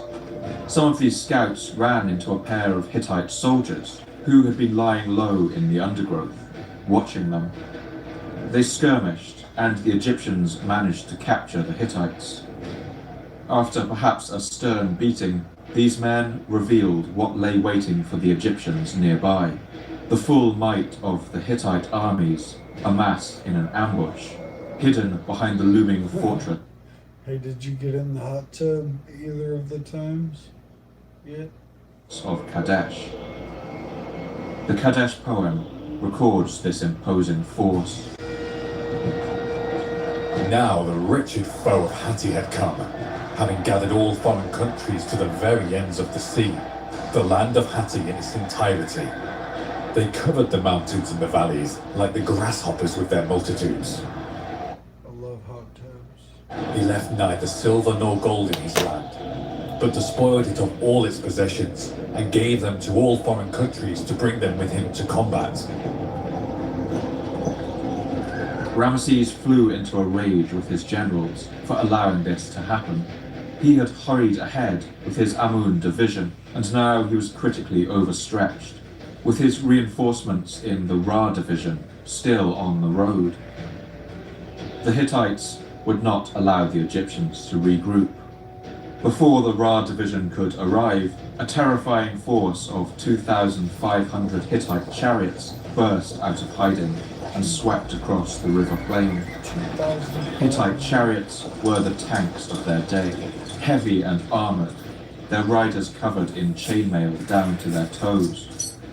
These chariots rolled in and smashed into the Ra regiment, who frantically tried to form a shield wall. The Hittites scattered this division completely, and then rounded on the Egyptians' camp. Ramesses was surrounded, cut off from his reinforcements and now outnumbered. But in this dire situation, he recounts how he rallied his men and led them in a desperate charge against the enemy. I found the 2,500 spans of chariotry, in whose midst I was, becoming heaps of corpses before my horses. Not one of them found his hand to fight, for their hearts quailed in their bodies from terror of me. And all their arms were powerless, so they could not shoot nor find their courage to seize their javelins. Whether or not this self-aggrandizing account is an accurate depiction of that day, it's clear that the tide did begin to turn. The Egyptian soldiers were elite fighters, and many of the Hittite forces may have been murdered. I almost wish you had some meta glasses so you could film their asses. Mercenaries or conscripts. After destroying the Ra division and sweeping into the Egyptians' camp, the chariots became bogged down, and many of the Hittite soldiers. I've been thinking about getting some meta glasses. That'd be cool. Believing the battle to be already over, began looting rather than press their advantage. More Egyptian reinforcements were soon arriving from the south, and as the bloody afternoon wore on, that contingent of elite charioteers that had been sailing up the coast also arrived on the scene. The arrival of this cavalry on the horizon was enough to steel the resolve of the Egyptian troops and break the will of the Hittites. Ramesses gives a florid rendition of what happened next. I made them plunge into the water as crocodiles plunge, for they were falling upon their faces one on another as I slew among them whom I desired. Neither could one look behind him, nor could another turn about, and whoever of them fell, he could not raise himself.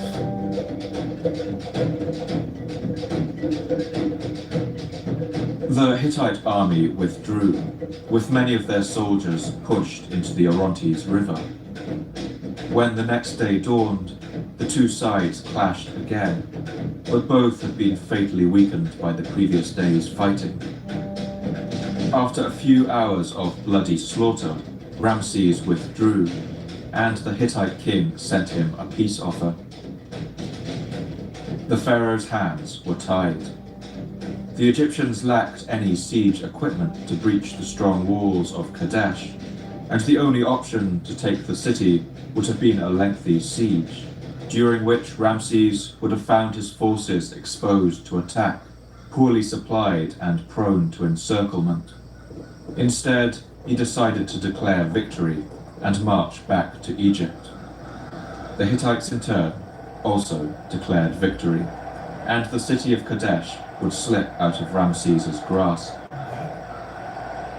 Despite the overflowing praise of Ramesses and his glorious victory in the Kadesh poem, the war actually ended with a stalemate, and the question of the city remained unresolved. But it's clear that Ramesses thought back to his role during the battle with no small amount of pride, and he would decorate the walls of his temple at Abu Simbel with a vast low-relief carving of every one Always gotta get one over on those single guys. of the battle's twists and turns. The war with the Hittites would drag on for a further 15 years, and during this time, Egypt would often capture territory along the Mediterranean coast, only to lose it again the very next year. Before long, both sides grew weary of this grinding conflict. The war was finally brought to an end with what has gone down in history as the first written peace treaty, the text of which has survived. Behold, Hattusili, the ruler of the Hittites, binds himself by treaty to Ramesses, chosen one of Ra, the great ruler of Egypt, beginning today, so that perfect peace and brotherhood may be created between us forever. He being in brotherhood and peace with me, and I being in brotherhood and peace with him forever. The treaty was written on silver tablets, with both the Hittites and the Egyptians being given a copy. Its text was written in both hieroglyphics and Hittite cuneiform, but the two translations do have slightly different wordings. In a diplomatic stroke of genius, the Egyptian version claims that the Hittites had come begging Egypt for peace, which the Egyptians graciously accepted, while in the Hittite version, it is the Egyptians who asked to end the war. With both sides thus able to save face, the destructive conflict was allowed to come to an end, and nearly a century of relative peace ensued. Despite the pride Ramesses took in his battles, today it is this peace treaty that we most remember, and a replica of it hangs on the walls of the United Nations headquarters in New York.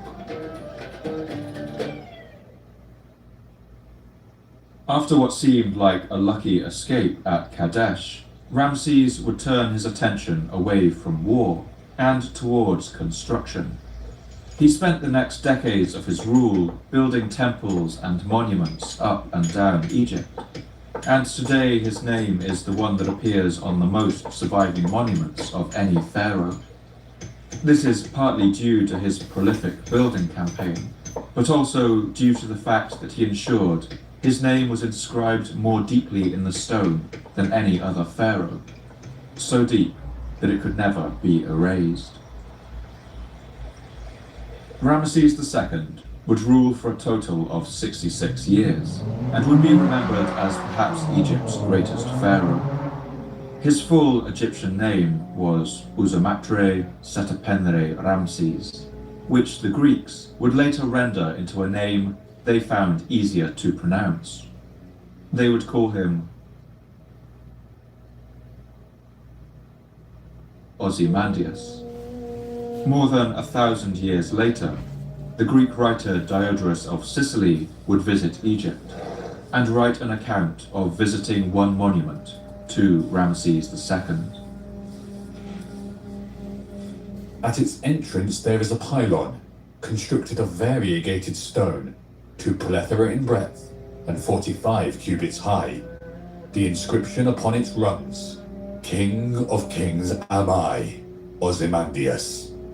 If anyone would know how great I am and where I lie, let him surpass one of my works." Ramesses would also build a new capital for his empire, and with his military ambitions lying in the north, he decided to place it in the northeast of the Nile Delta, and in characteristic fashion, he named it after himself, calling it Per Ramses, or the House of Ramesses. One Egyptian poem would celebrate the beauty of this new city. The residence is pleasant in life. Its field is full of everything good. It is full of supplies and food every day, its ponds with fish and its lakes with birds. Its meadows are verdant with grass, its banks bear dates, its melons are abundant on the sands. Its granaries are so full of barley and emmer wheat that they come near to the sky. Red wedge fish swim in the canal of the resident city, which live on lotus flowers.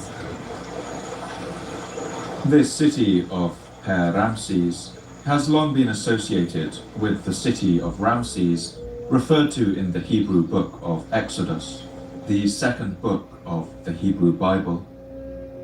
Exodus describes a population of enslaved Hebrews forced to work on the construction of the city. The reality of the Exodus story has long been debated, and most historians now consider it to be a piece of ancient literature. There is no evidence for a large population of Hebrew slaves ever living in Egypt, or that the city of Per Ramses was built by slaves at all. More likely it was built using the Egyptians' usual combination of skilled artisans and seasonal peasant laborers.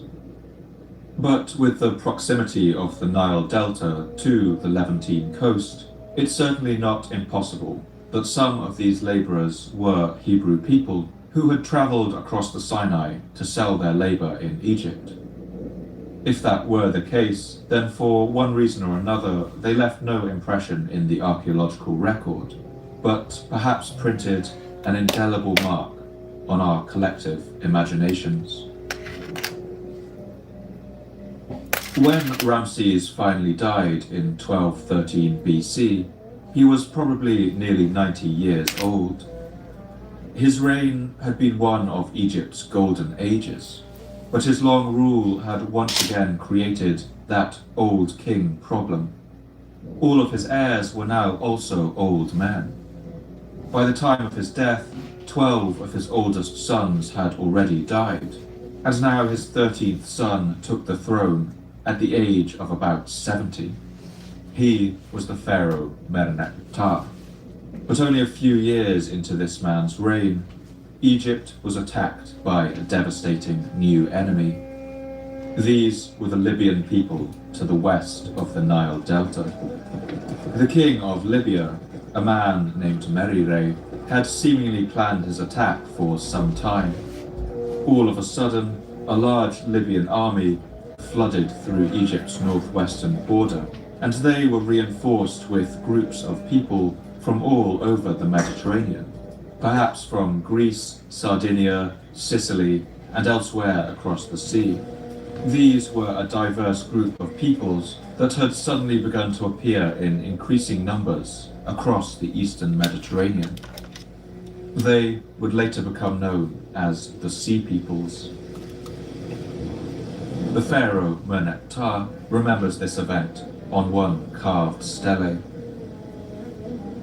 The wretched fallen chief of Libya, Maria, son of Dead, has fallen upon the country of Tehunu with his bowmen, Sheridan, Shekelesh, Ekwesh, Lukka, Teresh, taking the best of every warrior and every man of war of his country. He has brought his wife and his children, leaders of the camp, and he has reached the western boundary in the fields of Perea. The pharaoh Merneptah defeated this invasion, and as a warning to any others who would try such a surprise attack, he had many of the invading soldiers impaled along the road into Memphis. The princes are prostrate, saying, "Mercy!" Not one raises his head among the 9 bows. Desolation is for Tehenna. Hatti is pacified, plundered is the Canaan with every evil. Her eyes become a widow. All lands together they are pacified. But these lands would not stay pacified for long.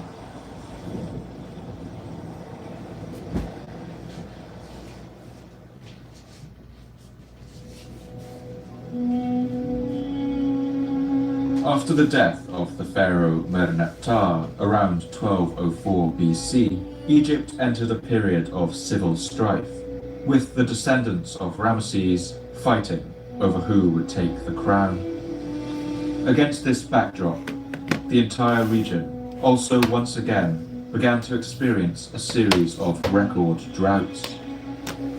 What caused this climate shift is uncertain. As we saw in our second episode on the Bronze Age collapse, the cause may have been volcanic, with a large eruption taking place in the Icelandic volcano of Hekla around this time. Others have proposed that an eruption in Sicily around 1300 BC That's how you create your own history. may have been to blame, or that the supervolcano Thera in Santorini may have resumed some activity, some 500 years after its last enormous eruption.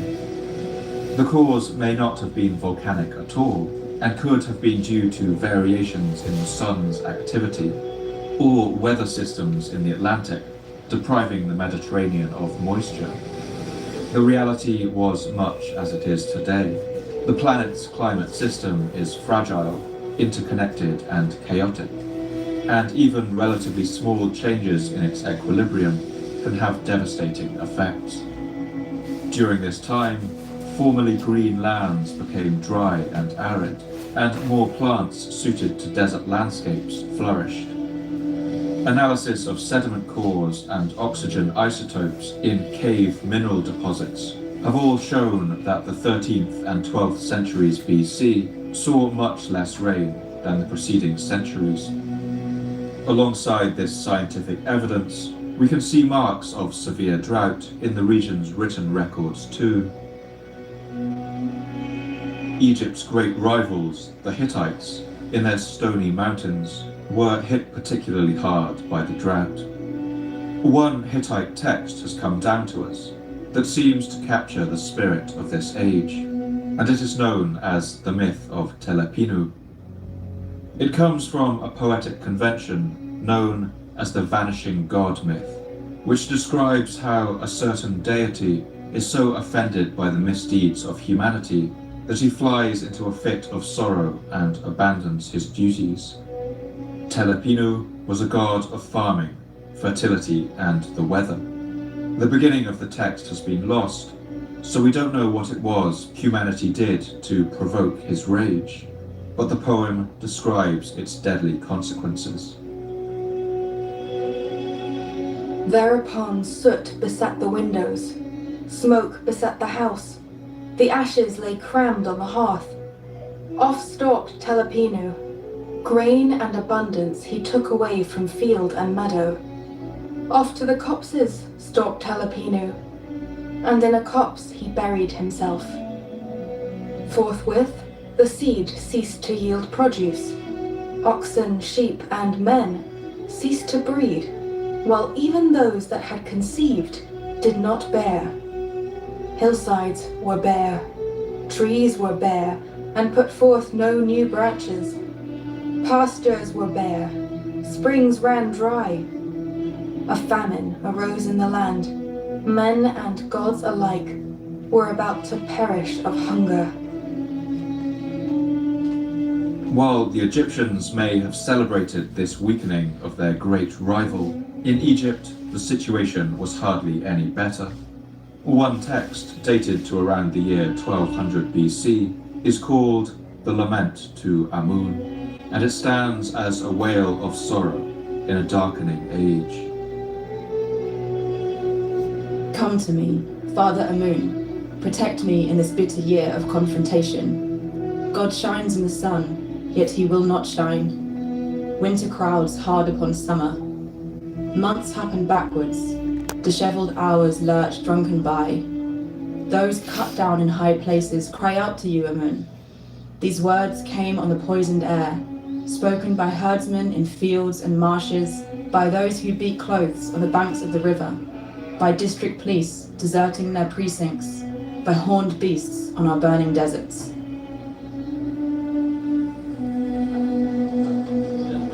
From this period of unrest and the chaos in Egypt's royal court, which lasted for about a century, a military strongman named Setnakhte would eventually rise to power.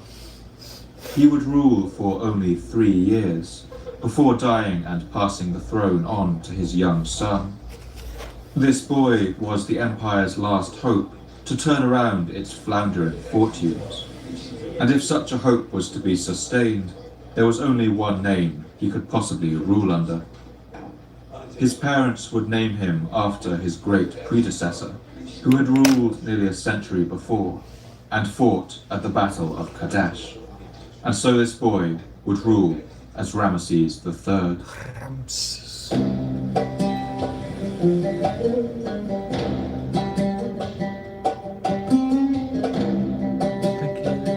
This new boy king Ramesses was a determined and tenacious ruler, and it's clear that he openly admired and sought to emulate the legendary pharaoh of old.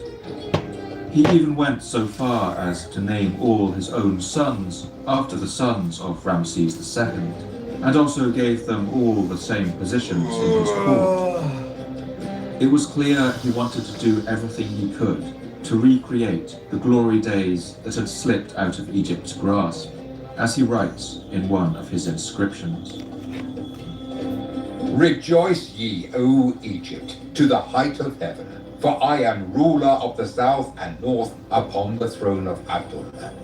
The gods have appointed me to be king over Egypt, to be victor, to expel them for her from the countries. They decreed to me the kingdom while I was a child, and my reign is full of plenty. Under other circumstances, Ramesses might have been one of Egypt's great rulers, but the entire region was soon to be convulsed in a series of bitter wars. Not war! One of the great drivers of these conflicts was the loose collection of peoples that had first appeared in the reign of the pharaoh Meneptah, and who are known as the Sea Peoples. These invaders were now descending on the entire region in ever greater numbers, apparently spurred by widespread crop failures in northern and western Europe. Already powerful trading cities like the port town of Ugarit had been attacked by sea, seemingly by complete surprise, and they were destroyed so thoroughly that they were never reoccupied. The Egyptians' great rivals, the Hittites, were now on the brink of collapse, as trade networks around the region went into freefall. Ramses remembers this time of strife as these northern invaders descended on the coast.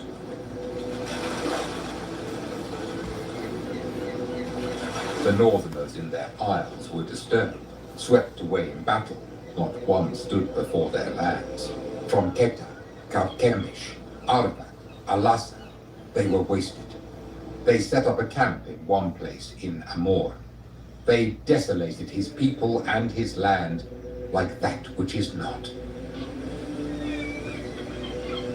When news of this to Ramses, he would have been pharaoh for about 8 years. He had already repelled 2 further invasions from Libya and must have been rising in confidence. But the news troubled him, and soon he got word that the fleet of the Sea Peoples was on the move and were heading to Egypt, as he recounts in the inscription on his mortuary temple at Medinet Habu. They came with fire prepared before them, forward to Egypt. Their main support was Peleset, Theken, Shekelesh, Denyen, and Weshesh. Their lands were united, and they laid their hands upon the land as far as the circle of the earth. Their hearts were confident, full of their plans. Ramses knew that these attackers would have to be stopped, and he decided that he would make his stand at the mouth of the Nile, the lush, fertile delta. He would have to play to what strengths the Egyptian army still had in this challenging terrain. He decided to lay an ambush and give the Sea Peoples a surprise attack of their own. Now, it happened through this god, the Lord of gods, that I was prepared and armed to trap them like wild fowl. I equipped my frontier at Zaid, prepared before them. The chiefs, the captains of infantry, the nobles, I caused to equip the harbour mouths like a strong wall, with warships, galleys, and barges. They were manned completely from bow to stern, with valiant warriors bearing their arms, soldiers of all the choicest of Egypt, being like lions roaring upon the mountaintops. Their horses were quivering in their every limb, ready to crush the countries under their feet. As the enemy's ships amassed, Ramses gathered archers on the banks, supported by spearmen and cavalry in their thousands, all concealed in the reeds. The tension must have been tremendous. All the soldiers of the Egyptian army holding their breath and waiting for that first sign of an enemy ship. Then, at last, a sail was sighted.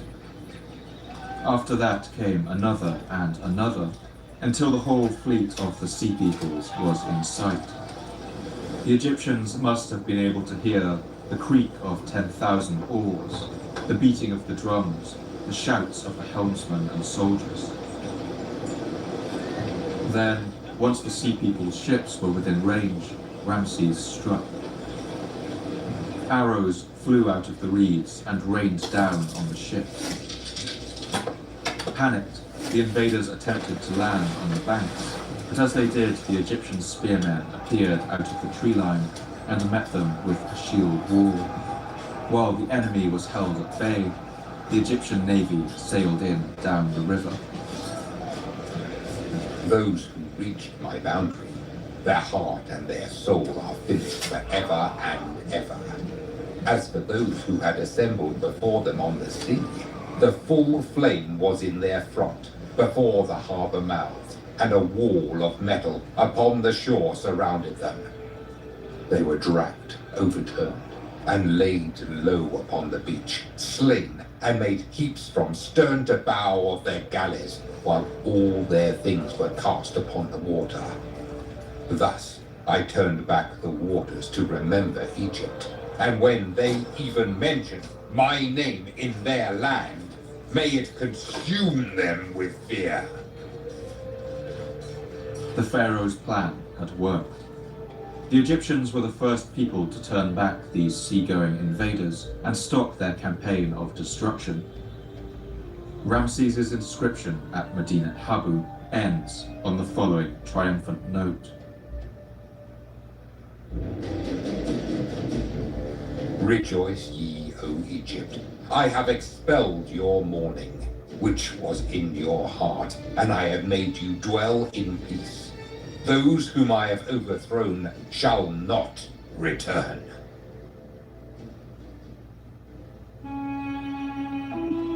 But despite their victory, the land of the pharaohs now stood alone in a devastated region.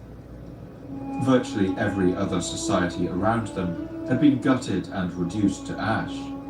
Numerous long-established civilizations, the Mycenaean Greeks, the Hittites, Ugarit, and Babylon, had collapsed, and civil order had given way to chaos. The precarious trade routes on which they had all relied to supply them with bronze and other commodities were now broken, and Egypt's economy went into a steep and unstoppable decline. By the end of this period, which has become known as the Late Bronze Age collapse, Egypt was a shadow of its former self.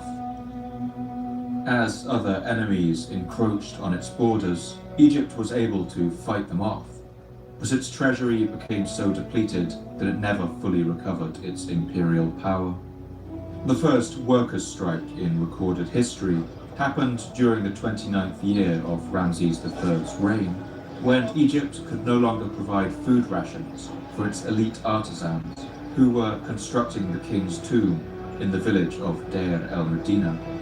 The lack of rations went on so long that the workers eventually marched through the town, shouting the following chant.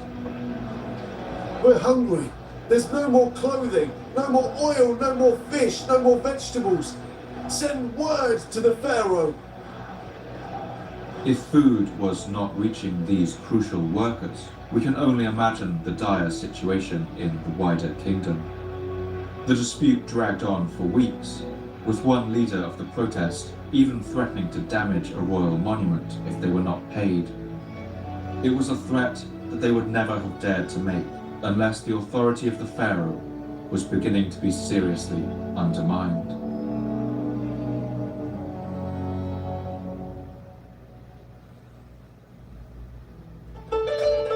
Ramses III ruled for another 2 decades after his battle with the Sea Peoples, for a total reign of 31 years. But by the year 1156 BC, some members of his family were beginning to get impatient. In the Egyptian court, all of the women, the king's wives and mother, and other consorts, all lived together in a large palace complex with its own land. This was convenient for the king, but it could also encourage courtly intrigue. There was a strict hierarchy to the pharaoh's queens, and everyone knew that the children of his main wife were to be his heirs before any others. Some of the women who were lower down on this ladder could at times resort to plotting to improve their stations, and perhaps get their own sons on the throne instead. One of these women was a queen named Tiye. Tiye was a secondary wife of Ramses, and her son Pentawer was not in line for the throne. In order to remedy this situation, she began a plot that would go down in history as the Harem Conspiracy. Soon, she brought in other members of the king's household, and even high-ranking members of the government, as one later papyrus records. They are the abomination of the land. The great criminal, who was then chief of the chamber, was in collusion with Taye and the women of the harem. He had made common cause with them. He had begun to bring out their words to their mothers and their brothers who were there, saying, "Stir up the people, incite rebellion against their lord." Alarmingly, one of the palace women had written to her brother, named Kayem Waset, a commander of Nubian troops in the south, and gained his support for their plot. Others had even turned to supernatural methods, making wax effigies of the king's bodyguards and laying curses on them to help their scheme. Their plan was clear: to kill Ramesses and install Queen Tiye's son Pentawer as pharaoh. The date they chose to strike was during the annual ceremony known as the Beautiful Festival of the Valley, which was held in Thebes every year at the new moon of the second month of the harvesting season of Shemu. During this festival, which was one of the biggest of the year, the pharaoh would go down to the river in a grand and colourful procession, carrying the statues of the three gods of Thebes, Amun, Mut, and Khonsu. He would then board his royal barge and sail with the statues down to the Theban necropolis to visit his grand temple, as one inscription by a Theban priest describes. We go, giving praise to Amun, kissing the ground before the lords of the gods on his festivals, the first day of Shemu shining, on the day of voyaging to the valley. Here the citizens would give offerings of food and drink and flowers, as the boats sailed on the river with the three statues. As the riotous, days-long festival progressed, the plotters took advantage of the disruption to make a strike at the king. It was day 15 of Shemu, when the pharaoh was relaxing in the royal harem in the western tower of Medinet Habu, perhaps thinking ahead to his role in the coming festivities, when a group of assassins crept up on him with knives. Their attack was swift and brutal. Modern scanning of Ramesses III's mummy reveals that his throat was cut right to the bone with a sharp weapon, severing the trachea, esophagus, and major blood vessels. Death would have followed within seconds. Ramesses has no defensive wounds, suggesting that he was caught completely unawares. But curiously, his big toe was severed at the time of the attack. This seems like an unlikely injury to sustain during a struggle, and studies of his mummy have shown that the embalmers fashioned him a prosthetic toe to take with him into the afterlife. This suggests that the original toe was never recovered, perhaps indicating that someone took it as proof that he was dead, or as a grisly trophy. Ramesses III had saved Egypt from the Sea Peoples, but now he lay dying in a pool of his own blood, betrayed by his own family. But the conspirators' plot would not go as planned. In the aftermath of the bloody assassination, the son of Ramesses III was able to crush the coup and seize the throne. The plotters were all put on trial, as well as any who had heard about the conspiracy but failed to report it. In all, 28 people were executed, and as a final punishment, they were even cruelly renamed after their deaths. The brother of one of the plotters, who had commanded his Nubian troops in the south, was originally named Khaem Waset, a name which meant came from Thebes, but after his execution, he was renamed Binem Waset, or Evil in Thebes. Another's name, Meri Ra, meant beloved of Ra, but he was given the somewhat spiteful new name Mesetsu Ra, or Ra hates him. Although order had been restored to the royal succession, Egypt was in a much reduced state. The death of Ramesses was followed by years of bickering among his heirs. 3 of his sons would become king at different times, each feeling the need to memorialize him and shore up their own legitimacy by reigning as Ramesses IV, VI, and VIII. In fact, the next 8 pharaohs in a row would all be named Ramesses after the slain king. But many of these rulers were ineffectual and reigned for only a few years each. Meanwhile, Egypt was increasingly beset by continuing droughts, lack of seasonal floodwaters, famines, civil unrest, and official corruption.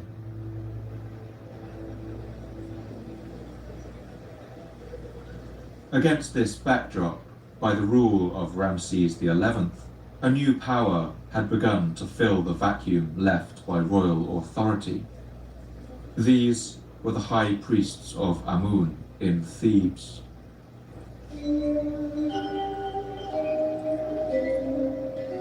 This priesthood had become not only very powerful, but exceedingly wealthy.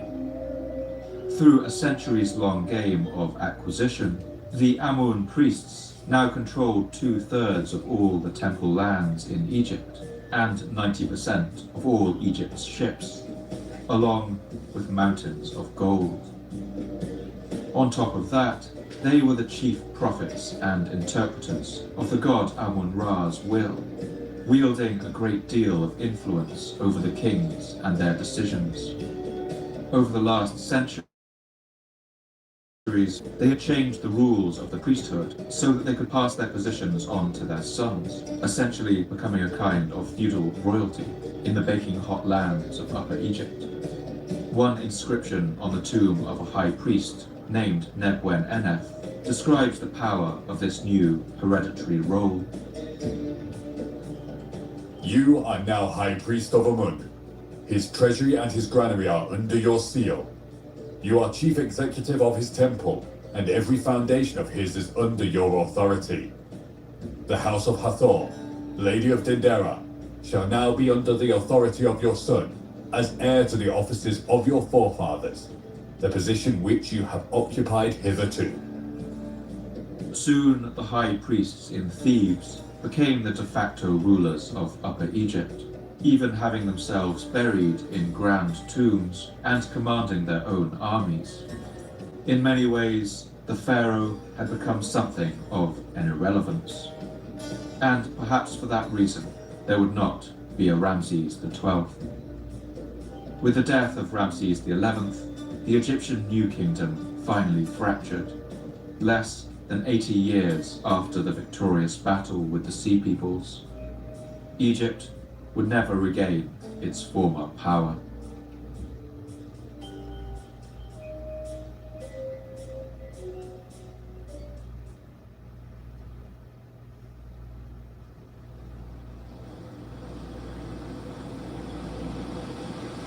For the next 4 centuries, Egypt's influence would undergo a steady but unstoppable decline. One text written around this time is called The Tale of Wenamun. It describes an Egyptian diplomat who travels to the north to collect some cedar wood as tribute from the Phoenician city of Byblos.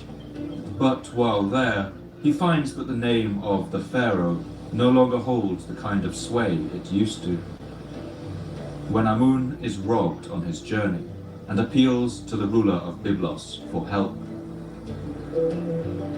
That morning when I had risen, I went to where the prince was and said to him, "I've been robbed in your harbor. Now you are the prince of this land. You are the one who controls it. Search for my money." Indeed, the money belongs to Amun-Ra, king of gods, lord of the lands. He said to me, "Are you serious? Are you joking?" "Indeed, I do not understand the demand you made to me." To make matters worse, the king of Byblos refuses to pay the tribute of cedar wood that the pharaoh demands. Whether this story relates a true event or is simply a piece of literature, historians aren't sure. But either way, it points to the much reduced state of Egypt's standing in the world, something that had clearly become common knowledge.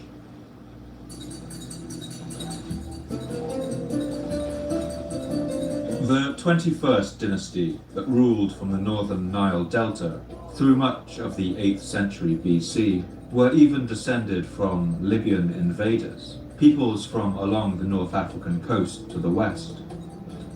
While the earliest of these Libyan pharaohs adopted classical Egyptian names, By the 22nd and 23rd dynasties, they reverted to giving their children more ethnically Libyan names, and even wearing Libyan feathered headdresses to underline their identity. Still, these Libyan kings were an unruly bunch, who held close to their old tribal loyalties, and were frequently distracted by warring amongst themselves and their own lords and generals. Meanwhile, the high priests of Amun continued to rule southern Egypt from Thebes. But even further to the south, in the lands of Nubia, another power was rising. This was the Nubian kingdom of Kush.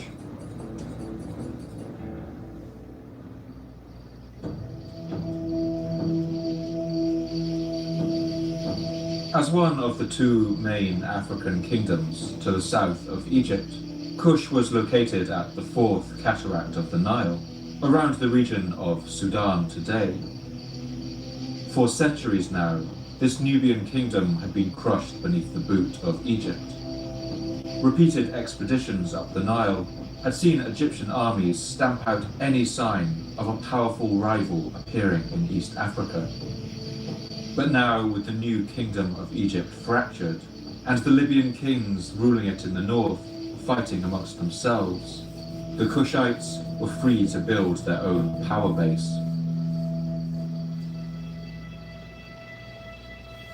During Egypt's many attempts to invade and hold on to the lands in Nubia, Egypt had left a number of powerful fortresses to the Kushites. One of these had even become the capital of Kush, the city of Napata. But the Egyptians had also left behind something else, that is, their religion. The upper classes in Kush had long adopted Egyptian gods and forms of worship. Kushite rulers even referred to themselves as the son of Amun. When Herodotus travelled down the Nile in the following centuries, he described this region, which he knew as Ethiopia. Above Elephantine, the country now begins to be inhabited by Ethiopians, and half the people of the island are Ethiopians and half Egyptians. Near to the island is a great lake, on the shores of which dwell nomad Ethiopians. The people of the place worship no other gods but Amun and Osiris. These they greatly honor, and they have a place of divination sacred to Amun.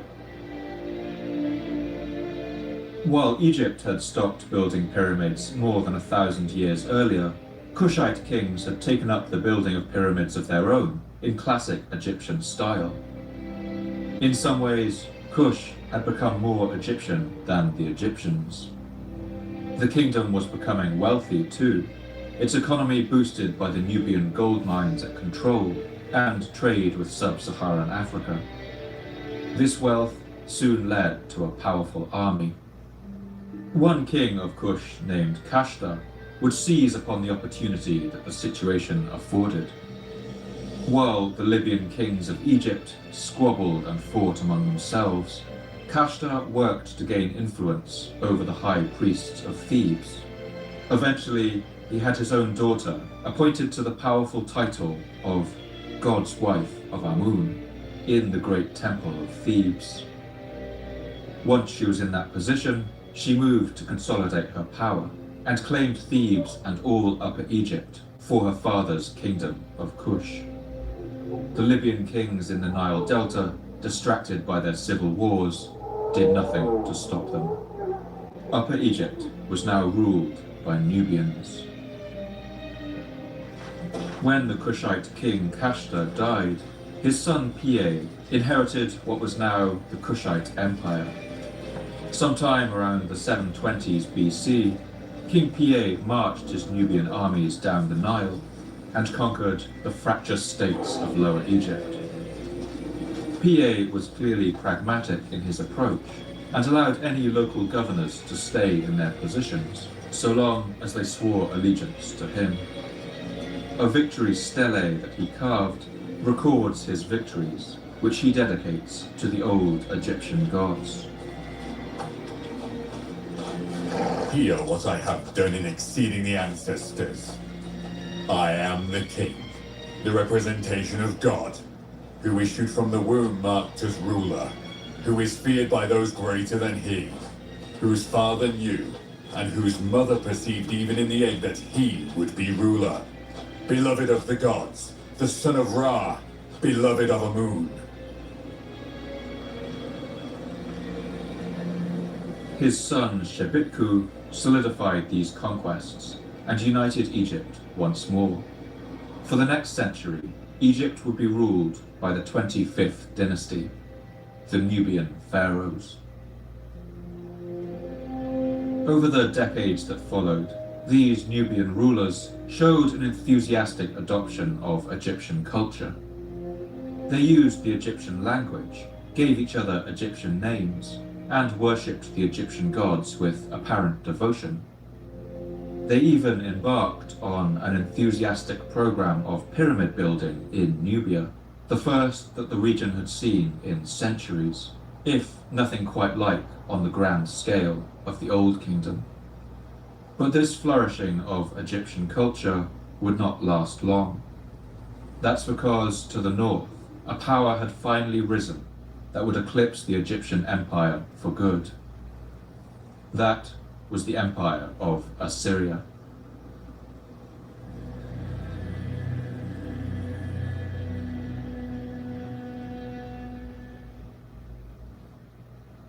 New protein pockets packed with over 20 grams of protein, just $3.99. Subway, eat fresh, feel good. Booking.com has all kinds of stays, because a city hotel is right for some, but not quite right for others. Find exactly what you're booking for. Booking.com, booking.yeah. Got to be Metallic's new shades. Classic can also stand out. Own your color. Got to be Metallics. So I finally went to Allstate.com. It was so easy to switch. My previous car insurance was hiking up our rates, and that's what brought me to Allstate. They gave me a quote in a few minutes, and I saved hundreds.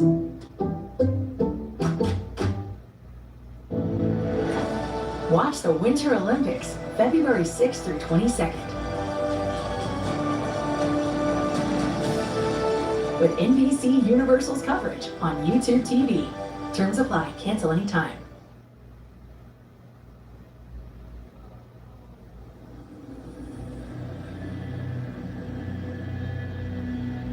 As we saw in our 13th episode, Assyria had arisen in the valley of the Tigris and Euphrates rivers in Mesopotamia, and by the 7th century BC was perhaps the most powerful empire on earth. They routinely amassed armies of more than 100,000 soldiers, and under the reign of the paranoid king Esarhaddon, they were now pressing their power far along the Mediterranean coast, and soon they dreamed of bringing it to the banks of the Nile itself. The Nubian pharaoh who would face them was a man named Taharqa. Taharqa was the 5th king of the Nubian 25th dynasty, and he was clearly proud of his heritage and his skin color. He made sure that statues he commissioned were carved from hard black granite, polished smooth. He had come to Egypt as a young prince and had been chosen to rule after the death of the previous pharaoh, as he writes in one inscription. I was brought from Nubia among the royal brothers that His Majesty had brought. As I was with him, he liked me more than all his brothers and his children, so that he distinguished me. I won the heart of all the nobles and was loved by all. It was only after the royal hawk had flown to heaven that I received the crown in Memphis. Curiously, Taharqa was also a believer in the benefits of long-distance running, and insisted that all his soldiers engaged in nighttime marathon practices. The king himself was on horseback to see his army running when he exercised with them on the desert behind Memphis in the 9th hour of the night. They reached the Great Lake at the hour of sunrise, and they returned to the residence in the 3rd hour of the day. This extreme stamina would serve them well, and he would engage in successful assaults on Libyan positions across the desert, and capture territory in Palestine. Throughout his reign, Taharqa was lucky. A series of exceptional Nile floods led to a period of abundant crops. Funds were clearly so forthcoming that he donated large amounts of gold to the Temple of Amun and restored several religious centers, as one of his inscriptions boasts. As His Majesty is the one who loves the god, he spends the day and lies by night seeking what is useful to the gods, building their temples fallen into decay, giving birth to their structures as in the primeval times, building their storehouses, endowing altars, presenting them with offerings of fine gold, silver, copper. Now, the heart of His Majesty is satisfied with doing what is beneficent to them every day. This land is inundated in his time, as it was in the time of the Lord of all. Every man sleeping until dawn, and never saying, "Oh, I wish I had." Egypt was now of a size and stability that it hadn't seen since the collapse of the New Kingdom, almost 400 years earlier. It must have looked like the dawn of a new era of prosperity, but this luck was not to last. In the year 674 BC, in Taharqa's 17th year on the throne, news came of a terrifying army approaching from the north. This horde belonged to King Esarhaddon of Assyria.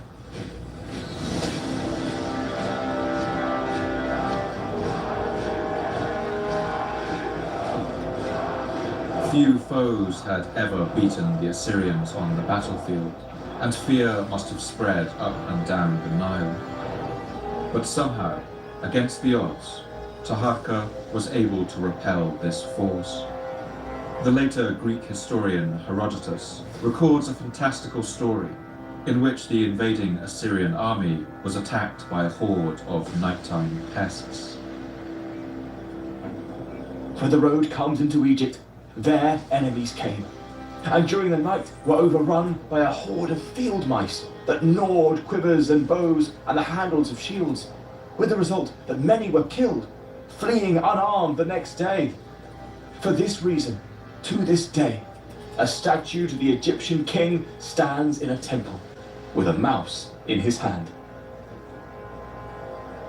What exactly this account records is difficult to tell. Perhaps it was an outbreak of plague among the Assyrian army that forced them to return home. Perhaps it was even a daring nighttime ambush by Taharqa's men, conditioned as they were to run long distances in the middle of the night, strike, and then disappear into the darkness. With their camps smashed and their army in disarray, the Assyrian army would have been pursued by Egyptian chariots right back to their borders.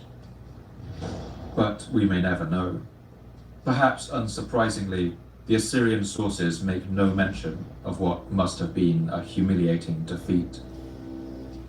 The sting of this embarrassment was clearly sufficient that 3 years later, King Esarhaddon amassed an even larger Assyrian army and marched back to Egypt. This time, there was no standing in its way.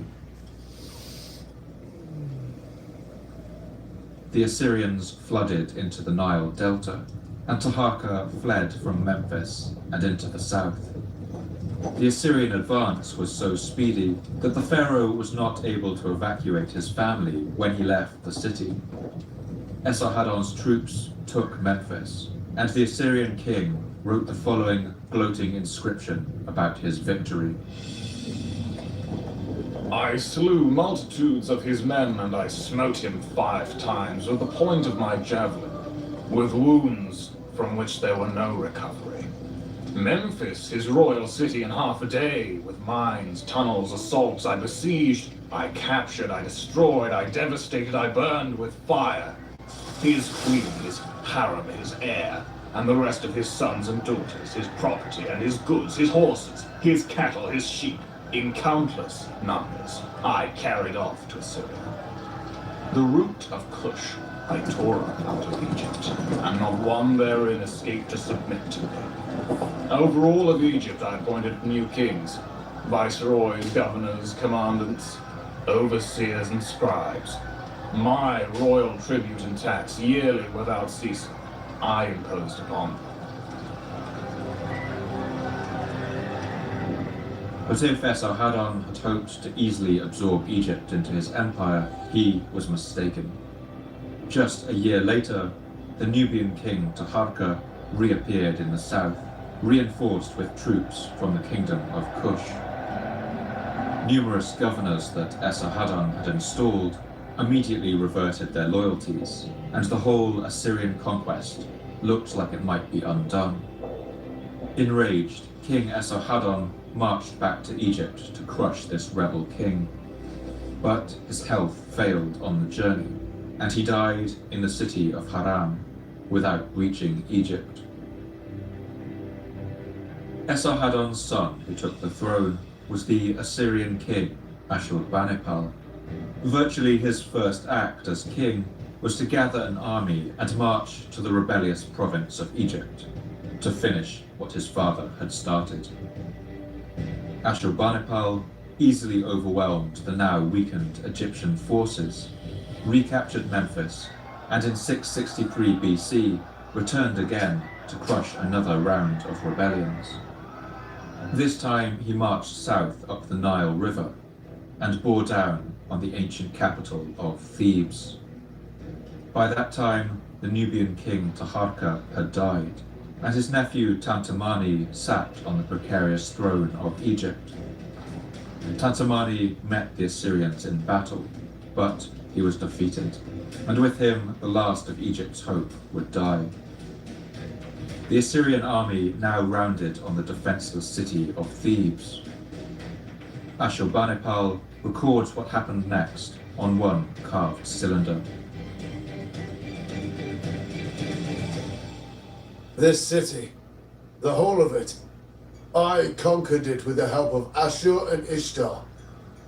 Silver, gold, precious stones, all the wealth of the palace, rich cloth, precious linen, great horses, supervising men and women, 2 obelisks of splendid electrum weighing 2,500 talents. The doors of the temples I tore from their bases and carried them off to Assyria. With this weighty booty, I left Thebes. Against Egypt and Kush, I have lifted my spear and shown my power. The Assyrian sack of Thebes was the symbolic end of Egyptian power. Though Assyria would not hold Egypt for long, and would itself collapse within only about 50 years, Egyptian esteem would never truly recover. A century later, Egypt was conquered by the Persian Achaemenid Empire, and in 343 BC, it was conquered again by the Macedonian forces of Alexander the Great. When Alexander's empire collapsed, Egypt would be left in the hands of one of his ex-generals, Ptolemy Soter. For the next 3 centuries, Egypt would be ruled by his Greek Ptolemaic dynasty, who spoke Greek and mostly refused to learn the native Egyptian language. These Ptolemies were still in power when the tide of Roman expansion swept across North Africa and finally over Egypt. The last independent ruler of Ptolemaic Egypt had a name that in Greek meant glory of her father, from kleos meaning glory and patra meaning father. Her name was Cleopatra.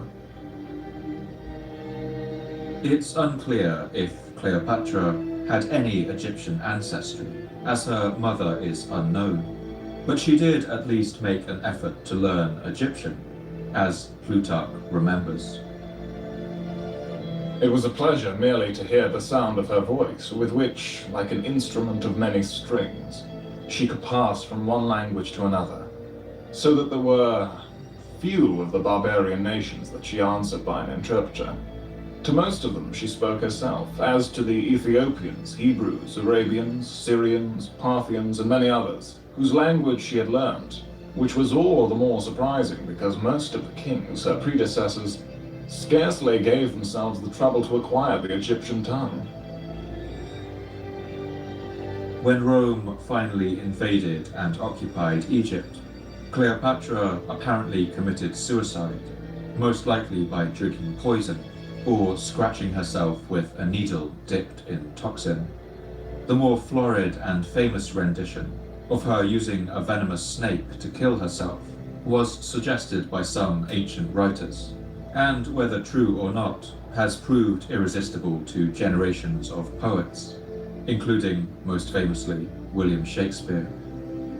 With her death in August of the year 30 BC, the final vestige of independent Egyptian power died too. On the day of her death, Cleopatra stood at the height of more than 3,000 years of Egyptian history. To her, the Great Pyramid of Giza was now more than 2,500 years old, meaning that Cleopatra lived closer to our time than she did to the building of the Great Pyramid, by more than 500 years.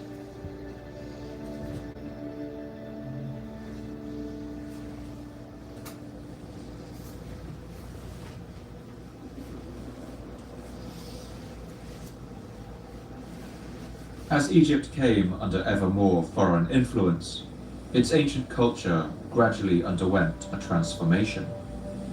Over the following centuries, as the Greek alphabet became more prominent, the knowledge of how to read hieroglyphics was slowly lost, as one medieval Arab visitor records. I asked why the inscriptions which cover the pyramids and the temples were indecipherable. He answered, since the learned men and those who used this writing have disappeared, and Egypt has been occupied by a succession of foreign peoples, the Greek alphabet and writing have prevailed, and thus they lost the understanding of the writing of their ancestors. The last known hieroglyphic inscription was written in the year 394 AD at the Temple of Philae, built on an island near the cataract of the Nile at Aswan. By then, the now Christianized Roman Empire had banned the worship of pagan gods in Egypt's temples. But this religious site was just outside of Rome's borders, and so worship of the ancient gods continued here, in the last of Egypt's great temples. Here the names of Ra and Ptah, Anubis and Hathor, Amun and Bastet, Seth and Horus would still be spoken and sung, the incense still burned, the cats still fed, the offerings still given. But this island temple was increasingly isolated, surrounded by the crashing waters of a fast-changing world. The last hieroglyphic inscription records the mournful wish of one scribe named Nesmet-er-Akem, wishing that his inscription would endure forever, just like the carvings of his long-dead ancestors. Before Mandulis, son of Horus, by the hand of Nesmet-er-Akem, son of Nesmita, the second priest of Isis, for all time and eternity. Words spoken by Mandulis, Lord of the Abaton, great god. As the last ever inscription of its kind, in some ways he got his wish. But it's likely that by the time he chipped this message into the temple wall, few people alive would know how to read it. As far as we know, the art of the hieroglyph died with him. The temple was finally closed at some point in the 530s by the Byzantine Emperor Justinian, and it was converted into a Christian church to St. Stephen. The age of ancient Egypt had well and truly come to an end.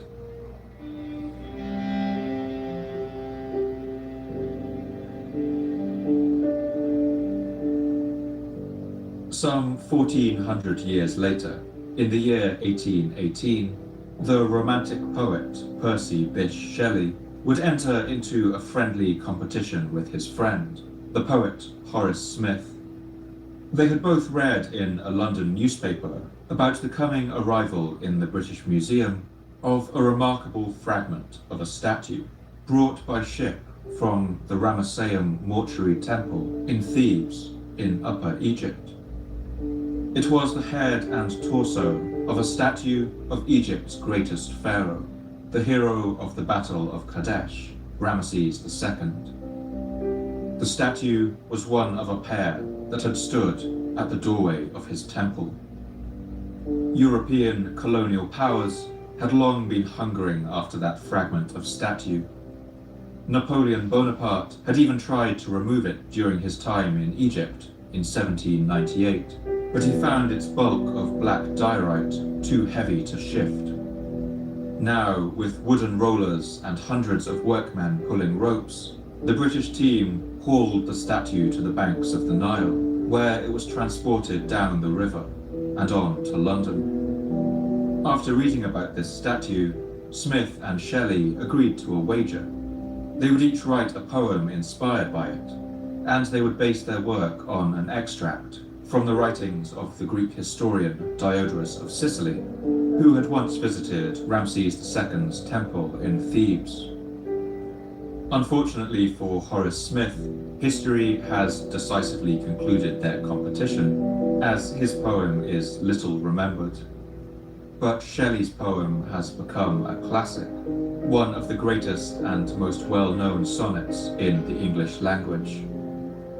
Titled Ozymandias, it is a poem that has come to stand as an emblem of the vainglorious pride of rulers, the inevitable downfall of tyrants, the awe-inspiring power of time, and the transience of all things.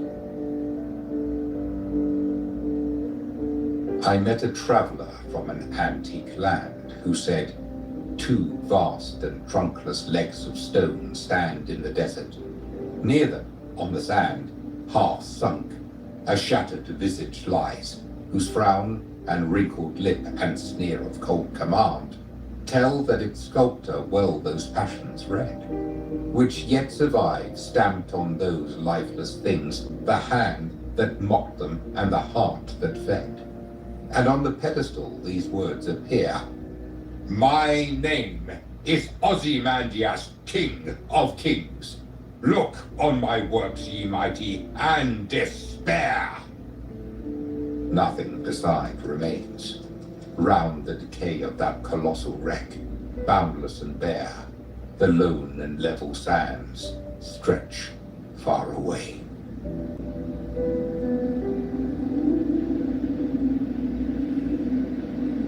On the tomb wall of a pharaoh Imtef of the Middle Kingdom is a piece of literature known as the Harper's Song, written in Egyptian hieroglyphics.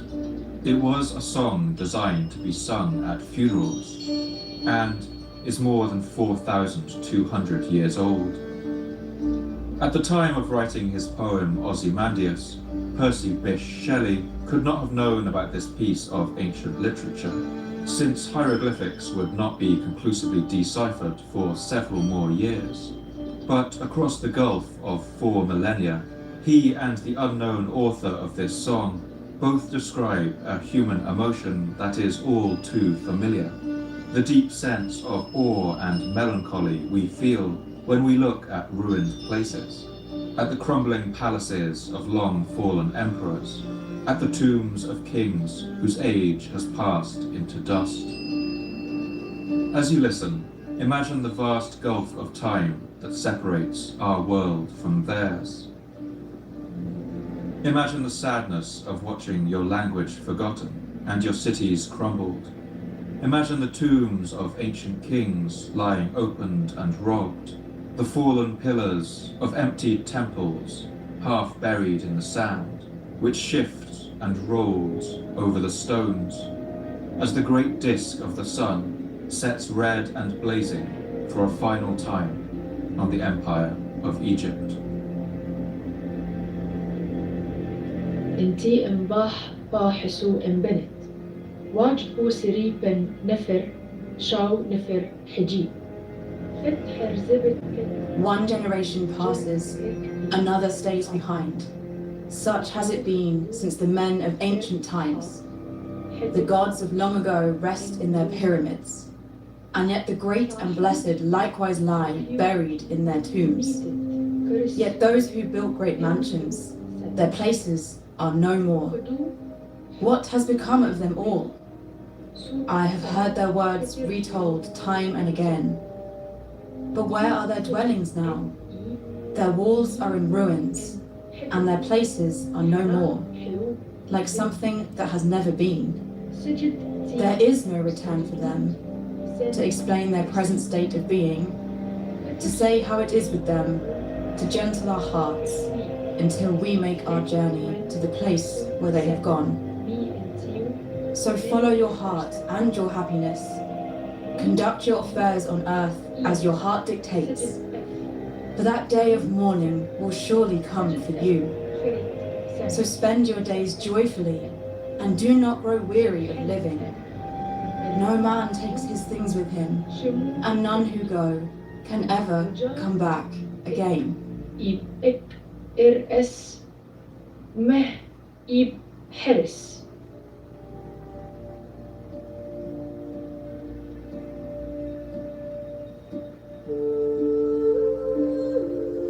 Thank you once again for listening to the Fall of Civilizations podcast. I'd like to thank my voice actors for this episode: Alexandra Boulton, Lachlan Lucas, Michael Hadjiantonis, Tom Marshall-Lee, Nick Denton, Peter Walters, Ree Brignall, and Paul Cassell. Readings in Arabic were performed by Nassim El Boujoufi. Readings in Ancient Egyptian were performed by Seknenra, Mohammed Habib. I'd also like to thank my historical advisor for this episode, the Egyptologist Dr. Chris Norton. A full list of sources can be found in the description below and are publicly available on the show's Patreon page. As some of you may be aware, Fall of Civilizations will soon be available in book form around the world. The book is called Fall of Civilizations: Stories of Greatness and Decline by me, Paul Cooper. It offers the definitive version of the show, updated, expanded, and with maps and images attached. The book is coming in April of 2024 for UK readers, and later in the year for listeners in the United States.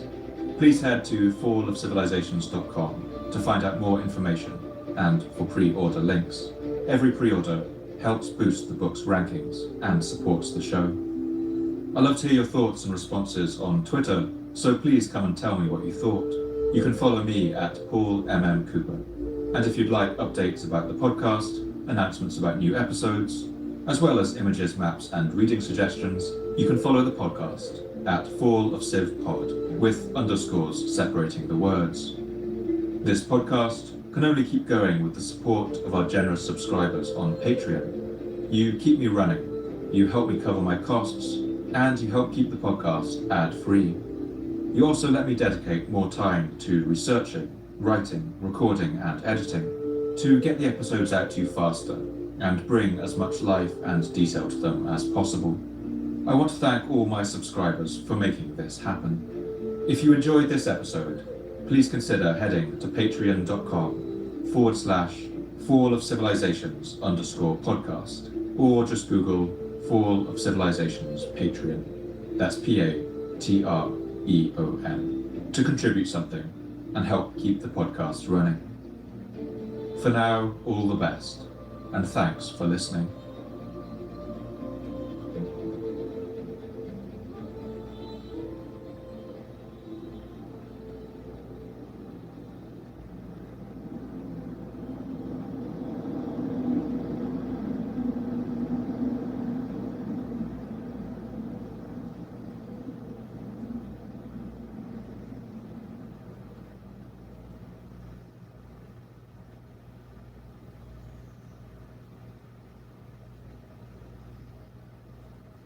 What's so special about Shake Shack's cooking? It's actual cooking. Today's special, the K-Shack Fried Chicken Sandwich. Sleep Number's best deals are on now. Take 50% off our limited edition mattress, plus 0% interest for 24 months on comfort that adapts to you night after night. Shop now for a limited time, only at a Sleep Number store or sleepnumber.com.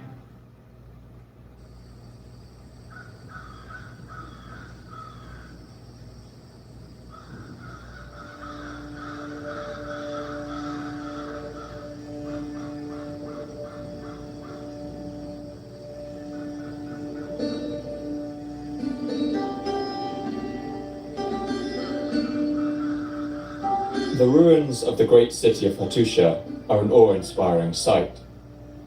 They sit right in the center of modern Turkey, on a rocky outcrop overlooking a bend in the Kızılırmak River.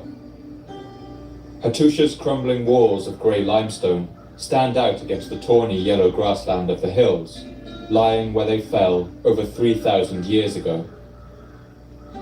One look will tell you that Hattusha was once a mighty fortress. Its double wall was defended by over 100 towers, its thick gateways decorated with carved sculptures of lions. For centuries, this was the capital of the mighty Hittite Empire, which ruled a large portion of Turkey during the Bronze Age. Hattusha's people cultivated wheat, barley, and lentils, and wore clothes spun from the wool of sheep they kept in the surrounding hills. But if you dig down into the ruins of Hattusha, what you find is a thin black layer right above the city's ancient floors. This layer is made up of ash, charred wood and rubble scorched in a fierce fire. It dates back to the end of the 13th century BC, around the year 1200 before the start of the Christian calendar. And when you step back and take in all the details, it's a little breathtaking. Walls and roofs collapsed, bricks shattered and melted, and it's clear that whatever happened to Hattusha, the destruction was savage, unrelenting, and total.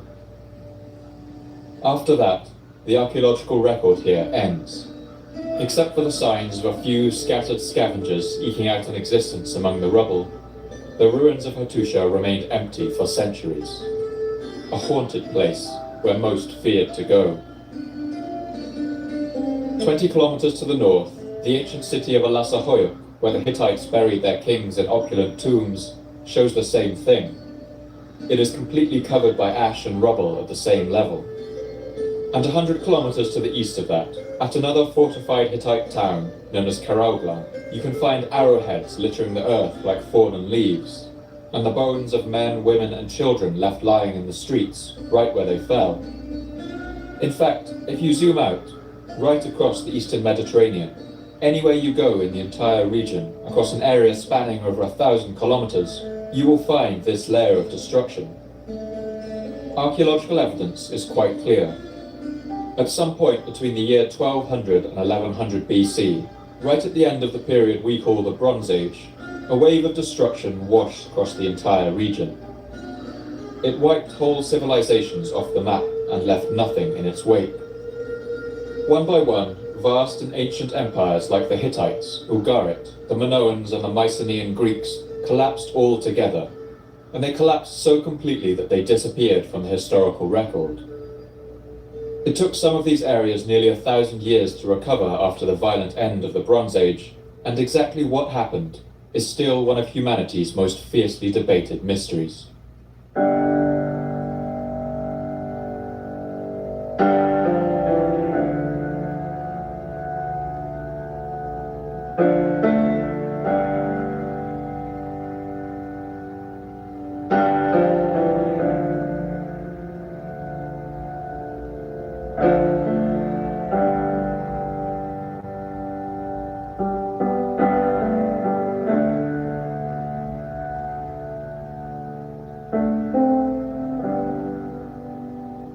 My name's Paul Cooper, and you're listening to the Fall of Civilizations podcast. Each episode, I look at a civilization of the past that rose to glory, and then collapsed into the ashes of history. I want to ask, what did they have in common? What led to their fall? And what did it feel like to be a person alive at the time, witnessing the end of their world? In this episode, I want to look not at the collapse of one civilization, but at the collapse of many. This catastrophe, which historians have called the Late Bronze Age collapse, has become one of the enduring puzzles of archaeology. I want to explore how so many societies could collapse all at once, and seemingly without warning. I want to look at the conditions that led up to this collapse, and examine the lessons it might teach us in our increasingly globalized and interconnected world.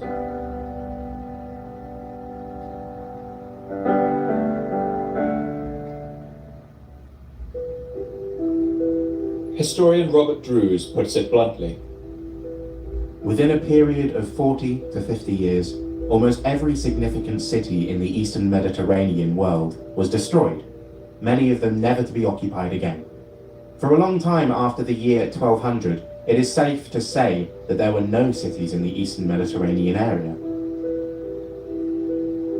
One of the ways in which the memory of the Late Bronze Age collapse may have survived into the modern day is through the epic poetry that was written about this time.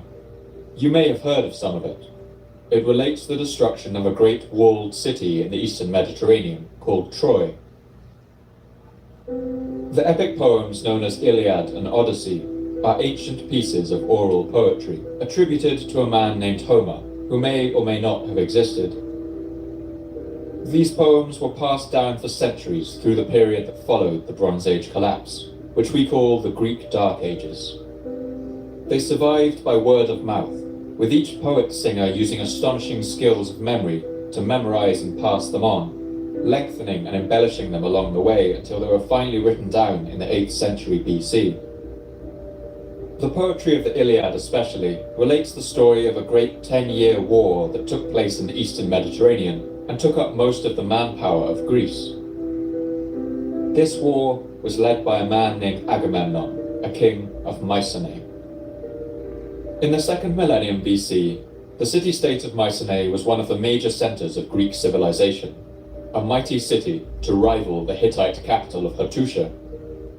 About 90 kilometers southwest of Athens, Mycenae was a military stronghold, which dominated much of southern Greece and had a population of over 30,000 at its height. Like Hattusha, it decorated the gates of its mighty citadel with carved stone lions. Over a millennium later, in the 2nd century AD, the Greek travel writer Pausanias wrote breathlessly about his visit to the ruins. The wall, which is the only part of the ruins still remaining, is a work of the Cyclopes, made of unwrought stones, each stone being so big that a pair of mules could not move the smallest from its place to the slightest degree. Classical Greeks believed that only the mythical one-eyed giants, the Cyclopes, would have had the strength to move the enormous boulders that made up the walls of Mycenae. It's a 2nd century version of the History Channel's Ancient Aliens conspiracy theories today. Even then, people found it hard to believe that people so distant to them could have possessed such ingenuity and skill and then disappeared forever. But Mycenae's leading role in the Trojan War is what cemented its place in the Greek imagination. Exactly how much of the actual historical event of the Battle of Troy has survived in Homer's epic is still subject to bitter historical debate. For the longest time, it was assumed that the Trojan War was an invention of the imagination, and that the city of Troy was a myth. But that all changed with the discovery of the ruins of Troy in modern Turkey at the end of the 19th century. Now, many historians agree that Troy may have been a coastal outpost of the Hittite Empire. And we now know that it was a grand city much as Homer describes, with an impressively fortified citadel. According to legend, the walls of Troy were built by the gods Poseidon and Apollo, and at the time the Iliad may have taken place, they were certainly impressive, 9 meters high, with towers soaring up to 18 meters. Outside of this, a ranging curtain wall enclosed a larger area of the city. But the ruins of Troy are strangely silent. That is, there has been almost no writing uncovered in any excavations of the city. Many scholars now agree that the Trojan War related by Homer may have been a real event, or at least a composite of events, filtered through the lens of mythology and refracted by the Chinese whispers effect of oral transmission. Archaeology shows that Troy was attacked repeatedly and had to defend itself again and again, which is indicated by repairs undertaken to the citadel's fortifications. We can see traces of fire on its stones, while human remains are found in houses and in the streets. Bronze arrowheads have also been found littering the ground in Troy's fort and citadel, and in fact it seems Troy was burnt twice towards the end of the 13th century, right around the time that destruction was beginning to rain down on the whole region. Today, most scholars date the events of the Trojan War to just the period we have been discussing, the end of the 12th century BC, and the late Bronze Age collapse. As a novelist and a student of literature, I tend to have a bias towards giving literary sources more weight than a formal historian might. But for my part, I don't think it's unreasonable to argue that these poems may have incubated, at least in a hazy form, an authentic memory of those days. The feeling of apocalypse that must have washed over the region, and a war that seemed to dwarf all others since. The Greek poet Quintus Smyrnaeus, in his poem The Fall of Troy, gives us just a glimpse of the violence of that time. Blood ran in torrents, drenched was all the earth, as Trojans and their alien helpers died. Here were men lying quelled by bitter death, all up and down the city in their blood. Others on them were falling, gasping forth their life's strength, others clutching in their hands, their bowels that looked through hideous gashes forth, wandered in wretched plight around their homes. Before we go into just what happened at the end of the Bronze Age, I think it's worth pausing and painting a picture of what it was that collapsed. This vibrant and varied region that had survived for so many centuries and fell so suddenly.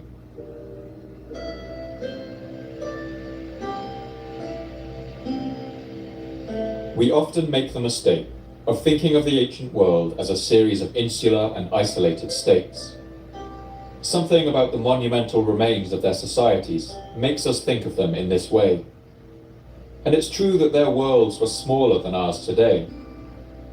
The known world for someone living in the Eastern Mediterranean around the year 1200 BC would have extended from Greece to perhaps the far east of what today we would call Iran.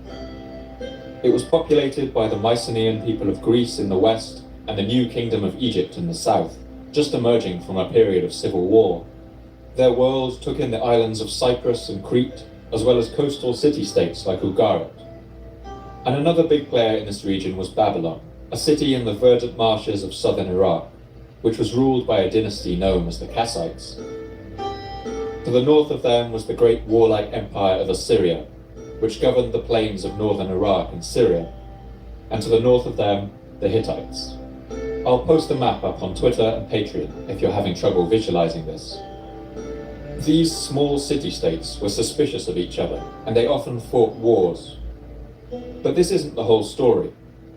The societies of the Bronze Age were as entangled and interdependent as the nation-states of today, and perhaps in some ways they were more so.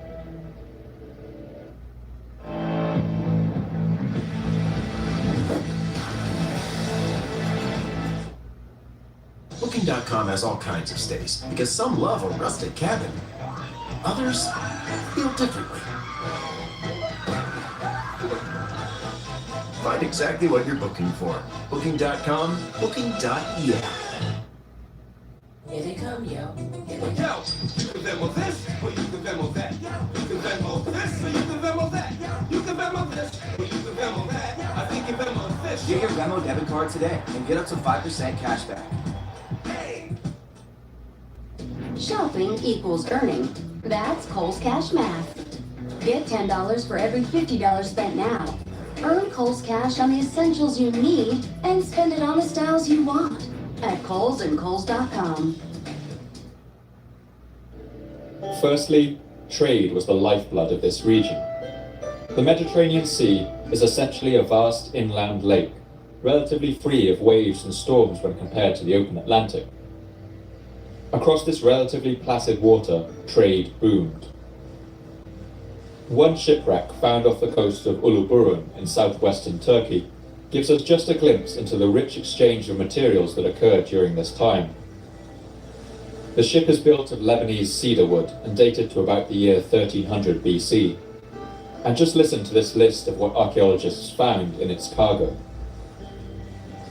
10 tons of copper ingots and 1 ton of tin, logs of ebony, elephant and hippo tusks, along with more than a dozen hippopotamus teeth, a jar filled with glass beads, more with olives and terebinth resin, almonds, pistachios, figs, grapes and coriander, whole pomegranates and a golden scarab beetle inscribed with the name of Nefertiti, arrowheads, daggers, turtle shells and ostrich eggs, quartz crystals and gold, pottery and oil lamps from Cyprus, along with blocks of raw coloured glass in cobalt blue and lavender.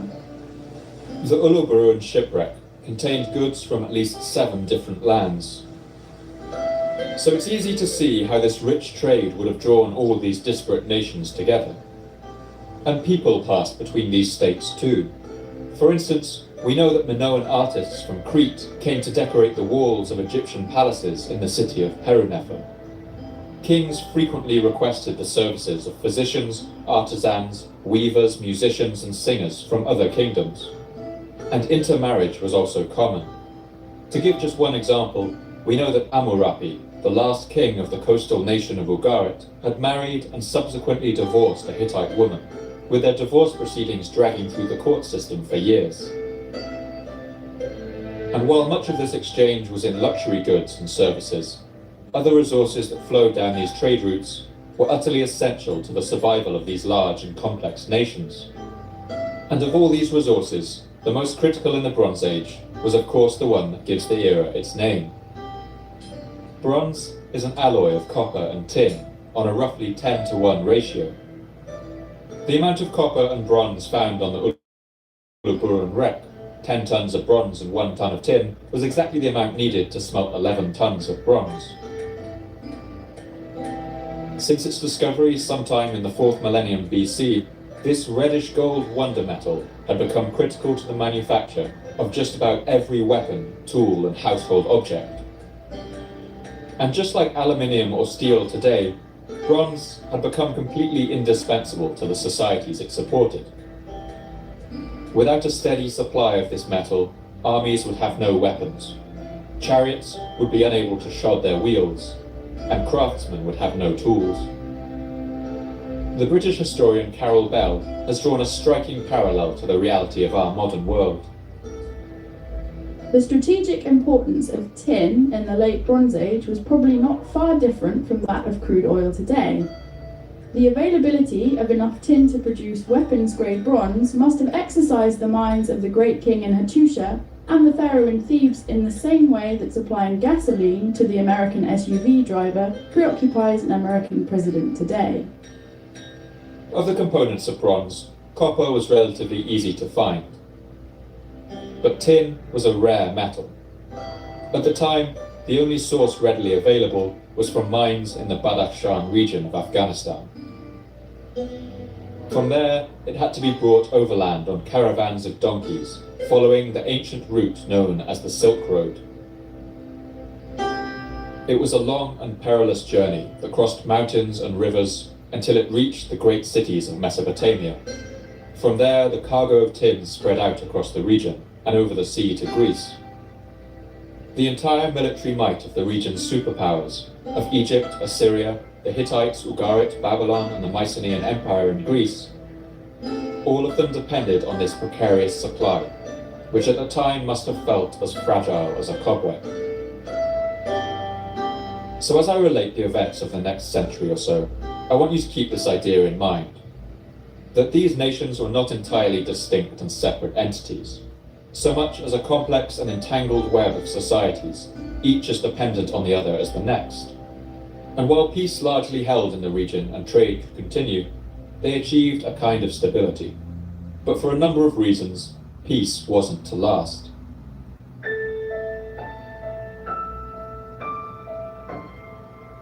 One thing I want to make absolutely clear at this stage is that our knowledge of this period is very limited. There's so much guesswork involved around the dates and the events of some of what I'm about to describe that it would be very easy to get lost in a cloud of maybes. History is not a science, although it involves sciences. History is a fluctuating series of interpretations, hypotheses and narratives that are borne out in lively debates on just about every detail of past events. But I think it's worth noting that when talking about this period, there are essentially two sources we use, and each has their problems. The first is the archaeological record. We can learn a lot from digging down into ancient sites and seeing what we find, but a set of ruins doesn't mean anything on its own. It needs an archaeologist to interpret and hypothesize and argue about what they mean. The other source is the written texts of the time, but those can be just as unreliable as the ruins, and they're too often frustratingly vague on the things we really care about. These texts are usually commissioned by kings and rulers as well, and if you can't see the problem with that, imagine trying to piece together this week's news by only looking at the American president's Twitter feed. I don't want to get lost in endless discussions about the reliability of sources or the debate that rages around every detail of an archaeological site. I want to tell as clear a story as possible that's consistent with available evidence. But if we're really going to delve into what might have happened to collapse so many societies all at once, in a time so distant from our own, we will have to enter the fray of historical debate. When casting around for causes of the late Bronze Age collapse, historians have long relied on one particular set of culprits. These they refer to by the mysterious name, the Sea Peoples. Even the name Sea Peoples seems to evoke something terrifying and foreign, something not of this world. They sound like monsters rising up from the deep to wreak devastation on the land. And if the sources of the time are anything to go by, they certainly did wreak destruction. Who the Sea Peoples were, where they came from, or what language they spoke is a mystery. Many historians have offered their guesses, which range from Sardinia and Sicily to Libya and closer by in the Eastern Mediterranean. But wherever they originated, one thing is for sure. Around the time of the Great Collapse, a vast horde of these invaders began landing on the shores of the Eastern Mediterranean in huge numbers and with fearsome force. The Egyptian pharaoh Ramses III wrote about this invading armada on the walls of his tomb in Medinet Habu, near the Valley of the Kings. No lands can stand before their arms. From Qatar, Quad, Kamesh, Araza, and Elisha on, all were cut off. They desolated its people, and its land was like that which has never come into being. In some of these ancient sources, the Sea Peoples begin to sound like something from a Hollywood movie, like Independence Day or War of the Worlds. An invasion force of insurmountable power, landing all at once and completely by surprise, sweeping away one nation after another. And at least some of the societies that fell during the late Bronze Age collapse fell because of this single cause.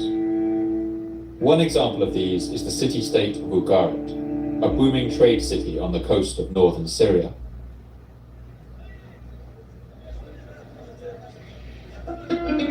At this point, Ugarit had ruled a coastal kingdom of merchants and sailors for at least 6 centuries. It stood at the very end of the Silk Road, where this great trade route from as far as China met the Mediterranean. Think of all those items found nestled in the hold of the Uluburun shipwreck. At Ugarit, each one of them would have been taxed, and with this wealth, its citizens built a resplendent city by the sea. Like most successful trading towns, Ugarit was multicultural and diverse, using at least 7 languages in its records. It was a city in love with the written word, and it kept expansive libraries in its palaces and temples. It even fostered the first private libraries, one of which we know belonged to a diplomat named Rapanu. To Ugarit, we also owe the oldest surviving written music in the world, a hymn dedicated to the moon goddess Nikal, which can still be played today. Here it is, reconstructed by the professor of ancient music, Richard Dumbrill.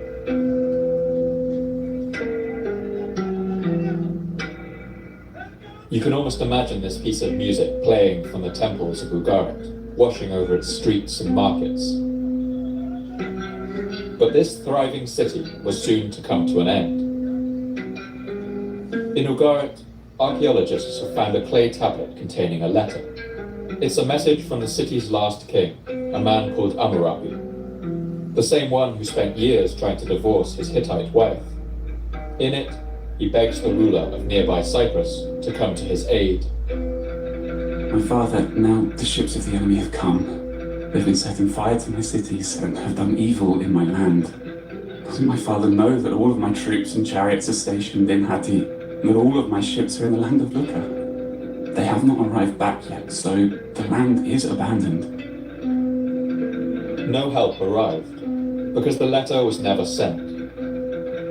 It burned along with the rest of the city, its clay baked hard in the ensuing fires. When excavating the ruins of Ugarit, archaeologists have found a layer of destruction that lies 2 meters thick in places, made of ash and broken brick.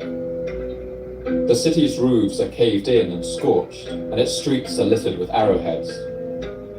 People buried their valuables in a panic and never returned to dig them up again. It's hard to say how large the force was that attacked them, but another letter found in the city's kilns asks another king to equip 150 ships to send to their aid, suggesting that it was an enormous force. This letter, too, was never sent. The fact that all of Ugarit's troops and ships were stationed elsewhere when they were attacked shows just how much it came as a surprise. And across the region, it seems the Sea Peoples employed the same tactics. They appeared without warning, wreaked havoc, destroyed cities, and then disappeared over the horizon before anyone knew what had happened. Other cities along the Palestinian coast suffered the same fate. The city of Aleppo in Syria was destroyed around the same time. The city of Emar on the Euphrates River burned too, and a tablet found there describes how hordes of enemies had attacked it. This is an unusual phrase to use, since it seems the citizens didn't know the names of their attackers or where they came from. The city of Megiddo, known in the Bible as Armageddon, held out the longest of any city in the region, but it was finally destroyed so violently that when the Israelites later moved into its ruins, they were unable to clear the debris. They simply filled in the ruined buildings with rubble and built on top of them. In Cyprus, where the king of Ugarit had tried to send his plea for help, similar destruction can also be found. On the site of Kokinokremos, archaeologists have found evidence that the whole town was abandoned in a hurry. The bronzesmith buried his tools in the courtyard of his workshop, the silversmith hid his silver between 2 stones of a bench, while the goldsmith hid all of his sheep gold in a pit. What happened to them all, we may never know, but they never returned to retrieve their precious things. One thing is for certain, wherever the Sea Peoples went, destruction followed. For a long time, historians were happy to attribute the collapse of so many complex societies all at once to these antagonists, the Sea Peoples. They provided a convenient scapegoat. These Sea Peoples were imagined to be something like the Vikings that ravaged medieval Europe, crossed with Attila's horde of Huns. In common conceptions, they were a marauding mass, hell-bent on destruction. And since the Sea Peoples have played such an important role in how people have traditionally viewed this collapse, I think it's worth spending some time on. Who were these mysterious conquerors? Some of these questions we can never answer. And in this story, the Sea Peoples don't get to speak for themselves. They left no written sources, and precious few material traces have ever been found that could trace back to them or give us clues about their origins. But a little unusually for this time, we do have a pretty good idea of what the Sea Peoples look like. That's because of the vast low-relief carving that the Egyptian pharaoh Ramses III chose to adorn the outer wall of his cavernous tomb at Medinet Habu. It shows an image of a number of prisoners taken during Egypt's battle with the Sea Peoples, and the carvings are very detailed. As usual, I'll put these images up on Twitter and Patreon so you can all see what I'm talking about. And in case you're still wondering, the figures on the carving aren't the inhuman monsters you might have been imagining. They wear kilts, and a very distinctive kind of headdress that looks like a sheaf of feathers or perhaps reeds, fixed in place with a strap that goes under their chin.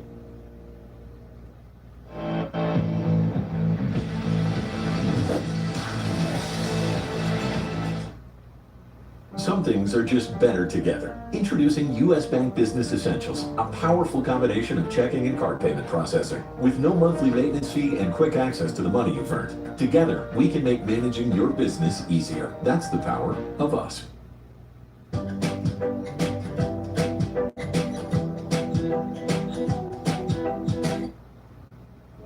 Welcome to Alaska Airlines. Now flying to Europe and beyond. Lie back, relax, and let your dreams take flight.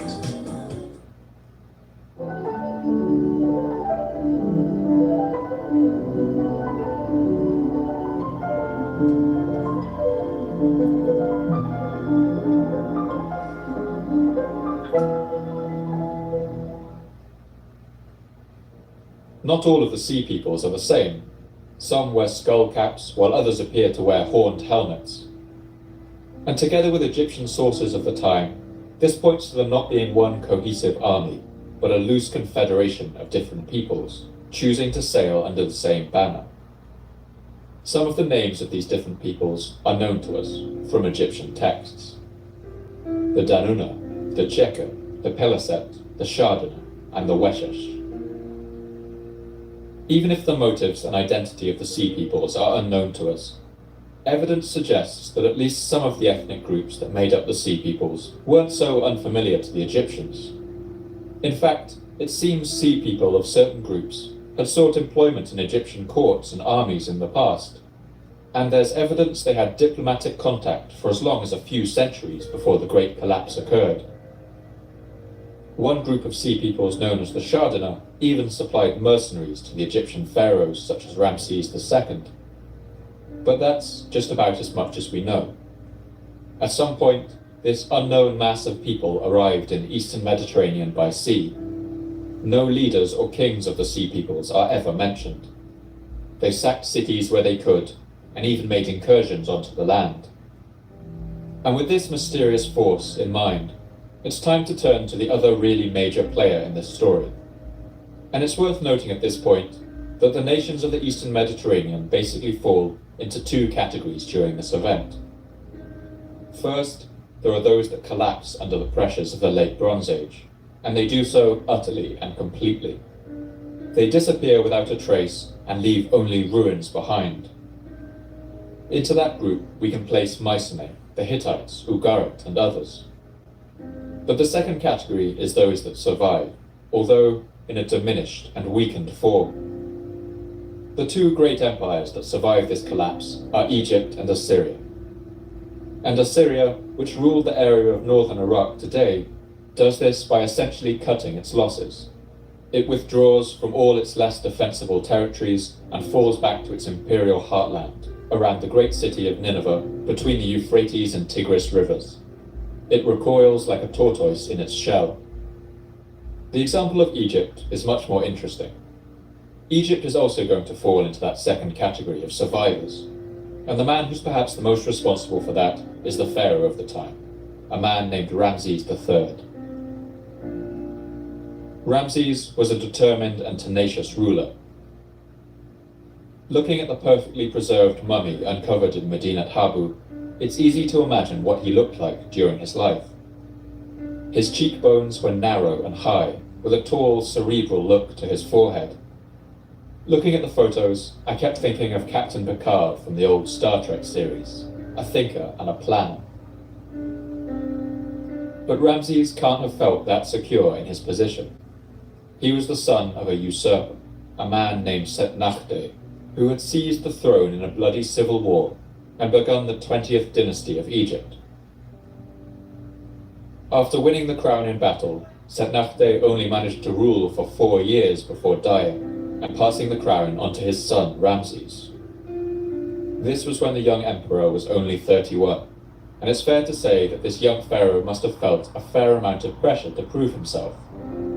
This can perhaps be seen in the name he chose to rule under. The last pharaoh to hold the name Ramses was Ramses the Great, the pharaoh of the Bible, who ruled ancient Egypt for 67 years during the golden age of the New Kingdom, almost a century before. And for the most part, Ramses seems to have been a relatively good ruler, although it's worth remembering that we have only his inscriptions to go by. But it's clear Ramses at least wanted to be seen as a king who did the best he could for his people. He mentions planting trees to increase the shade along the harsh desert roads, and protecting the rights of women so they didn't fear walking about the streets. He mentions allowing soldiers to go home to their families during peacetime, and other records show that he donated huge amounts of land and wealth to Egypt's temples, and also undertook vast reconstruction projects. He sent expeditions across the Red Sea to Yemen, where he discovered long-lost copper mines that boosted Egypt's wealth, and he brought back rare plants in pots to cultivate in his gardens. By all of this, it seems in another time he might have been one of Egypt's great rulers. But his destiny was to preside over one of the longest and deepest declines in Egypt's history, the twilight of its empire. This decline, as far as we can tell, wasn't his fault. In fact, his actions would ensure that Egypt's cities didn't follow the fates of those like Mycenae and Ugarit, where only ash and desolation remain. When news of the Sea People's attacks came to Ramses, he had been pharaoh for 8 years. Upon hearing of the destruction of other cities of the region, he must have felt a chill run down his spine.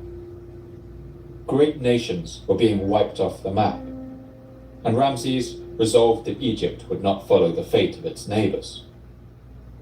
Egypt couldn't react to this threat the way the Assyrians had, by retreating and consolidating their defenses. Egypt had a long Mediterranean coast, making it vulnerable to invasion from the sea, and maritime trade was the backbone of its economy. Ramses knew he had to come up with a plan, but it wasn't going to be easy. The ancient Egyptians had a poor reputation as seagoers. They were essentially a land-going power, and usually left the messy business of watery warfare to smaller nations. The Egyptians were used to dominating ancient battlefields using vast assemblages of archers and swift units of horse-drawn chariots. Their tactics were to advance with a wall of infantry, all the while pelting the enemy with arrows from light chariots, before using charges of heavy chariots to sow panic and break the enemy lines.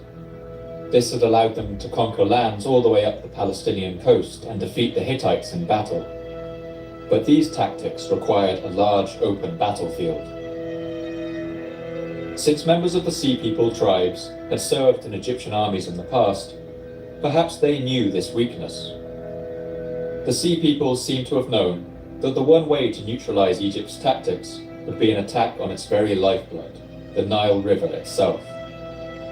All of Egypt's great cities lay on the Nile, and if Egyptian resistance broke on the river, its cities would fall one by one, and the riches of their land could be taken.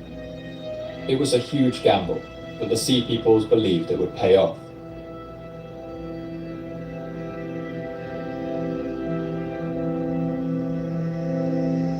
The decisive battle would take place in the Nile Delta. That's the part of the river that splits out into multiple branches before it reaches the Mediterranean Sea. It's a green land in the middle of a rolling desert, banked with fertile silt. Red lotuses bloom here in autumn, and papyrus sedges grow along the banks.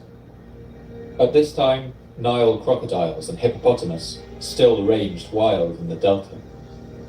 And it was in this challenging terrain that Ramses knew he had to mount his final stand against the Sea Peoples. Ramses decided to play to what strengths the Egyptian armies still had.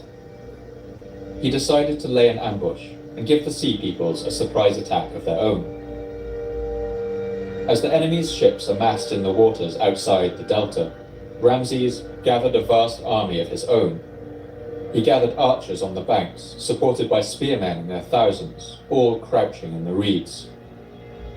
The tension must have been tremendous. All the soldiers of the Egyptian army holding their breath and waiting for that first sign of an enemy ship to come in from the sea. Then, at last, a ship came around the bend in the river. After that came another and another, until the whole seaborne might of the Sea Peoples was in sight. The Egyptians must have been able to hear the creak of 10,000 oars, the beating of the drums below the deck, the shouts of the helmsmen and soldiers within. The ships of the Sea Peoples drew nearer until they were within range, and then Ramses unleashed hell. The Medinet Habu inscription recounts what happened next. Those who reached my frontier, those who came forward together on the sea, the full flame was in front of them at the river mouth, while a stockade of lances surrounded them on the shore.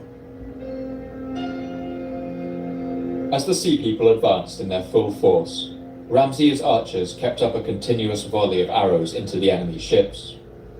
Panicked, the Sea Peoples attempted to land on the banks, but as they did, the Egyptian lancemen advanced out of the reeds and met them. While the enemy was held at bay, trapped and frantic on the river, the small Egyptian navy sailed in and attacked them too. They used grappling hooks to haul in the enemy ships, and the chaos of this battle is encapsulated in a sprawling low-relief carving in Medinet Habu. I'll post this on Twitter and Patreon so you can see for yourselves. But from what we can see, it's clear that this was a frantic struggle of ship-to-ship fighting. Men are impaled on spears, clambering onto the sides of ships, ducking arrows that whiz overhead. Boats overturn, spilling men into the river, and bodies float upside down in the frothing water. They were dragged in, enclosed, and prostrated on the beach, killed and made into heaps from tail to head. I have made them turn back from even mentioning Egypt, for when they pronounce my name in their land, they are burnt up with fear. In the brutal hand-to-hand struggle which ensued, the Sea People were overwhelmed. Ramses' plan had worked. The Egyptians were the first people to ever turn back these sea-going invaders and stop their campaign of destruction. The hearts are taken away, the soul is flown away, the weapons are scattered in the sea. Another key source for these tumultuous events is a document called the Harris Papyrus, found near Ramses' tomb in Medinet Habu. It's the longest known papyrus ever uncovered from Egypt, coming in at 41 meters long. That's longer than the wingspan of a Boeing 737, just for reference. In it, Ramses boasts about his triumph over the various groups of the Sea Peoples. I overthrew those who invaded. I slew the Dinar from their islands. The Tajuka and the Pellucids were made ashes. The Shardana and the Reshesh of the sea were made as those that exist not. I brought captives to Egypt, numerous as the sand of the shore. The Egyptians were victorious. They had repelled the invasion, but this alone would not save them. To see why, you just have to look at the situation that surrounded it. Egypt now stood alone in a devastated region, like the hero at the end of a disaster movie. Every land around them had been gutted and reduced to ash. Vast and ancient civilizations, the Mycenaeans, the Hittites, Ugarit, the Kassite dynasty of Babylon, all of these venerable societies had collapsed utterly, and civil order had given way to chaos. Those precarious trade routes we talked about at the start of the episode were now broken, and Egypt's economy went into a steep and unstoppable decline. By the end of the Late Bronze Age, Egypt was utterly diminished, a shadow of its former self. As other enemies encroached on its borders, Egypt was able to fight them off, but its treasury became so depleted that it would never fully recover its imperial power. The first known workers' strike in recorded history happened during the 29th year of Ramses III's reign. It happened when Egypt could no longer provide food rations for its elite royal tomb builders and artisans in the village of Deir el-Medina.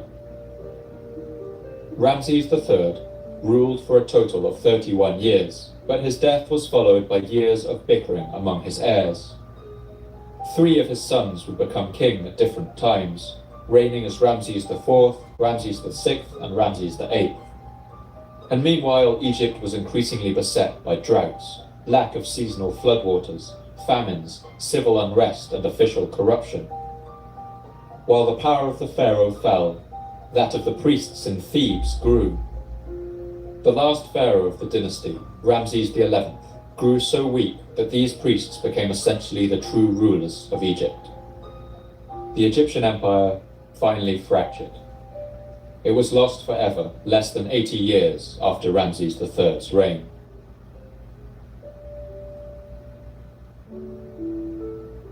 Earlier, I used the example of the city-state of Ugarit to show the vast destruction that could be wrought by the Sea Peoples, and to paint them as a terrifying alien invasion responsible for the Bronze Age collapse.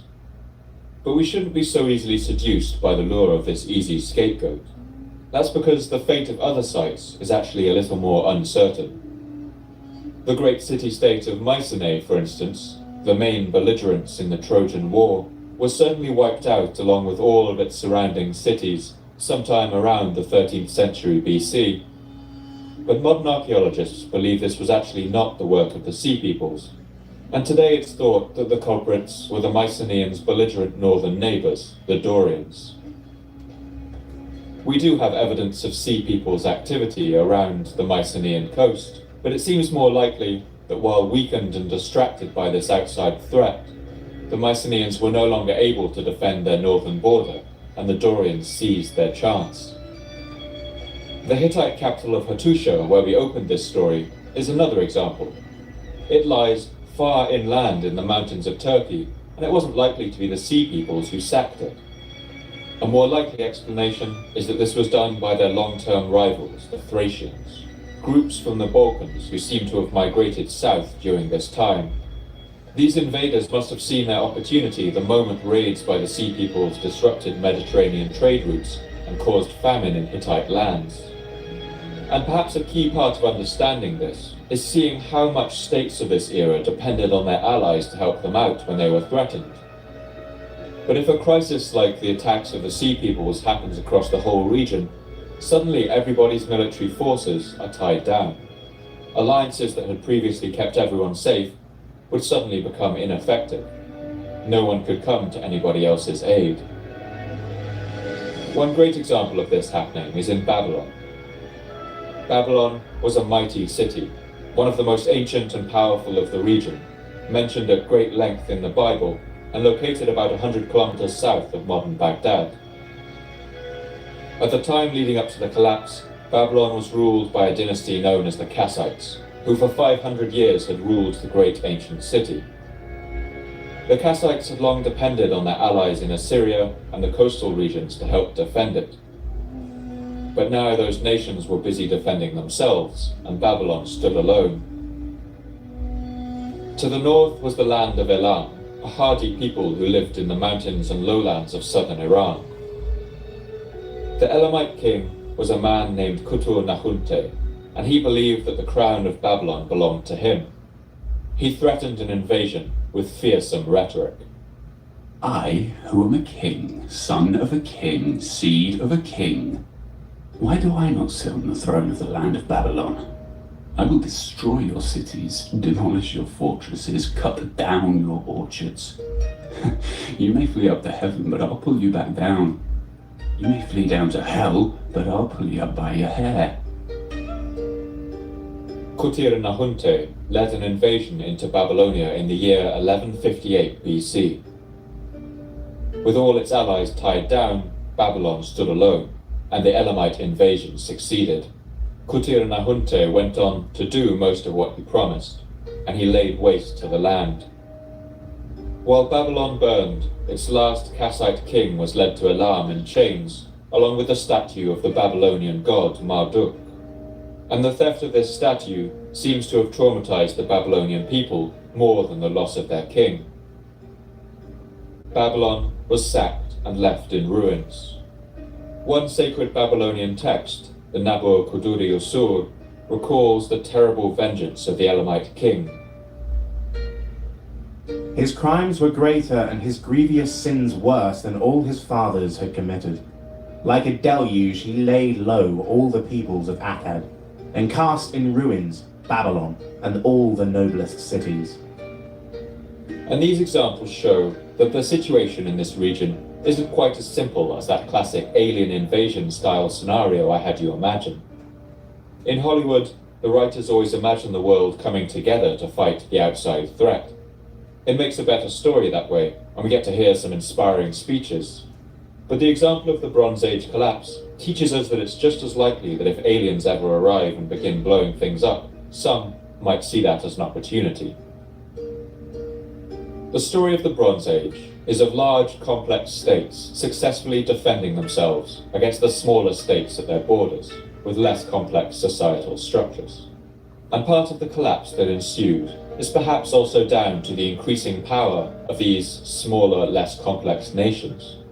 During the Bronze Age, empires like Egypt, Mycenae, and the Hittites had monopolies over the production of weapons, the importation of horses, and the building of chariots. Smaller, less complex states simply couldn't compete in those areas. But the power of these smaller states was beginning to grow at this time due to one very important thing. One thing that would bring the Bronze Age to an end forever. And that thing was iron. Iron had been in limited use since as early as 3000 BC, and early people even worked the iron they found in meteorites that fell to the earth. It was considered a sacred metal, perhaps due to its magnetic qualities. But as an everyday practical object, iron presents a number of problems. It's much harder to work than the copper and tin that go into bronze. Tin, for instance, has a very low melting point of 232 degrees centigrade. If you wanted, you could melt it on your kitchen stove. But iron requires a huge amount of heat to melt, over 1500 degrees. This requires advanced furnaces and special technology that took millennia to develop, but at this time was beginning to permeate across the region. But iron on its own isn't that useful. It's brittle and it easily breaks. The knowledge of how to turn iron into steel, mixing it with the right proportion of carbon, would transform it into a metal just as sharp and hard as bronze, but much cheaper and more readily available. Soon, even tribal societies and tiny kingdoms could afford cutting-edge weaponry.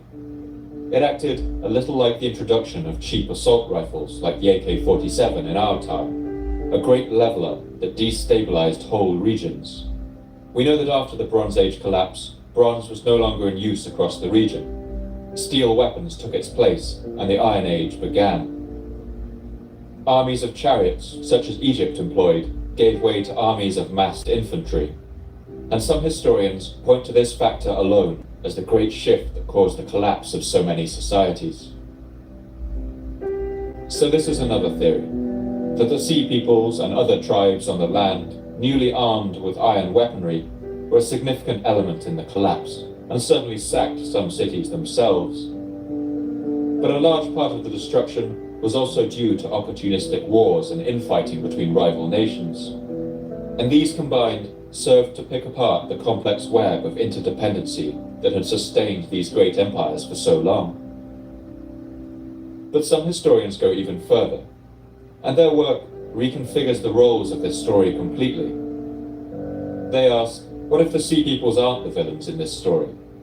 What if they weren't the perpetrators in the collapse of civilization, but another set of victims?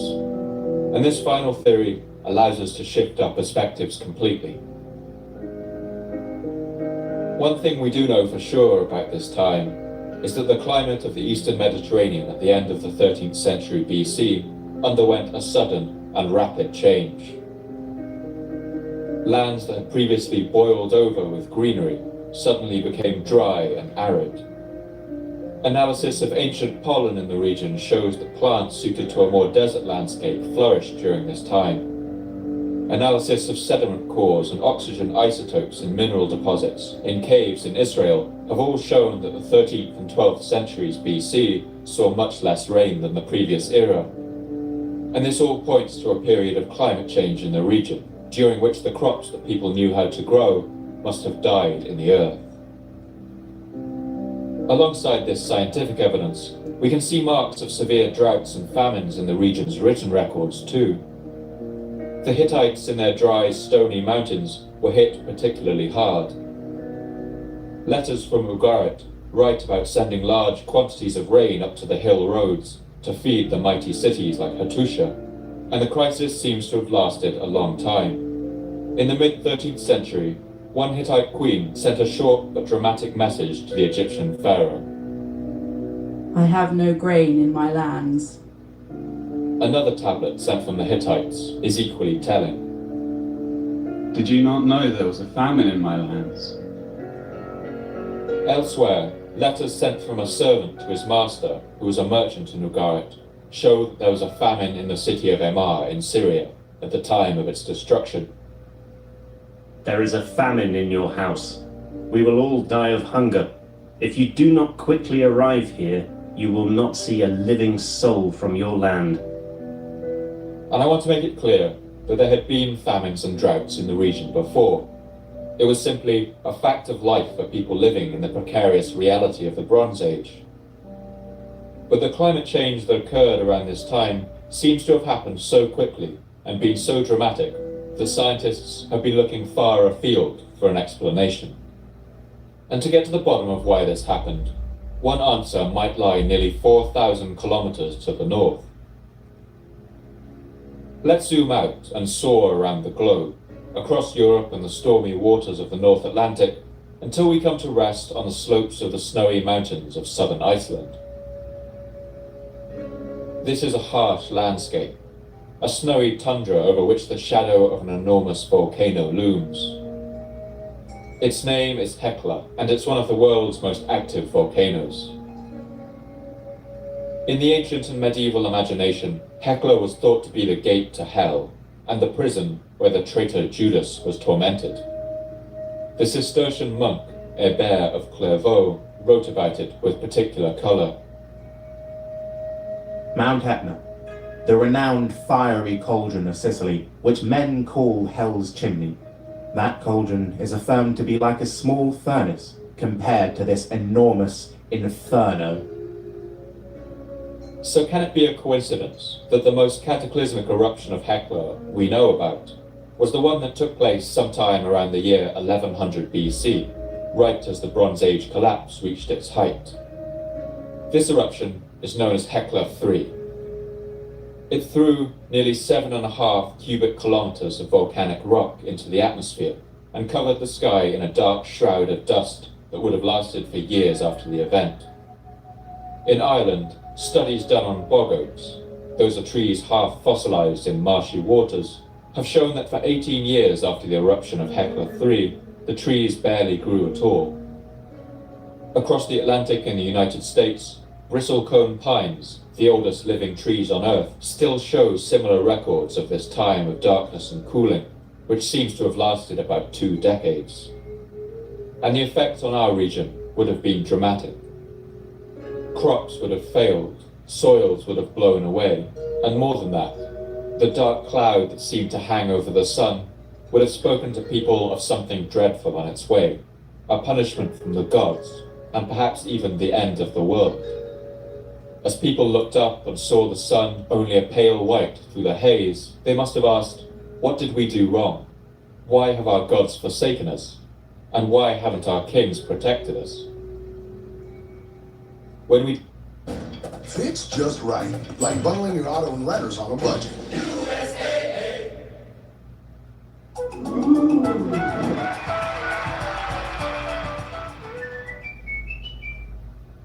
Booking.com has all kinds of stays because some want a house in the desert. Others do not. Find exactly what you're booking for. Booking.com, booking.yeah. Can the V6-powered Nissan Frontier out-monster a monster truck? Not that you would, but you could. Nissan, #1 in new vehicle quality.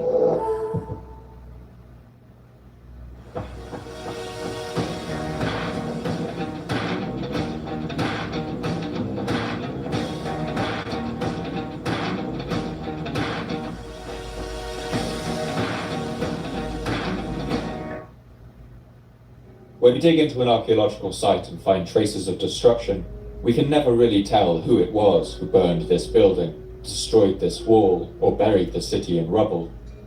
But some historians now think that some of the destruction of the Bronze Age may have occurred due to uprisings and rebellions within the kingdoms. If the gods were angry at the king, so were the people. The spread of iron weapons would have also empowered these mobs and allowed them to arm themselves with weaponry previously unseen outside of a professional army. And I don't want to do too much speculation, but with famine, drought, and disease spreading, I think there's a good chance that the citizens of some of these ancient empires simply rose up and burned their own cities to the ground. And the thing is, if we buy the theory of the Hekla 3 eruption, it forces us to re-evaluate our portrait of the Sea Peoples as a marauding armada of destruction. Were the Sea Peoples, in fact, refugees? Imagine the situation. You are a citizen of an island in the Mediterranean, say Sardinia or Sicily, and one year the sky turns dim. The sun peeks through the grey haze, a pale white. Drought soon follows, and the crops no longer grow. Starvation begins to set in on your island. Chaos begins to spread. There are riots for food, and everywhere people are saying the gods are angry, that the world is dying. And then the next year at harvest time, the same thing happens. The sun is still weak, and the crops still don't grow. And now waves of people begin arriving in your lands. Hungry people from the far north where the sun is even dimmer, where the worst winters in living memory are ravaging the lands, when nothing grows. What do? Do you stay and hope the sun comes back? Hope the crops grow next year? Do you hope that your new and hungry neighbors are friendly? Or do you band together? My guess is that you do one of the things you do best. You build ships. And then you set sail for somewhere else, somewhere where the sun might still shine. It's easy to imagine this band of seagoing nomads starting small. They go from place to place, trying to find somewhere the gods haven't abandoned. But it's the same everywhere. Society is disentangling in the wake of famines and droughts that last for years, and wherever they go, more desperate people join them. They get stronger, and in desperation they resort to theft. They steal from merchant vessels and then small villages. They capture prisoners and gain new recruits. Their strength grows and grows until it becomes truly overwhelming, an army of the sea. It seems no one can stand in their way. A roving band of refugee warriors roaming the oceans in search of somewhere to call home. I find this portrait of the Sea Peoples the most convincing. I think it makes sense of their mystery, how such a vast force of diverse peoples suddenly looms out of the sea with seemingly no direction, no leaders, and no command structure. If this portrait of them is true, then the Sea Peoples must have been anarchic, probably changing leaders frequently. There would have been opposing goals within the group. Some would have wanted to find land to settle, others just to loot and burn. And when they met their deaths in the shady shallows of the Nile Delta, at the hands of Pharaoh Ramses III, they must have felt the utter hopelessness of their situation bear down on them. They were people without a land who had brought so much destruction to the homes of others, and their final desperate gamble to seize the lands of Egypt had failed. If this sounds like too much of an unhappy ending, then I should at least mention that some of the Sea Peoples, at least, escaped total destruction in the marshes of the Nile. In fact, one of the groups that made up their wandering army seems to have settled down in the region of what is today Gaza in southern Palestine.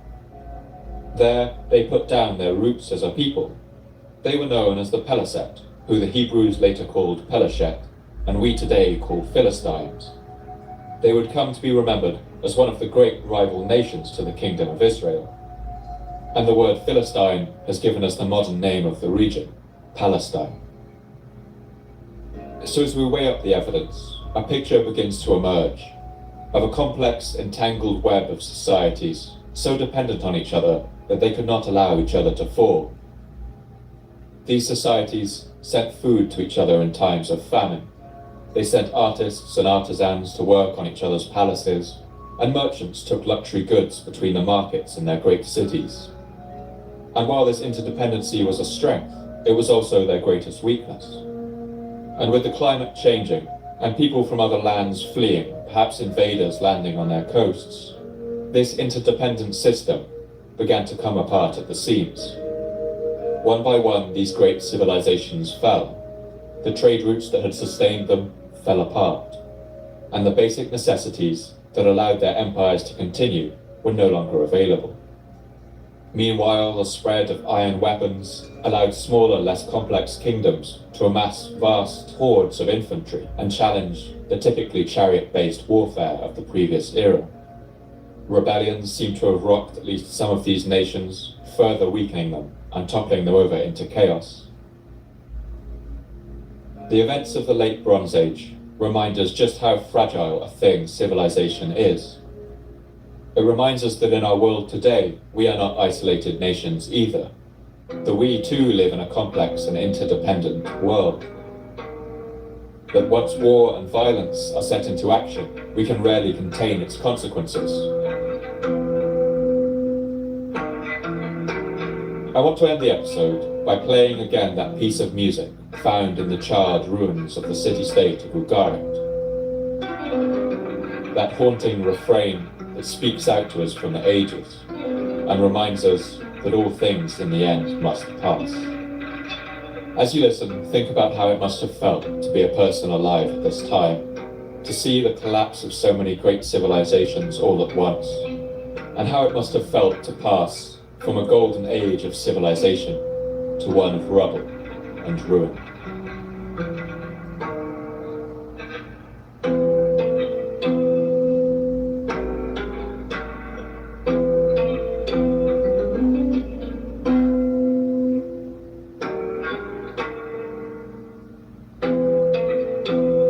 Thank you for listening to the Fall of Civilizations podcast. I've been Paul Cooper. I'd like to thank all my voice actors for this episode: Jake Barrett Mills, Helena Bacon, Jacob Rowlinson, and Shem Jacobs. Special thanks to Brian Chiobi for being my Ramses III on this episode, as well as the musician Michael Levy for his rendition of the Hurrian hymn. Do check out his album called An Ancient Lyre, which is available on iTunes. And special thanks to Kevin MacLeod for all other music played on this episode. Do check out the rest of his work on incompetech.com. I love to hear your thoughts and responses on Twitter, so please come and tell me what you thought. You can follow me at Paul NM Cooper. And if you'd like updates about the podcast, announcements about new episodes, as well as images, maps, and to see behind the scenes, you can follow the podcast at Fall of Civs Pod, with underscores separating the words. This podcast can only keep going with the support of our generous subscribers on Patreon. You keep me running, you help me cover my costs, and you also let me dedicate more time to researching, writing, recording, and editing to get the episodes out to you faster and bring as much life and detail to them as possible. I want to thank all my subscribers for making this possible. If you think you can spare anything, please do head over to Patreon and support the podcast today. For now, all the best, and thanks for listening. We don't cut corners. Hard to find them with all this space. Bundle home and auto, and you're protected 365, 724. 24/7, 365. Tomato smile. Years, searching for a new place to call home. They called themselves the Mexica, but today we call them by a name derived from their mythical homeland, Aztlan. These were the people who would one day be called the Aztecs. We can imagine how these weary desert travelers must have felt when they crested the hills and saw the wide green valley of Mexico stretch out before them. They would have seen the cities scattered out around the lake, glittering like jewels, and they must have thought that surely, somewhere in this bountiful place, they could find a place to call home. But they were soon to be disappointed. The steady flow of people migrating south into the valley had increased the population density.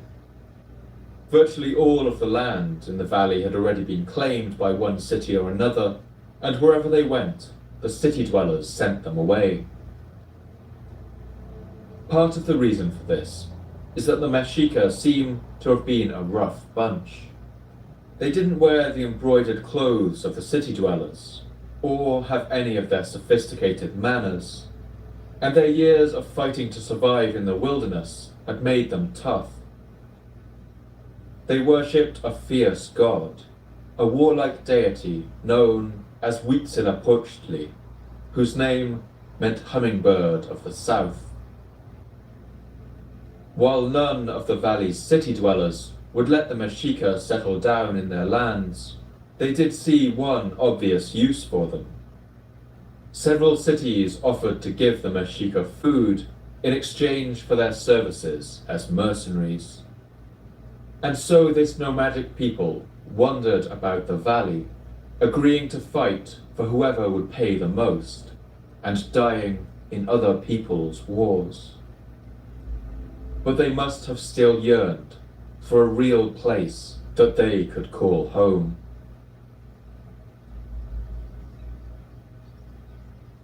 After 25 years or so of fighting for other people, the Mexica must have realized that no one was going to give them a home. They would have to build one for themselves.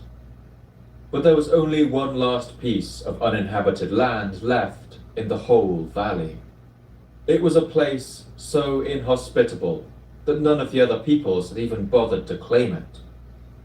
It was nothing but a marshy strip of land lying some way out in the water off the western shore of Lake Texcoco.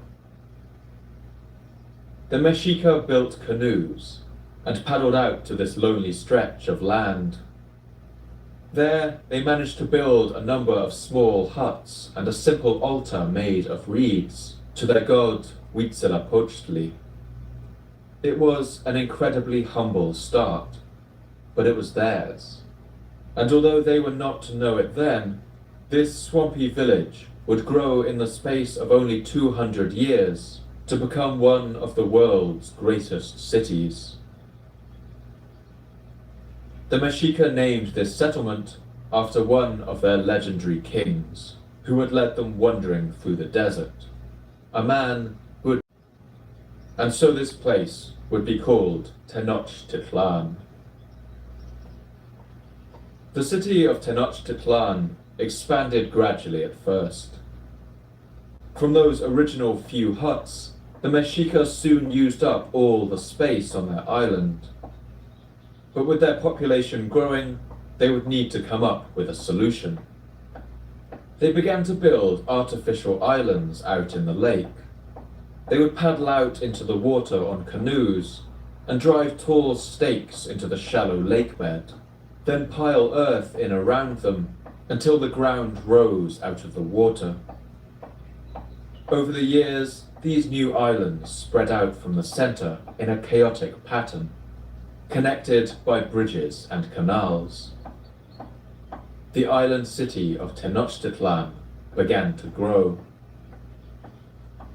If you return to see Tenochtitlan a century later, in the early decades of the 1400s, the city would have been unrecognizable. It would have looked something like Venice. The city was now joined to the mainland by 3 great causeways, branching out to the north, south, and west. These were broken in the middle by wooden drawbridges, which were raised at night for security. To the east, the great expanse of the lake stretched out, although on a clear day it was possible to just about see the other shore and the city of Texcoco that rose there. Tenochtitlan was surrounded by island gardens called chinampas. The Mexica built these by weaving together sticks and reeds to make underwater fences, which were then filled in with fertile earth. They used these island gardens to grow all kinds of crops, from maize, beans, and squashes to tomatoes, chili peppers, and all kinds of decorative flowers. The farmers paddled between these gardens in their canoes, carrying sprouted plants and tools, and bringing back the crops in baskets. Since a number of mountain springs fed into Lake Texcoco, its water had an unusually high salt content, and so the production of salt was another key industry of the area. One 16th century Spanish observer named Pedro Martir described seeing the Mexica engage in this practice. They take the lake water, which is salty, and lead it through ditches into depressions where they thicken it. Once thickened, they boil it and then form it into balls and loaves, which they take to markets or fairs to exchange for other things. Only the subjects of the Aztec king have access to this salt, and never those who disobey his commands. As well as farming, the Mexica would have fished and hunted. Migratory birds like geese were particularly abundant in the winter months, as the Spanish visitor Ortiz de Montellano recalls. There are great multitudes of birds on the Mexican lagoon. There are so many that in many parts it looked like a solid lake made of birds. This happens in winter, and the Indians harvest many of them. The Mexica also supplemented their diet with other sources of protein. Among these were several species of insect, including one they called the Ashayacatl, a kind of marsh fly. Another Spanish writer, Hernando Fernandez, writing in the 16th century, describes how the Aztecs prepared this food. The Ashayacatl is a small fly, which in certain seasons is collected with nets from the lake in such great quantities that great numbers of them are cut up and mixed together to form little balls, which are sold in the markets throughout the year. The Indians cook them in salty water wrapped up in maize husks, and prepared in this way they comprise a good food, abundant and agreeable. Other sources of food include fish eggs, eaten as a kind of caviar, and even the eggs of the Ashayacatl fly itself, which were laid in enormous numbers on the mudflats and reed beds of the lake. In Nahuatl, these eggs are known as ahuautli, which loosely translates to wheat of the water. The Mexica ground these eggs into a paste, baked them into cakes, and flattened them out in tortillas. Both the Ashayacatl fly and its eggs were made up of 60% pure protein, making them an exceptional dietary source. As a snack, the Mexica also liked one species of aquatic worms they called oquilishtac, which they toasted with salt. With this abundance of available food and ingenious farming techniques, a population boom took place in Tenochtitlan. It grew in the space of only a century, until it housed at least 200,000 people, larger than either London or Paris at the time. In fact, it was likely larger than any city in Europe. It soon covered a rough square of around 3 kilometers on each side, and this rapid growth had a transformative effect on the Mexica people. The rough bunch of Mexica warriors who had first arrived in the valley would have now been unrecognizable. They were a sophisticated and settled people. They successfully absorbed the old cultural traditions of the Toltecs and Teotihuacan, adopting their culture of pyramid building and stone carving. They welcomed craftsmen and learned people from all the other cities of the valley, absorbing their customs and developing astonishing skills of engineering. In 1418, the Mexica began the construction of a vast series of stone aqueducts, stretching for 4 kilometers across the lake over a series of artificial islands. These brought clean, fresh water right into the heart of the city. The Mexica also built an enormous dam that helped protect the city from seasonal flooding. Tenochtitlan was divided into a number of key districts. In the north was Quepopan, or the place where the flowers bloom, and in the west, Moyotlan, the place of the gnats. To the east was Azcapotzalco, the place of the herons, and I'll post a number of incredibly beautiful maps of the city on Patreon, so you can picture its exact layout for yourself. The humble reed shrine that the Mexica first built had now been replaced by an enormous pyramid, standing at the head of a courtyard measuring 0.5 kilometer squared. Each new king had expanded this pyramid, building around and on top of the existing structure, so that today you can still see the remains of its previous versions inside its ruins, looking something like a Russian doll. This is where the great stone disc with the image of the goddess Coyolxauhqui lay, waiting to be discovered by those Mexico City electrical workers 500 years in the future. That stone once formed the base of the steps leading up to this pyramid. The city of Tenochtitlan was a place of pleasure and luxury. It had a botanical garden and even a zoo where animals were kept. Two innovations that Spanish visitors later found remarkable, since they had seen nothing of the kind back in Europe. Drinking alcohol was strictly forbidden in Mexica society. Punishments for being found drunk in public were severe and could even result in death, although it's clear that many people did it anyway. They drank something called pulque, a particular kind of milky alcohol brewed from the agave plant. If you walked the streets of Tenochtitlan in the 15th century, you might also see groups of people eating hallucinogenic mushrooms or drinking them in tea. These mushrooms were used widely by the Mexica for recreation, and especially among the poets and priests, for whom they took on a religious significance. One piece of oral poetry recorded in the Florentine Codex is just one example in which the effects of these narcotics were mentioned. I have drunk fungus wine, and my heart weeps. On earth I have only pain. It matters nothing. We are all precious jewels of the god strung on a thread. We are all together jewels on his necklace. One of the city's most remarkable sights could be found in the northern part. Here, in the district of Tlatelolco, a great market was held.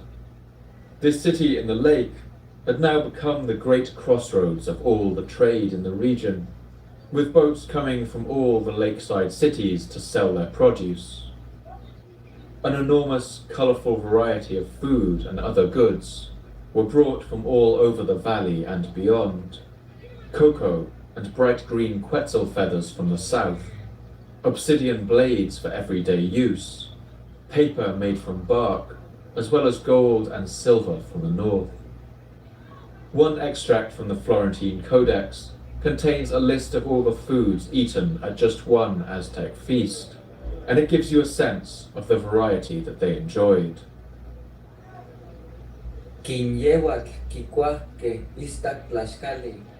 They ate white tortillas, grains of maize, turkey eggs, turkeys, and all the fruits: custard apple, mamey, yellow sapote, black sapote, sweet potato, manioc, white sweet potato, jicama, plum, jobo, guava, avocado, acacia, American cherry, and tuna. Clothes and textiles were also sold in the great market of Tlatelolco, woven in all the different colourful patterns that the Aztecs made. They gave them all the different kinds of precious cloaks they carried, like those mentioned here: the sun-covered style, the blue-knotted style, the style covered with jars, the one with painted eagles, the style with serpent faces, the style with wind jewels, the style with turkey blood, or with whirlpools, the style with smoking mirrors.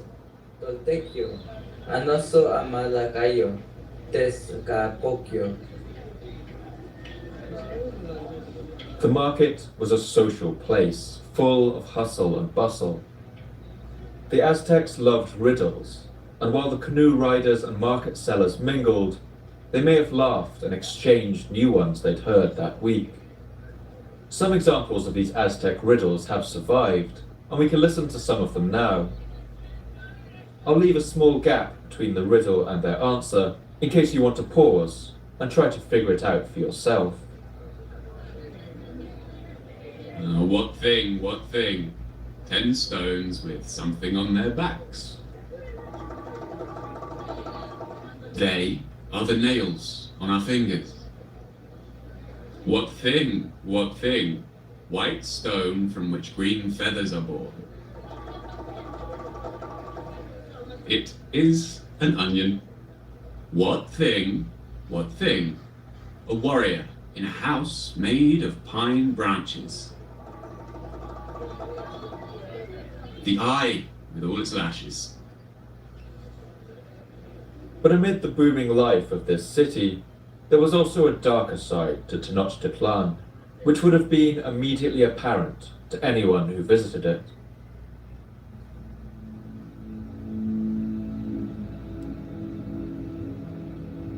If you were a tradesman arriving in the market of Tlatelolco, it would have been hard to ignore the vast pyramid rising from the district of Tiopan.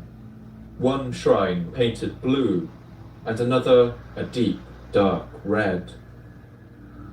The blue shrine was dedicated to the god Tlaloc, whose name meant wine of the earth. He was the god of rain and fertility, the god of life. Other gods the Aztecs worshipped include Tezcatlipoca, the god of night, and the famous Quetzalcoatl, the feathered serpent, who is often depicted as a kind of flying dragon.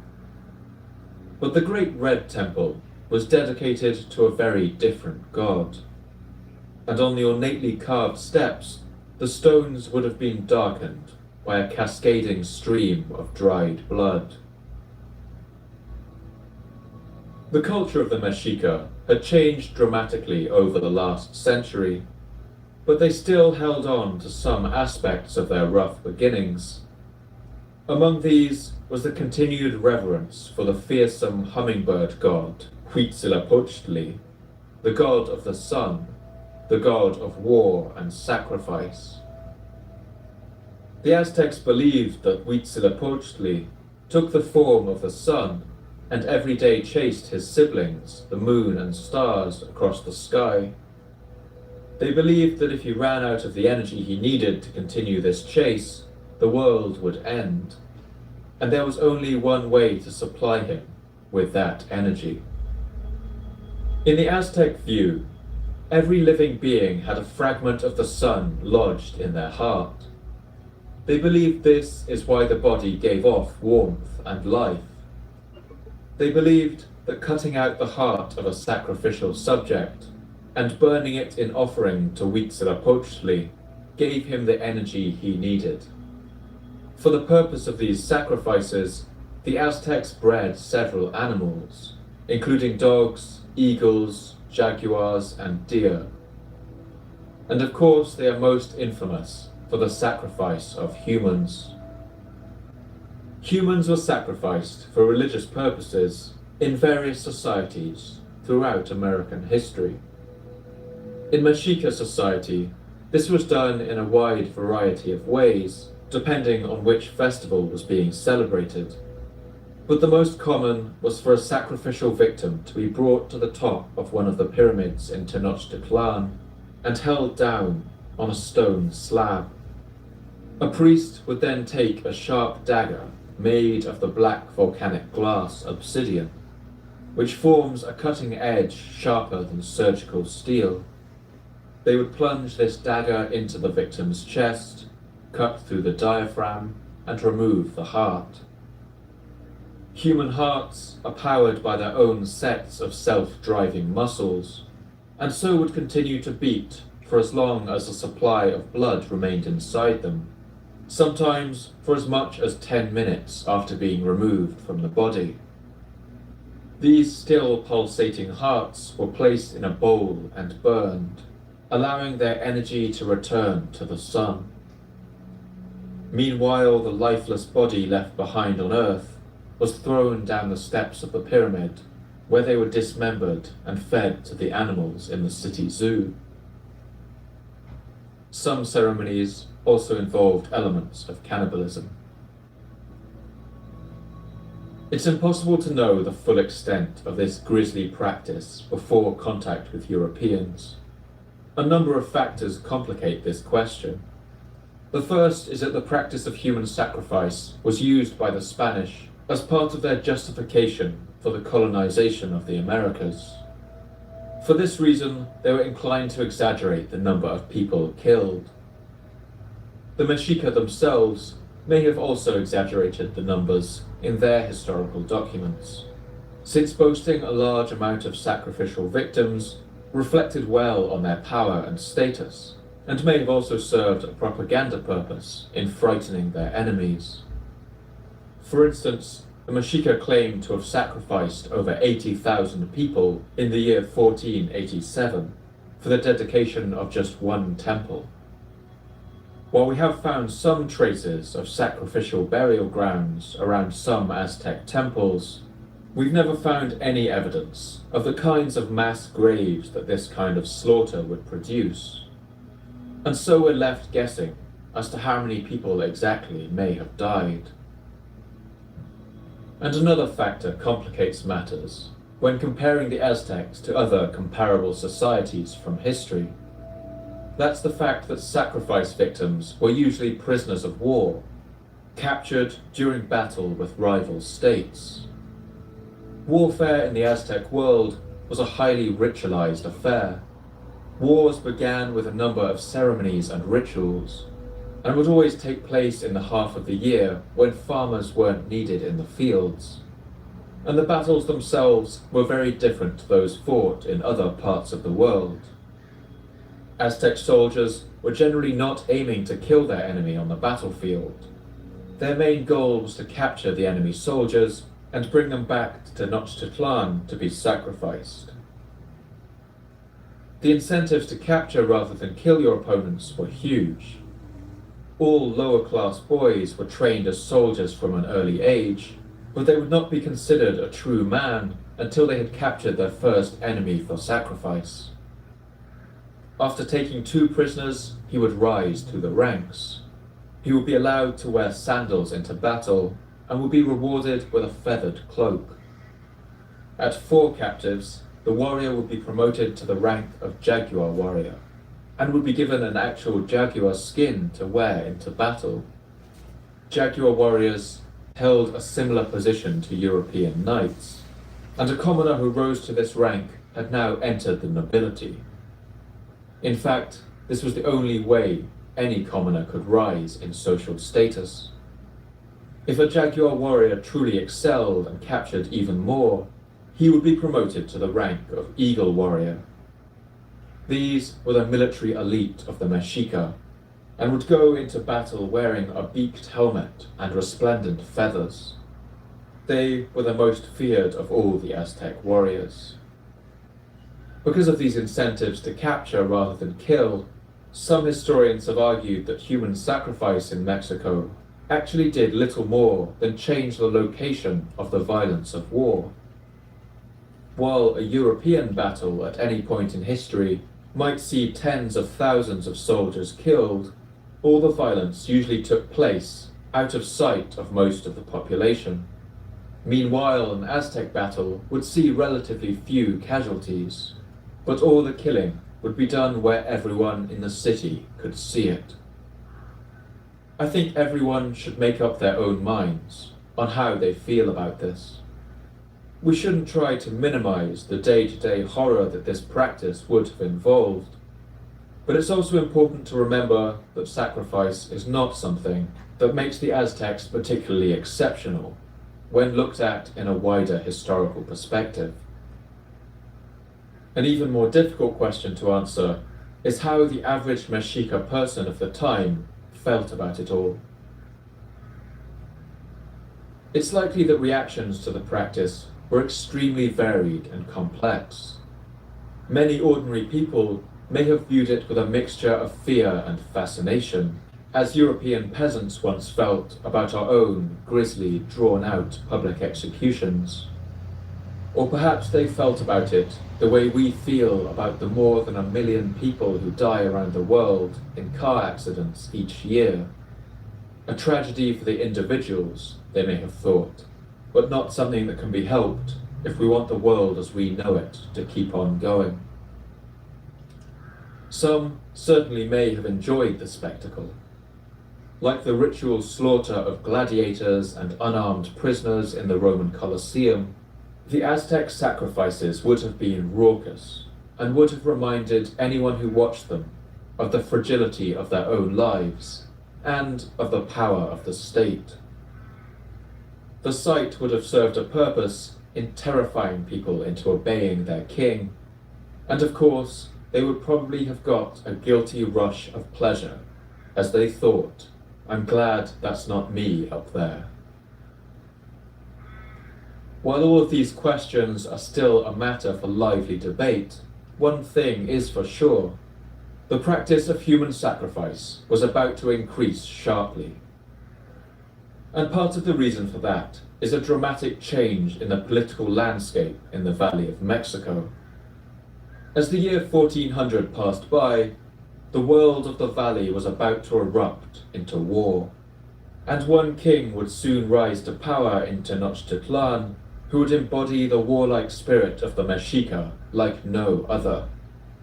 He would turn this booming island city into the hub of a powerful empire, and a military force that would eventually dominate the whole valley and beyond.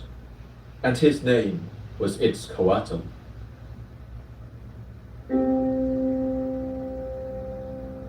Little is known about the early life of Itzcoatl. His name meant obsidian serpent, and it would prove fitting to his character. Itzcoatl was a noble in the court of the Mexican king Chimalpopoca. Chimalpopoca was his nephew, and had come to the throne at the age of 20. This young king had a kind heart, but he lacked a certain degree of strength and experience. At this time, the Tepanec people still ruled the Valley of Mexico, and Tenochtitlan, like the rest of the valley, was under their thumb. And for good reason. The Tepanecs had a powerful army, supplied with fighting men by over 40 cities, and their capital city of Azcapotzalco controlled the shore of the lake, right where the three great causeways of Tenochtitlan met the land. And any time the aqueduct broke, its people needed the Tepanecs' permission to bring in new materials to rebuild it. And so Tenochtitlan didn't cause any trouble. They paid a regular tribute to the Tepanecs and agreed to send soldiers to fight in their wars. Part of why the Tepanecs had been so successful in the last century was down to the astonishingly long reign of their current king. His name was Tezozomoc, and if the Aztec records are correct, then by the year 1420, he was already over 100 years old.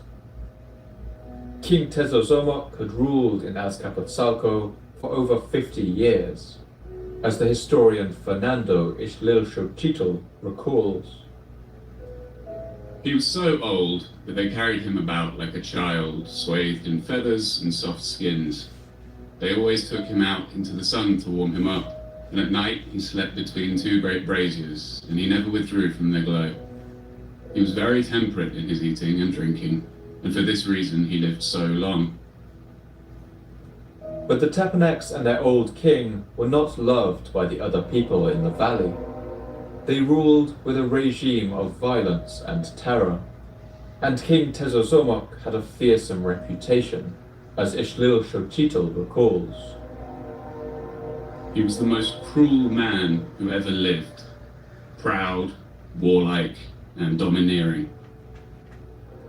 The Tepanecs kept the other cities of the valley in line, with a regime of targeted assassinations and military force. Any king standing in their way was soon likely to find men sneaking into his palace with obsidian daggers, ready to cut his throat as he slept. The invasion of a Tepanec army would usually follow soon after.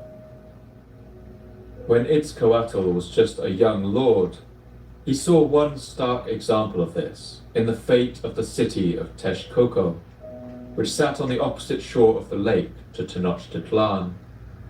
Texcoco was home to a young prince by the name of Nezahualcoyotl, who was one of the most fascinating characters in this story. Nezahualcoyotl's name meant hungry coyote, but for most of his early life he would have lived in the lap of luxury. That is, until his father, the king of Texcoco, got in the way of the ambitions of the Tepanec Empire. When Nezahualcoyotl was 15 years old, Tepanec assassins burst into his palace and murdered his father. Nezahualcoyotl hid from the assassins in the branches of a nearby tree and saw his father's death right before his eyes. When it was safe to come down, he fled the city. A Tepanec army soon marched on Texcoco. The Tepanecs demanded that the weak young king of Tenochtitlan, Chimalpopoca, also send troops to help in their war, and so the armies of Tenochtitlan helped the Tepanecs to burn down the city. The young prince Nezahualcoyotl, still grieving for his father and his slaughtered people, was forced to flee the only place he had ever called home. For 4 years, Nezahualcoyotl hid in the mountains, disguised as a commoner. He must have been terrified that assassins would find him and that he would soon meet the same fate as his father.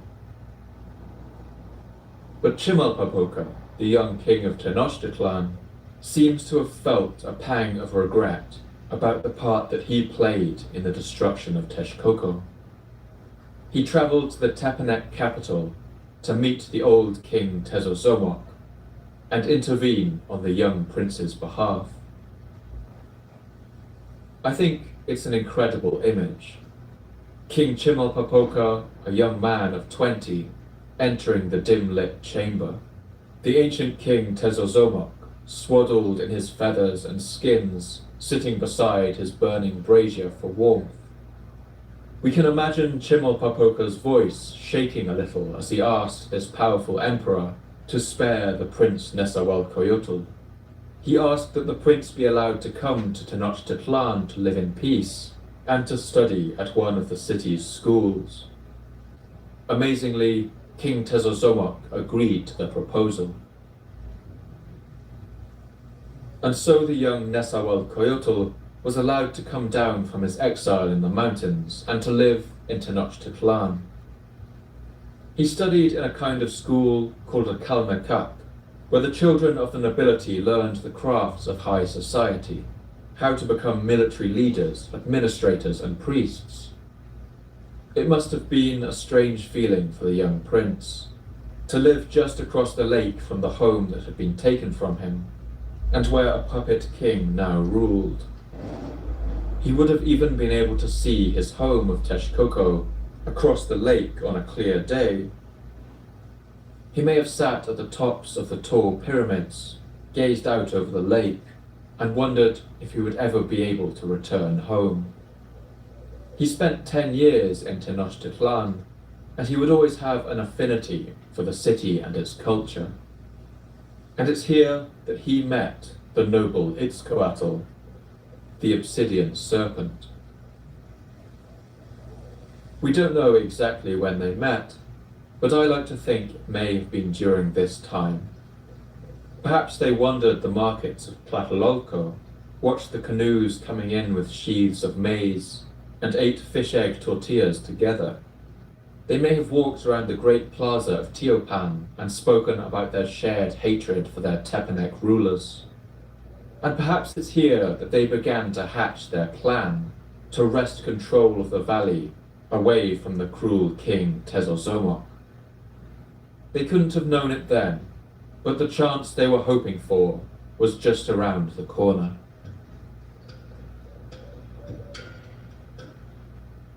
The reign of King Tezozomoc had been a golden age for the Tepanecs.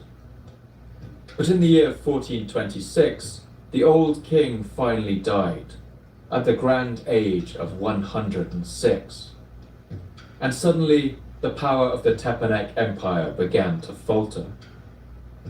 Tezozomoc had a great number of sons.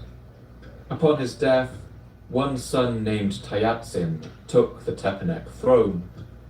But one of his brothers, a man called Mashtla, fancied his chances. Mashtla toppled his brother from the throne and seized the crown for himself. A full-blown succession crisis erupted, and civil war broke out across the Tepanek lands. And suddenly, the city of Tenochtitlan found itself right at the center of it. The kindly young king Chimalpopoca had a strong sense of fairness. He backed what he saw as the rightful king, but the usurper Mashtla was of course enraged. He began to exchange insults with Chimalpopoca, and at one point even sent him a gift of women's clothing. Chimalpopoca was by this time around 30 years old, but he still had that strain of youthful naivety. In the year 1427, he was lying asleep in his palace when a band of trained killers crept over its walls. They snuck into the bedchamber of King Chimalpopoca and killed him. The Tepanek usurper, King Mashtla, must have been delighted when he heard the news. But he didn't realize that he had scored something of an own goal. The death of the kindly King Chimalpopoca made way for another, much stronger king to rise in Tenochtitlan. Now was the turn of Itzcoatl, and he would spell the end of the Tepanek Empire. Itzcoatl partnered with the exiled prince Nezahualcoyotl, and together the two of them went from city to city around the valley, gathering people to their cause. And everywhere they went, they found people who had had enough of the Tepanek's rule. The Aztec chronicles record that they gathered an army of up to 100,000 men. And when the Tepanek's most loyal ally, the city of Tlacopan, joined the war on Itzcoatl's side, King Mashtla must have known that his days were numbered. But he didn't give up without a fight. The war raged on for 2 years. At first, the Tepaneks besieged Tenochtitlan. They knew that if they could take out the island city early on, the resistance to them would be destroyed. But the lake city was exceptionally well placed to withstand a siege, and so a steady stream of goods and reinforcements would have easily passed in and out of the city by canoe. Tenochtitlan held out until King Itzcoatl arrived with his army and sent the besieging Tepaneks packing. Their retreat quickly turned into a rout, and the combined forces of Itzcoatl and Nezahualcoyotl marched on the Tepanek capital of Azcapotzalco in the year 1428. They encircled it, broke down its walls, and burned it to the ground. The usurper King Mashtla was dragged back to the city of Tenochtitlan and killed at the top of its great temple. The era of Tepanek rule was over, and now a new power ruled in the valley. Prince Nezahualcoyotl returned to his home of Texcoco and ruled as its king, 10 years after he had fled as a frightened child. Itzcoatl also ruled in Tenochtitlan, and together with the smaller partner of Tlacopan, they formalized a treaty that would see them rule over the Valley of Mexico together. These 3 cities divided up the former Tepanek lands, and their kings agreed to cooperate in future wars of conquest, dividing the tribute between them. This was a treaty known as the Triple Alliance, and it would form the foundations of a true empire in the region, a power that would one day come to be known as the Aztec Empire.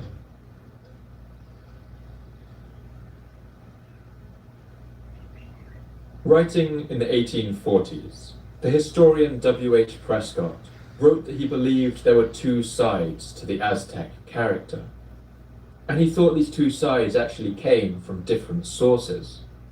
Their high-minded and austere culture, their refined etiquette, mathematical skills and love of poetry, must have been inherited from the refined ancient empire of the Toltecs, he wrote. But the other side of their character was also there, the side of blood sacrifice, the side that relished the thrill of battle and conquest.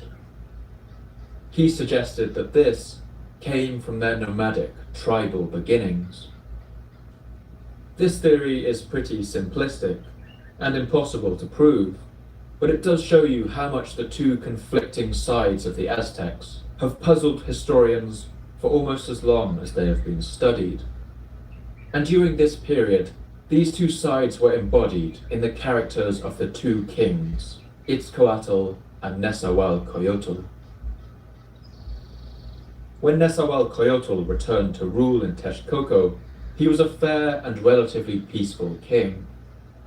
He built a temple there where he banned the practice of human sacrifice, and even the sacrifice of animals. He was also a lover of literature. He built a great library in Texcoco, gathering together all the manuscripts that he could, ornately painted documents written in pictographs on deer skin and bark paper. And he even wrote poetry himself, which was passed down by word of mouth before being written down by the Spanish in the 16th century. This extract from one of his more famous songs shows that Nezahualcoyotl believed that poetry helped to soothe the pain of living. Perhaps my friends will be lost. My companions will vanish when I lie down in that place. Flowers are our only garments, only songs make our pain subside. But his partner king, Itzcoatl, was different. He had the ambition of establishing this new triple alliance as an imperial power to surpass anything the Tepanecs had achieved, and he was happy to use any ruthless methods to do it. Helping him in this task was a shadowy figure known only to history as Tlacaelel. Tlacaelel had been the brother of the kindly King Chimalpopoca, killed in his bed by Tepanec assassins. But he had none of Chimalpopoca's softness. Throughout the war with the Tepanecs, he had acted as an advisor to Itzcoatl, and rose through the ranks of the royal court to become his chief advisor. He would hold this position through the reign of 3 subsequent kings, and some have claimed that throughout this time, Tlacaelel was the true ruler of the Aztec Empire. Although he was offered the crown multiple times, he always refused it, preferring to remain in the shadows, the power behind the throne.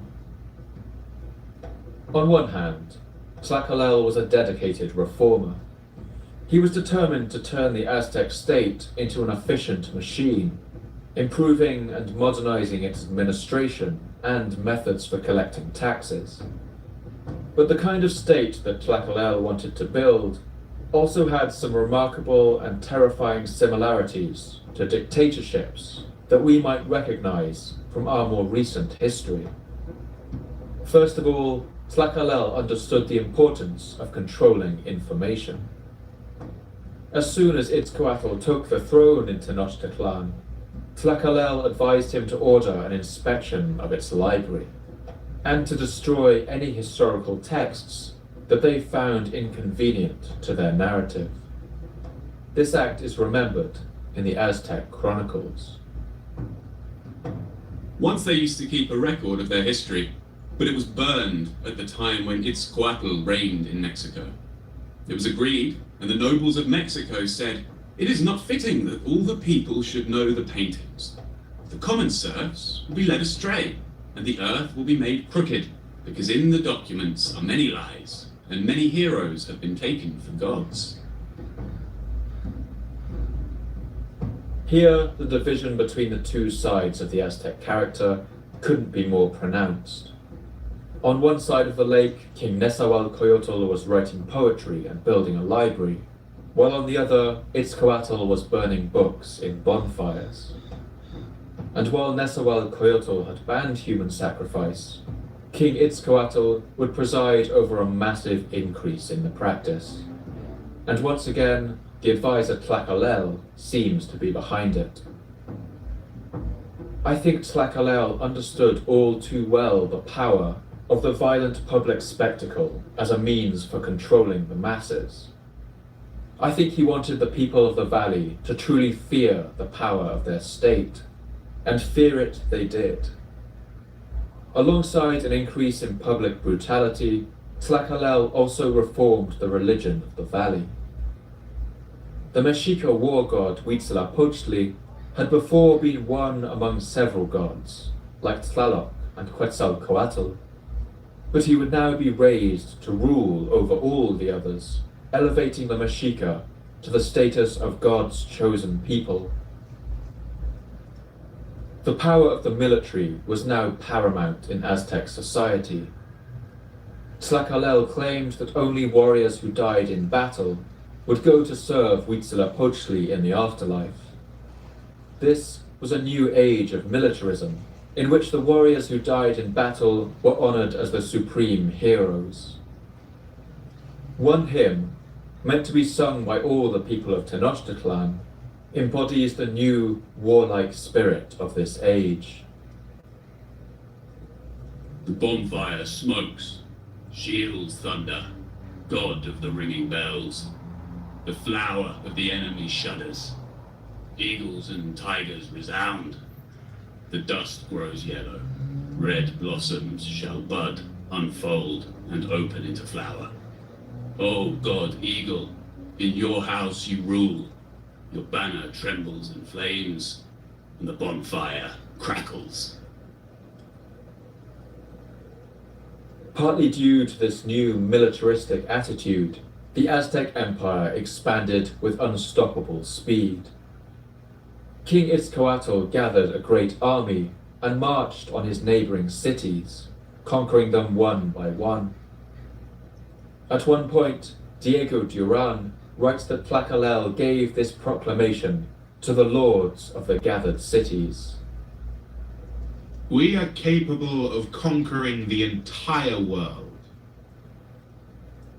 And for a time, that's what it must have looked like. Soon all the other cities around Lake Texcoco were subdued. Other states, alarmed by the rapid expansion of the Aztecs, gave in to all their demands without a fight and paid regular tribute. Soon, the Aztecs began to send their armies out beyond the valley, marching through the mountain passes cut between the volcanoes. When the king Itzcoatl died in the year 1440, a new king, Moctezuma I, rose to power. He reformed the Aztec Empire and massively expanded it, turning Tenochtitlan into the dominant party in the former Triple Alliance.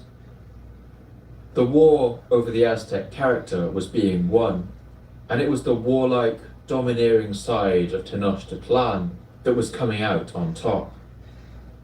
When Moctezuma I died, he was followed by the kings Ashayarkatl and Tizoc, who both expanded the empire even further, and all these kings had the same shadowy figure Tlacaelel advising them.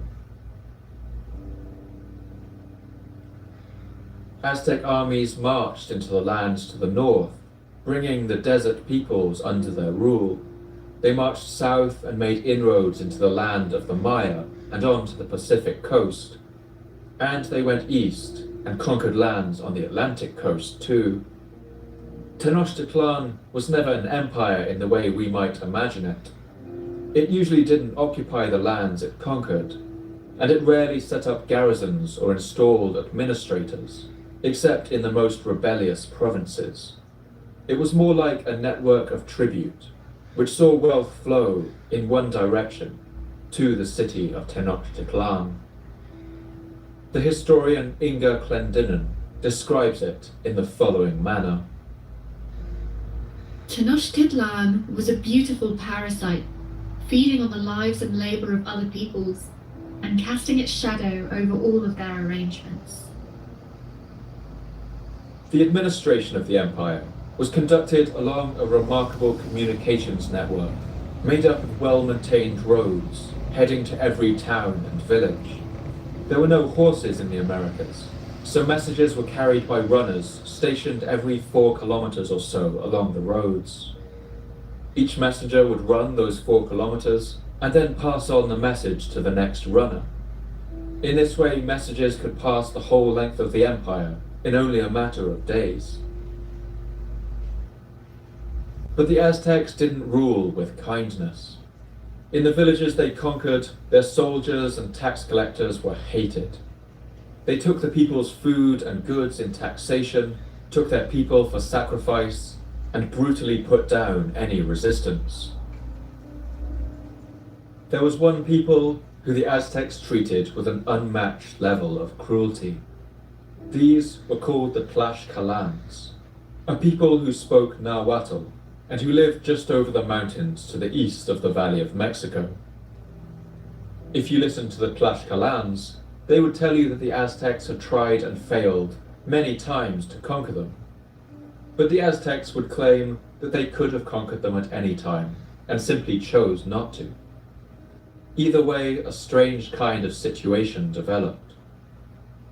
The Tlaxcalans remained independent, but they were at a constant state of war with the Aztec Empire. The Aztecs surrounded and blockaded them, stopping any luxury goods, such as salt or fine textiles, entering their lands. And the Tlaxcalans were also forced to compete each year in an event known as the Flower Wars.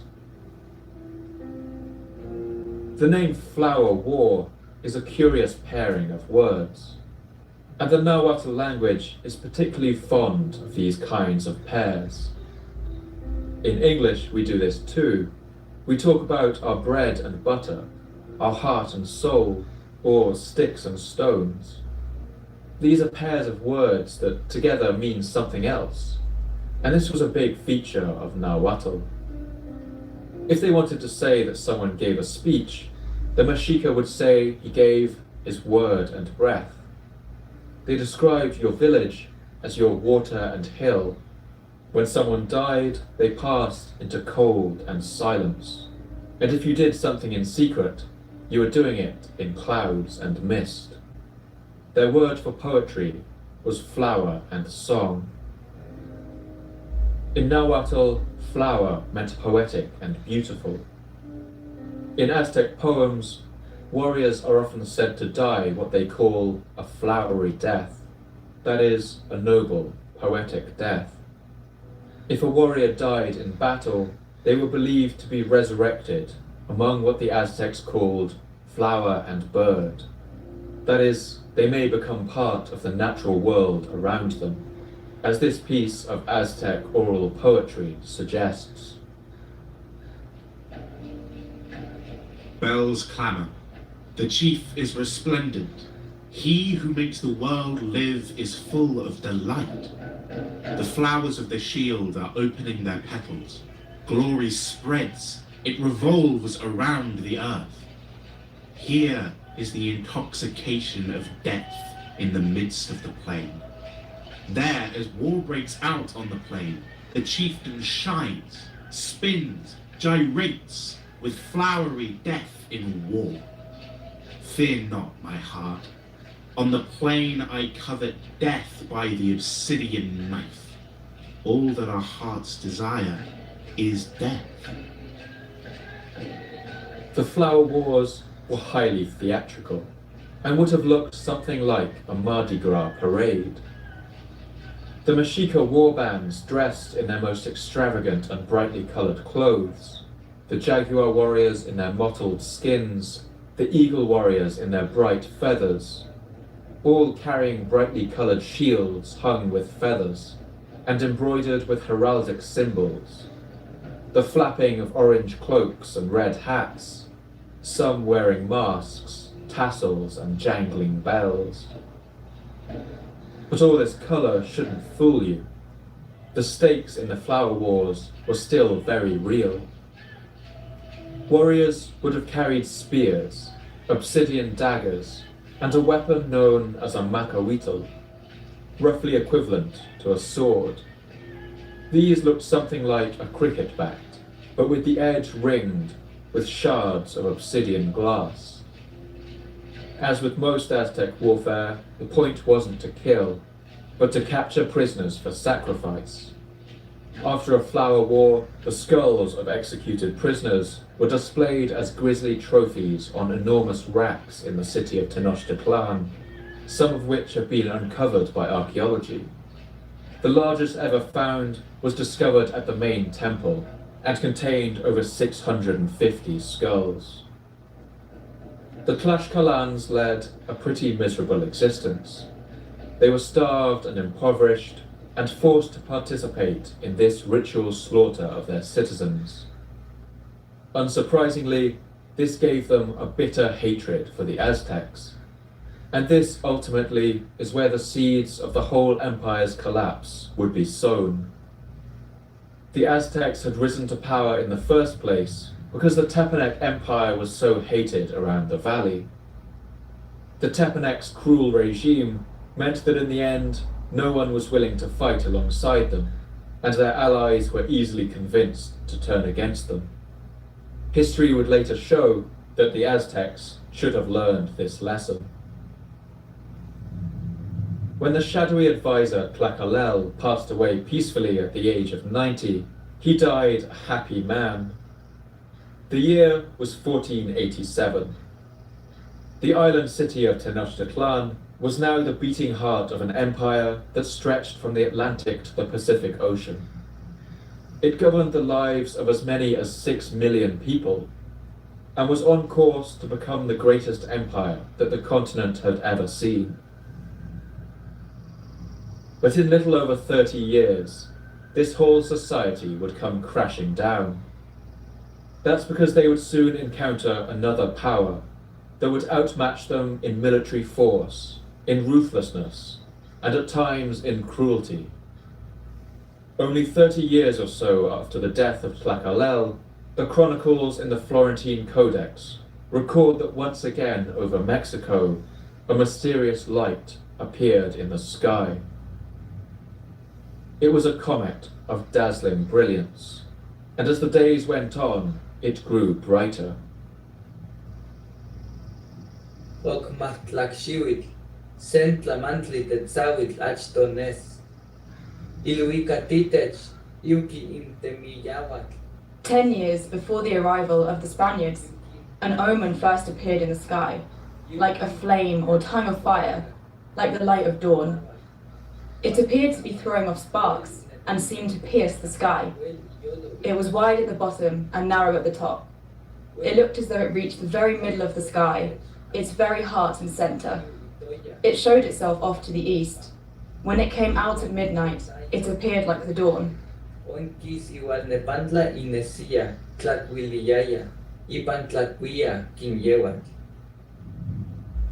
Although no one could have guessed it, this light in the sky was a harbinger of the end of the Aztec age.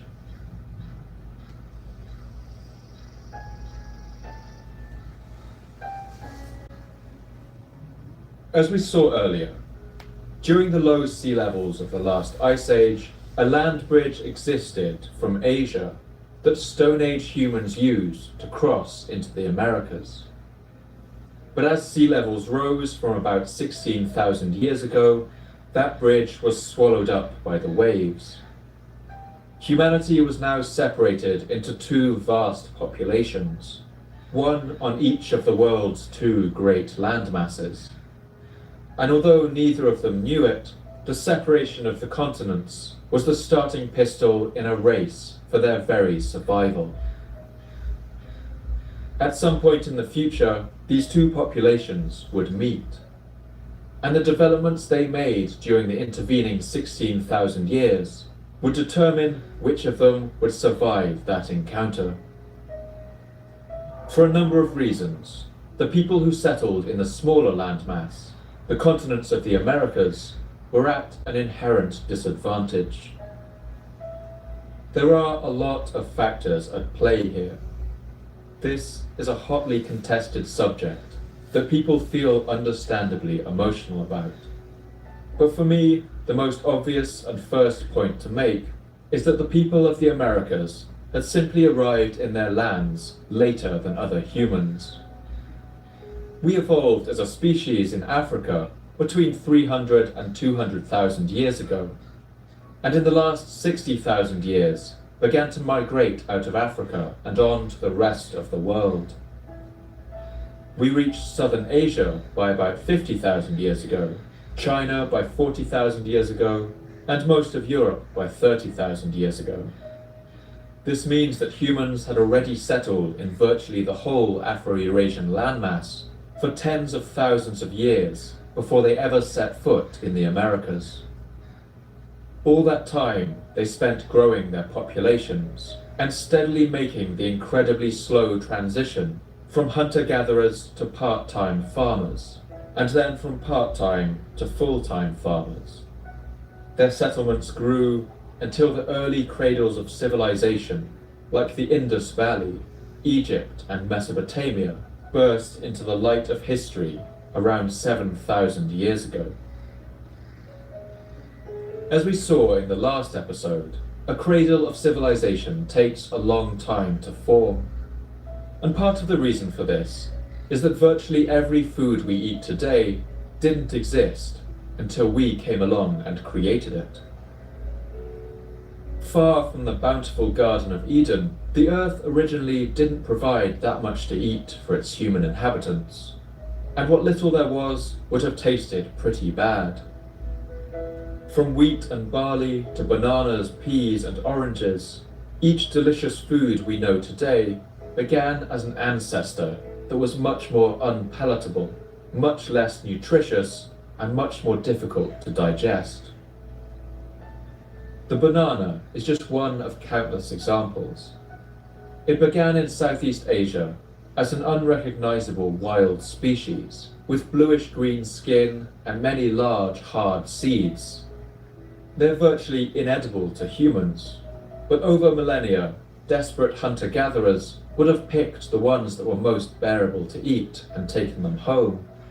The seeds from these would have grown near to their settlements, and later these early humans would begin to cultivate them in a more purposeful way, picking only the juiciest of their new crop to create the next generation. Incredibly slowly, so slowly that no one would have noticed the difference over their lifetime, the plant began to change. Its seeds got smaller, its flesh got sweeter and creamier, and its skin turned that deep yellow we all recognize today. We owe so much to the work of those thousands of nameless generations who tirelessly domesticated these plants. It took many thousands of years for the people of Mesopotamia to change wild mountain grasses into the nutritious wheat and barley that we know today. This process began as early as 10,000 BC, and from there these cereals spread to the rest of Afro-Eurasia. Peas and pulses like lentils were another of the earliest domesticated crops. Wild peas were even eaten by Neanderthals, as the 46,000-year-old remains from the Shanidar cave in Kurdistan seem to show. But modern peas were first domesticated in Iraq as early as 11,000 years ago. This was nothing short of an agricultural revolution that fueled the growth of early societies. As the quality of these foods improved, they offered greater nutrition to our diets, higher calories and more protein, and it became possible to support larger populations. But the people of the Americas were much newer to their lands. The earliest people to ever live in the Valley of Mexico would have only just arrived around the year 12,000 BC, about the time that peas and wheat were already beginning to be cultivated in Mesopotamia. These earliest Mexicans found huge herds of mammoths and other animals that could be hunted. It would have been several millennia before they began to feel the pressure to move away from their hunter-gatherer lifestyles. Due to this, one of the most common foodstuffs in the Americas, maize or corn, only began to be domesticated around 7,000 years ago.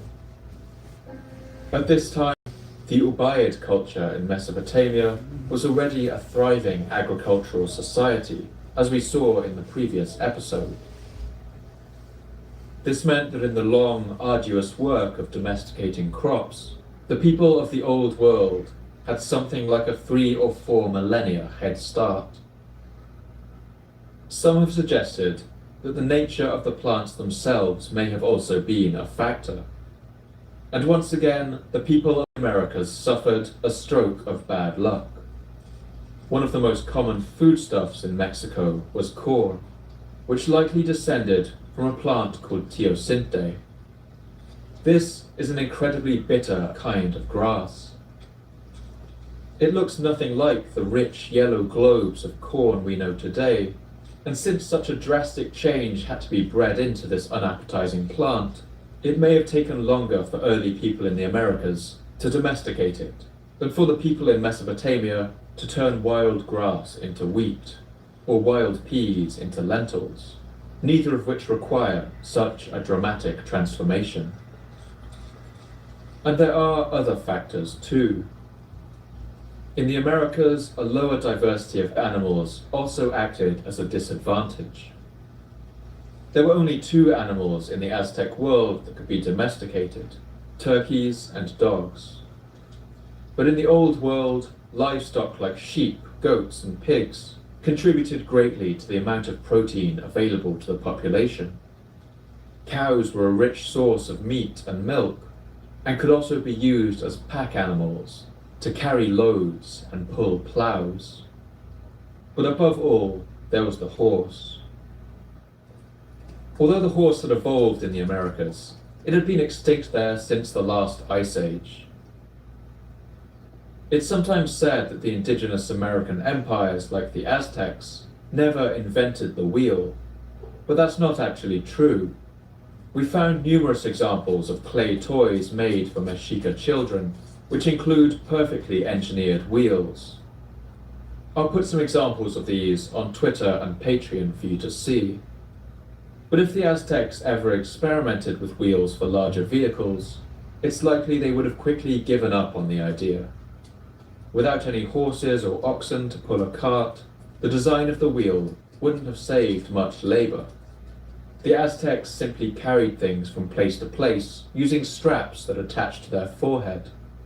This worked well enough for them, but it tied a large proportion of the population down in manual labor. And compared to the horse-driven power of the Old World, it was just another setback.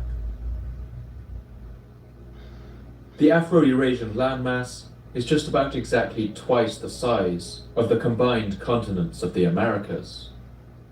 This larger habitable area, along with the extra tens of thousands of years that people had lived there, meant that the population in the Old World was much higher. Estimates for the population of the Americas pre-contact vary wildly. Some historians have gone as low as 8 million, while others have gone as high as over 100 million. But I find an estimate of about 60 million to be reasonable. But compared to the Old World, the difference is stark. By contrast, China alone had surpassed 140 million by the year 1200, a century before the Aztecs had even arrived in the Valley of Mexico. This larger population meant simply that there were more human brains put to work on the business of inventing new things, and vast trade networks like the Silk Road meant that if something was invented in China or India, it would only be a matter of years before it would be available in Europe. Due to their 3 or 4 millennia head start in domesticating crops, and all these other advantages, the timelines of the 2 sides of the world show a marked difference. While the people of Mesopotamia developed pottery over 7,000 years ago, the first pottery in Mexico would not begin for another 2,500 years. While bronze making began in India and the Near East around 3,300 BC, and spread to Europe and East Asia in the following centuries, experimentation with bronze work was only just getting started in Mexico when Tenochtitlan was at its height in the 14th century. High-carbon steel was invented in South India in the 6th century BC and exported around the Old World. It would never be invented in the Americas. By the 5th century AD, Mexico's first empire of Teotihuacan had only just reached its height, but the old world had already seen millennia pass that saw the rise and fall of the Sumerian, Egyptian, Assyrian, Babylonian, Persian, Greek, and Roman empires. When Teotihuacan fell around the year 550, China's Chen dynasty had invented matches, and Indian engineers had invented the spinning wheel. When the Toltec Empire fell in the Valley of Mexico, around the beginning of the 12th century, the Chinese had already invented gunpowder and a magnetic compass for use at sea. When the Mexica people arrived in the Valley of Mexico around the year 1300 AD, Arab and European scientists had already described rules for the refraction of light, and Italian craftsmen had invented the first eyeglasses. By the time the Aztec emperors Itzcoatl and Nezahualcoyotl were born, the first handheld cannons had been invented in China, and naval artillery had been used for the first time in Korea. While the poet Nezahualcoyotl built his personal library in Texcoco and Itzcoatl burned the books of Tenochtitlan, the printing press was invented in Germany. And in the middle of the 15th century, the arquebus, an early form of musket, was developed in Spain. All the people of the Americas were incredibly ingenious and inventive, and the Aztecs were no exception. But they could never make up that 3 or 4 millennia head start. The race that would determine the outcome of the coming War of the Worlds had always been rigged against them. One technology above all others would prove to be the decisive factor in the coming collision of worlds, and that would be the ocean-going ship. In the 14th to 15th centuries, developments in naval technology gave rise to a new kind of vessel, known as the caravel. Until then, Europeans have been restricted to only navigating around the coasts. But Portuguese craftsmen were soon able to develop larger and more powerful ships. Caravels allowed them to explore along the coast of Africa, and by the end of the 1400s, these had been upgraded to the much larger and more powerful carracks. These were large, durable ships with as many as 6 sails, well suited for long ocean-going voyages. And they also weighed well over 1,000 tons, large enough to carry huge amounts of supplies, suitable for voyages of many months. The carrack meant that regular voyages could now take place between Europe and India, all around the coast of Africa and even on to China. While the Silk Road cities like Baghdad, Tashkent and Samarkand had once been the hubs of the world's trade, those centres began to move to Europe along these newly opened trade routes. European cities swelled with incoming wealth, and in the final decades of the 15th centuries, the European countries that looked out over the Atlantic Ocean began to wonder if they could make even more ambitious voyages.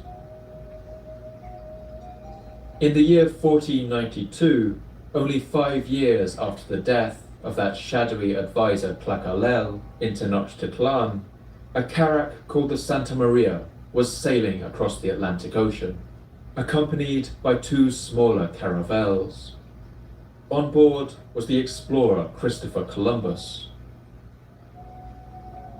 The Aztecs knew no more about those 3 ships than the enormous pterodactyl Quetzalcoatlus knew about the asteroid that had once sped steadily towards the Gulf of Mexico. But as a light once again appeared in the sky over Central America, that blazing blood-red comet, a new threat just as deadly was speeding their way, one that would take them completely by surprise and change their world forever.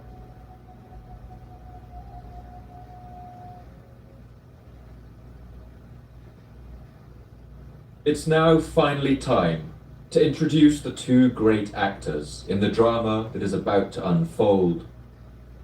and will check in with both of them in the year 1502. The first of these characters is the most wealthy and powerful man in the world, at least as far as he knows. He is the king of the Aztecs, a man named Moctezuma II, and the year 1502 was the year of his coronation.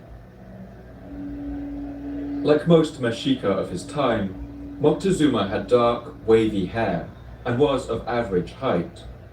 He had an aquiline nose and a large forehead.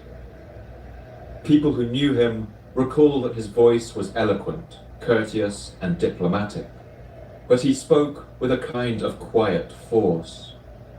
Some say that he spoke so quietly that the movements of his lips could barely be seen. Moctezuma was 35 years old. He was the 9th king of Tenochtitlan, coming to power when the empire was at the height of its confidence. The people of the capital must have had high hopes that he would carry their young empire to even greater glory. A Mexica coronation was a drawn-out and splendid affair. Moctezuma first went into spiritual retreat for a few days, fasting and praying in the temples. Once that was done, there would have been a raucous ceremony, with music, dancing, festivals, feasts, and the arrival of visiting nobility from all over the Aztec lands. After the coronation, it was traditional to go to war and bring back captives to be sacrificed. For this purpose, Moctezuma crushed a number of rebellions across the empire and brought many captives back to Tenochtitlan. The blood would have run down the steps of the temple for days. Moctezuma would have overseen these sacrifices, wearing a headdress made of shimmering green quetzal feathers. And we can imagine the cheering of the crowds as the new emperor raised his hands, and all the lands of the Aztecs bowed down beneath him.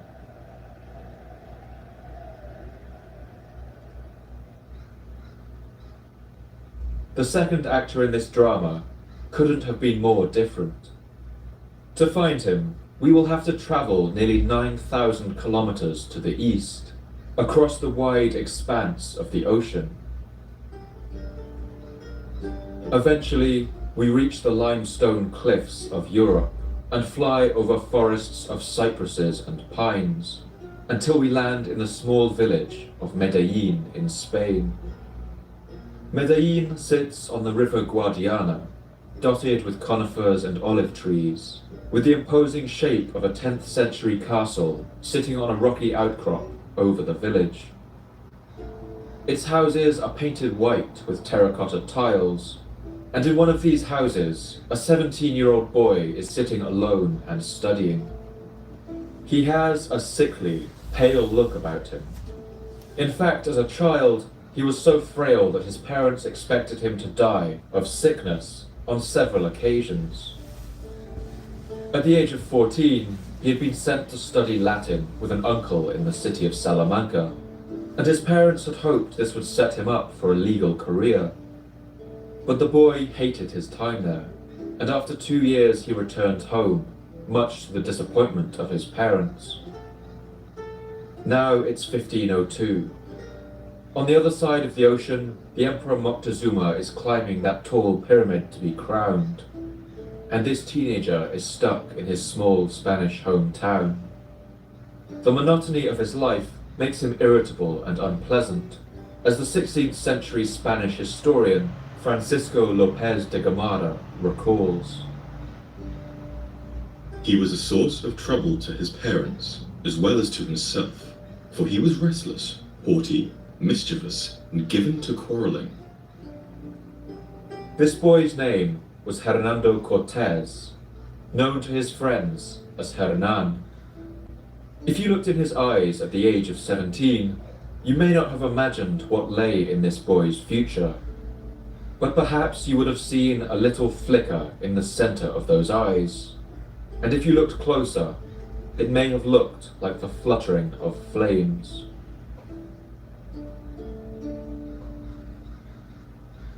Cortés was a member of a class known as the Hidalgos. They had noble ancestry, but didn't own any land, and with little by way of inheritance, being the son of a Hidalgo wasn't the most envious position. As Cortés approached the age of 18, he knew what path awaited him. He wanted to go to fight in Italy, where a number of wars were raging, and where there would always be demand for mercenaries. But the closer that day approached, the more he began to hear of discoveries that were happening on the other side of the world. When Cortés was 7 years old, Columbus had landed in the Caribbean, and by the time Cortés was 18, the explorer Amerigo Vespucci had published a work in Latin called Mundus Novus, or the New World. In this work, he suggested that the lands discovered by Columbus were not the edge of Asia, as had previously been thought, but an entirely new landmass. The relatively new technology of the printing press had spread this idea around all of Europe and beyond. A frenzy for exploration had begun. Since then, stories had begun to flow back to Europe about the opportunity that might await on the other side of the sea. Veritable mountains of gold.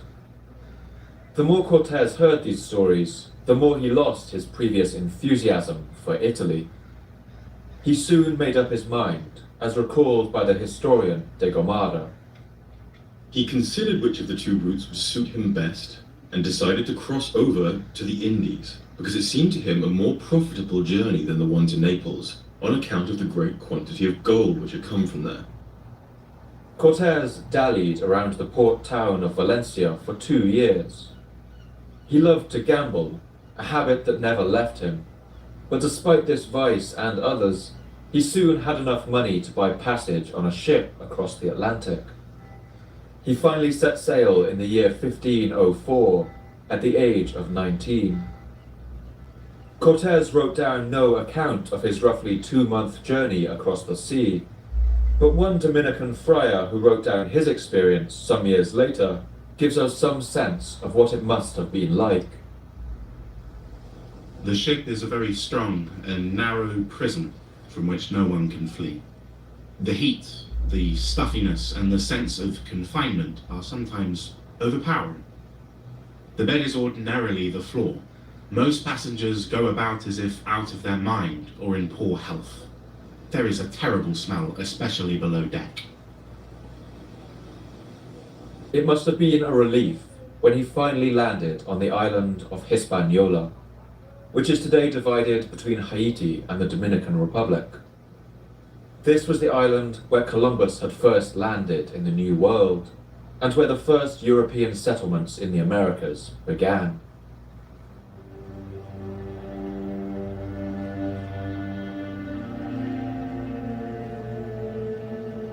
Christopher Columbus actually went to his grave insisting that he had not discovered a new continent.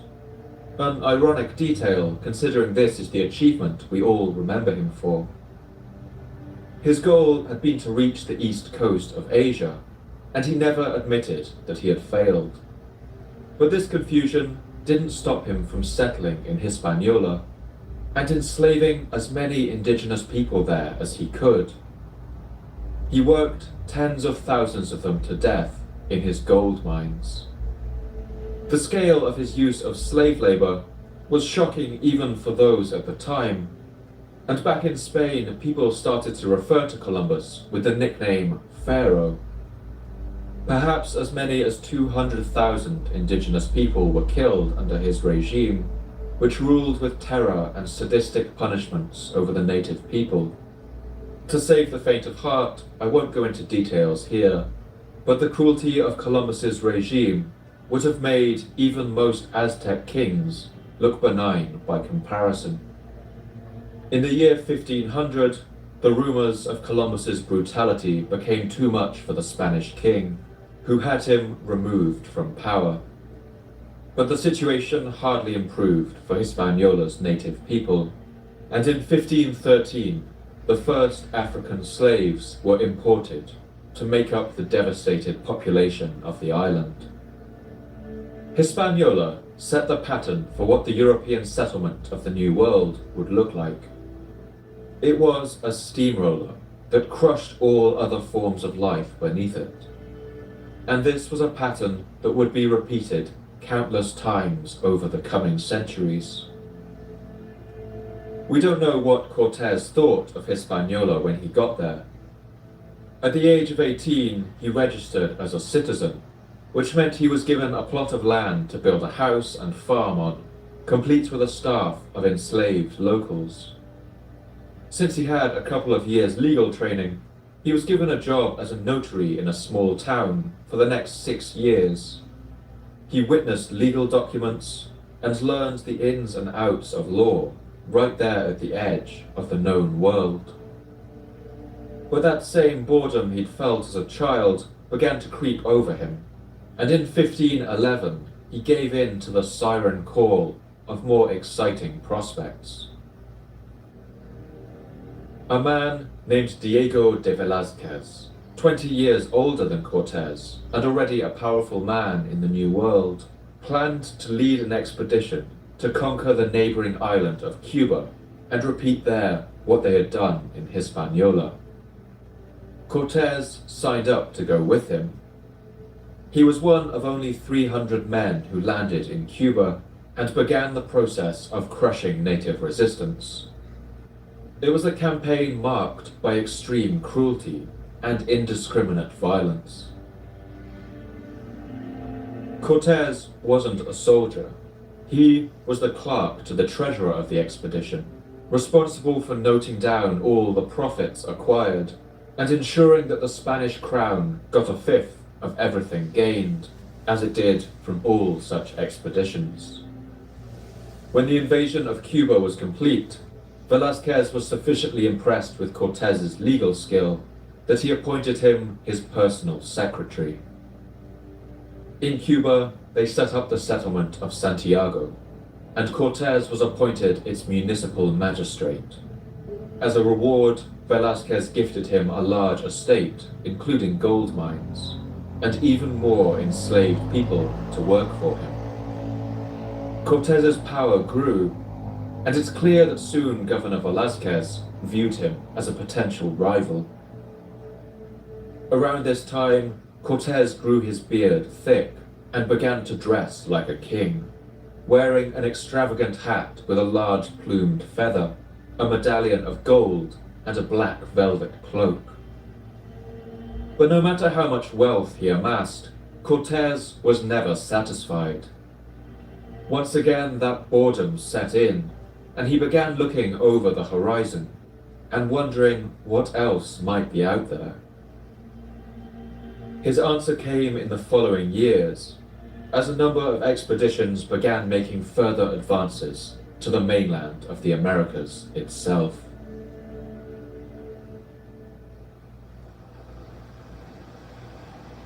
In 1517, an expedition led by one Francisco Hernández de Córdoba explored the coast of Mexico for the first time. They met Mayan people living here on the north coast of the Yucatan Peninsula and were impressed by their cities, which were larger than anything they'd seen in Hispaniola or Cuba. But the expedition was ill-fated. The Spaniards repeatedly ran out of water, and the Mayans, perhaps initially impressed at their guns and steel armor, quickly realized that this small group could be easily overwhelmed. They were attacked, and 50 Spaniards were killed, with the expedition leader later dying of his wounds. At this time, no one was really sure what this landmass was. Most believed it was just another large island, while others continued to maintain that it was the mainland of Asia. All they knew was that a long coast stretched out on either side with an unknown amount of land behind it. The unlucky Cordoba expedition was followed a year later in 1518 by another, led by the Spaniard Juan de Grijalva. This time, the Spanish took greater protection. They armed their ships with small cannons called culverins, capable of shooting a 10-kilogram cannonball around 400 meters. Cortés doesn't seem to have paid much attention to these expeditions, perhaps occupied with his work in Cuba. But when Juan de Grijalva failed to return from his voyage, rumors and worries began to spread.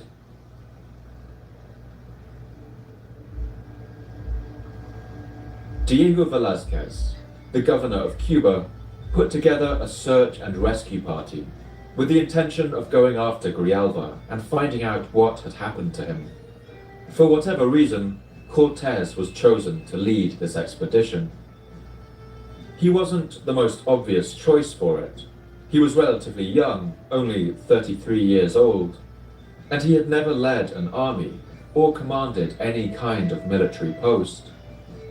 I think it's possible Velázquez hoped that Cortés would be killed on this expedition. It might have seemed like an excellent way to get rid of this ambitious upstart. But despite his military inexperience, Cortés was a good diplomat and clearly had a way with words. In just 1 month, he had convinced 300 men to follow him and put together 6 ships ready for this rescue mission to the New World. There was only one problem. Before they could set off, Juan de Grijalva, the lost Spaniard who they were setting out to find, sailed back into port. He had been delayed while exploring the coast of Mexico, but he brought back some incredible stories. He had seen cities built with tall pyramids and streets paved with stone. And he had met a delegation from a powerful king who was said to live there, and who called himself Moctezuma. Despite these enticing stories, this must have taken the wind out of Cortés's sails. He now had a fully funded search party for someone who was no longer missing. And for Governor Velázquez, this was enough of a reason to pull his support for the voyage. If Grijalva had come back, perhaps it wasn't so dangerous over there at all, and the last thing he wanted was for Cortés to get the glory that came with making new discoveries. But that restless, mischievous boy had never really left Cortés, and perhaps his old love of gambling also played a part. He decided that he would go ahead with the mission anyway, that he would sail to this new land against the wishes of the governor, and discover the truth about this king across the water. Cortés gave the order to depart as soon as possible, before Governor Velázquez could stop him. Velázquez had been supplying all the food for the journey, and so they would depart with no supplies.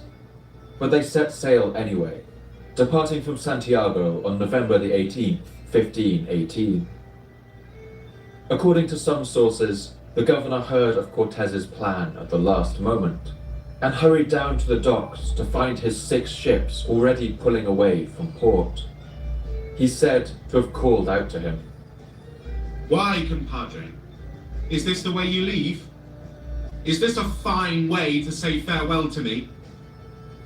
On hearing this, Cortés called back this famous reply. Forgive me, your worship, for this and similar things have to be done rather than thought about. Velázquez watched as Cortés and his men set sail, but he knew they wouldn't get far. They were still drastically short on food. They sailed around the coast of Cuba for weeks, but everywhere they went, they found that Governor Velázquez had already sent orders ahead of them, telling the people of Cuba not to give any supplies to this rogue expedition. But enough people were willing to barter with them. They brought up loaves of cassava bread, beef and pork pickled in brine, salt fish and salted biscuits, along with some live chickens. They even ran into 200 men who had been on Juan Grijalva's expedition, and some assorted others who all agreed to join them. Their numbers swelled to around 630 men, and their number of ships to 11. They brought along 13 horses, which they hoisted onto the ships with a pulley and kept on deck throughout the crossing. They also brought several cannons, those same light culverins that the Grijalva mission had used. They also brought dogs, large, powerful mastiffs that had been used on European battlefields for centuries. Among the men were 30 crossbowmen and 12 who carried arquebuses, an early form of musket. After weeks of going from port to port, they had enough to make the voyage across the sapphire blue waters. The invasion of Mexico had begun.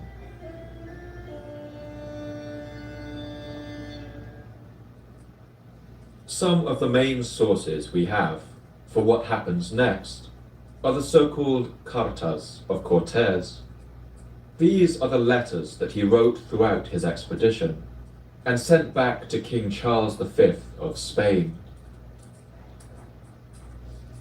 Sent to His Sacred Majesty the Emperor, our sovereign, by Don Fernando Cortés, Captain General of New Spain, in which he gives an account of the lands and provinces without number that he has newly discovered in Yucatan in the year 1519 and subjected to His Majesty's royal crown. The letters are remarkable for a number of reasons. For one thing, they're the only set of documents that we know were written at the time of the invasion, by someone who was definitely there. And they also have a remarkable literary ambition, full of detail and colour. But of course, they also have their problems as historical sources. Cortés was not classically educated, and he wouldn't have been familiar with the epics of Greek and Latin, but he did enjoy reading the romances that were popular in Spain at the time. Tales of daring by adventurous knights fighting against foreign enemies. And there's something of that feeling to these documents. Cortés always cast himself in the best possible light in these letters, but his years as a notary and treasurer's clerk had also made him well versed in Spanish law. This meant that all of his accounts cast him in the best possible legal light too, usually taking pains to show that he had done everything exactly according to the law. For this reason, his letters have to be read very carefully, and with an acknowledgement that their relationship to the truth is often quite strained. On the Spanish side, we also have the memoirs of two of the soldiers who followed Cortés on his expedition, who wrote down their memories in the 1560s as they reached old age. One of them, Francisco de Aguilar, renounced earthly wealth and retired to a Dominican monastery, while the other, Bernal Diaz del Castillo, became a landholder in Guatemala. Both are similarly flattering accounts of the expedition's heroics, and are also confused by the more than 40 years that had passed since the events. On the Mexica side, we have no indigenous accounts from the years of the invasion, and none written before a full 20 years afterwards. But the Florentine Codex, compiled by that Spanish priest Sahagún, does include one remarkable account of those years. This is known as Book 12, and it compiles the memories of the Mexica people who survived. Like Bernal Diaz and de Aguilar, they are looking back from a distance of several decades. This means that many details are questionable, and things like the exact words of speeches given by Moctezuma and Cortés are likely not entirely reliable. But this Book 12 of the Florentine Codex is an incredible source for how the Mexica people remembered their experience of those years and the fall of their civilization.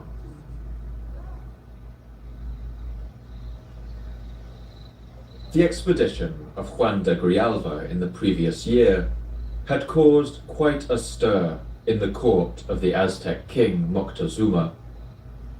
Lookouts guarding the coast had sighted the tall ships of the Spanish off in the distance. These Mexica people would have seen the tall white sails emblazoned with Spanish crosses and must have known that they were looking at something they had never seen before. The Mexica people are often portrayed as reacting with fear or disbelief at the sight of the Europeans. But we should be a little careful about these accounts. Europeans delighted in sharing stories of how the fearful Aztecs believed their ships to be floating mountains or cities moving about on the waves. People in Europe especially loved stories of how the Aztecs believed the Europeans to be a kind of god.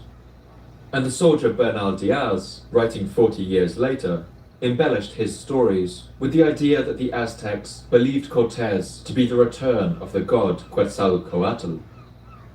Over time, these stories became more and more specific, adding in details like the fact that Quetzalcoatl was supposed to have pale skin.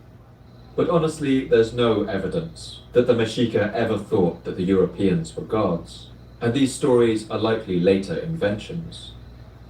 If the Mexica ever did believe something of this sort, they quickly dispensed with the idea. They must have been astonished at the first sight of Spanish ships, and with their armor, their guns, and their horses, but they quickly assessed the reality of the situation, that these were men from a different place, whose ships were larger and whose weapons were more powerful than their own. And as their contact with the Europeans went on, it's clear that they began to see them not as a kind of god, but as a kind of devil. At the sight of those tall white sails off the coast, the Mexica watchmen immediately paddled out on their canoes to investigate. They made a traditional sign of respect as they reached the Spanish ships, mimicking kissing the ground, and the Spanish called out to them, as the Florentine Codex recalls. Niman ye ikwi in at istik on makalakike on mato. Then they embarked, launched off, and went out on the water. The waterfolk paddled for them. When they approached the Spaniards, they made the earth-eating gesture at the prow of the boat. The Spaniards called to them, saying to them, "Who are you? Where have you come from? Where is your homeland?" Immediately they said, "It is from Mexico that we have come." They answered them back, "If you are really Mexica, what is the name of the ruler of Mexico?" They told them, "O our lords, Moctezuma is his name."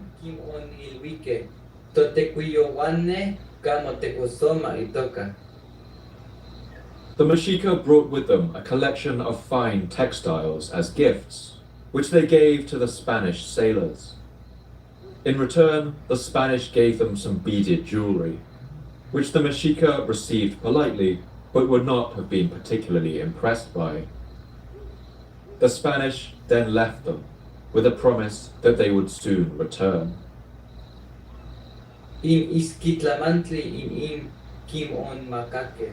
For all these things that they gave them, the Spaniards gave them things in return. They gave them green and yellow strings of beads, which one might imagine to be amber. And when they had taken them and looked at them, greatly did they marvel. And the Spaniards took leave of them, saying to them, "Go off, while we go to Spain. We will not be long in getting to Mexico."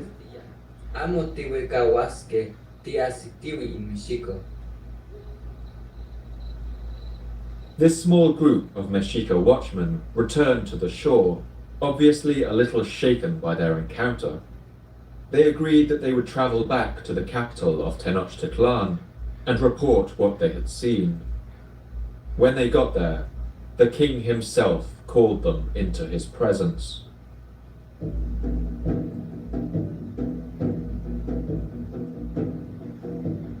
King Moctezuma would have made an imposing sight even to the Aztec nobility, and to these commoners he must have been terrifying.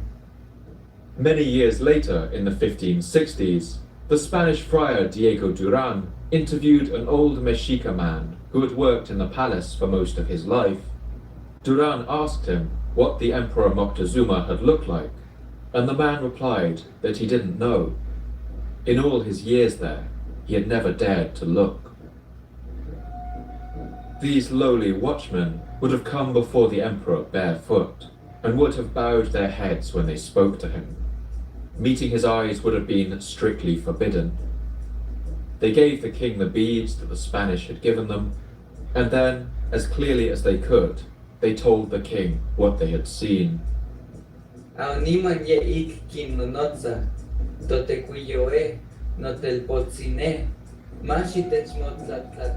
Then they spoke to him. O our lord, O master, destroy us if you will, but here is what we have seen and done at the place where your subordinates stand guard for you beside the ocean. For we went to see our lords out on the water. We gave them all your cloaks, and here are the fine things belonging to them that they gave us. They said, if you have really come from Mexico, here is what you are to give to the ruler Moctezuma, whereby he will recognize us. They told him everything the Spaniards had told them out on the water.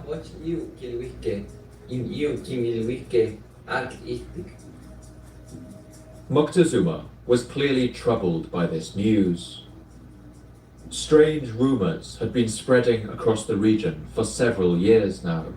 Whispers about terrifying things that had happened to the populations of Hispaniola and Cuba, which lay right at the edge of the Aztec world.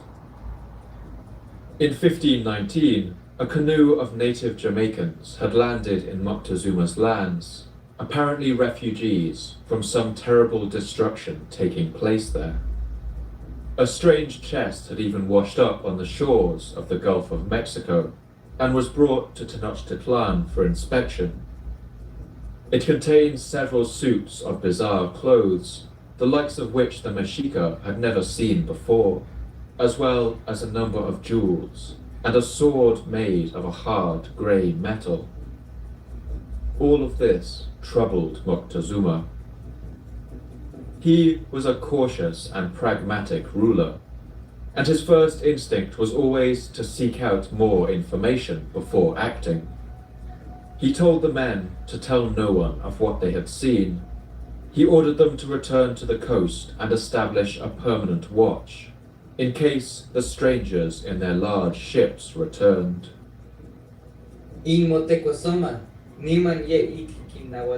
Thereupon, Moctezuma gave instructions to the man from Cuetlaxtlan and the rest, telling them, give orders that watch be kept everywhere along the coast, at the places called Nahuatlan, Tozatlan, and Mictlancuatla, wherever they will come to land. Then the stewards left, and gave orders for watch to be kept.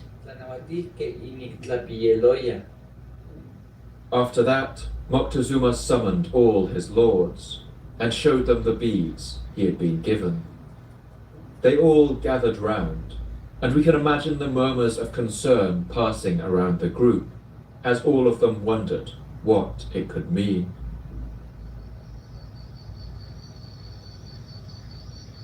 The days passed, and nothing more happened. The Aztec New Year soon came round, with all its celebration and ceremony, and as the year wore on, Moctezuma may have almost forgotten about the strange encounter that happened on the eastern coast. One of his favorite palace women bore him a new son. He watched performances of jugglers and dancing dwarves, both of which he loved. He heard the poets from the city of Texcoco come to his palace and read poetry about all the Aztecs' favorite subjects. The brevity of life, the valiant deaths of warriors, and the decaying of empires. Life in Tenochtitlan went on. But then, as the year drew to a close, another report came to him. More large ships had been sighted on the horizon, and more of them this time. He immediately gave orders for a delegation to go and meet these strangers, and to find out what they wanted. After that, King Moctezuma must have slumped down on the ornate mat that served as his throne, and lost himself in troubled thoughts.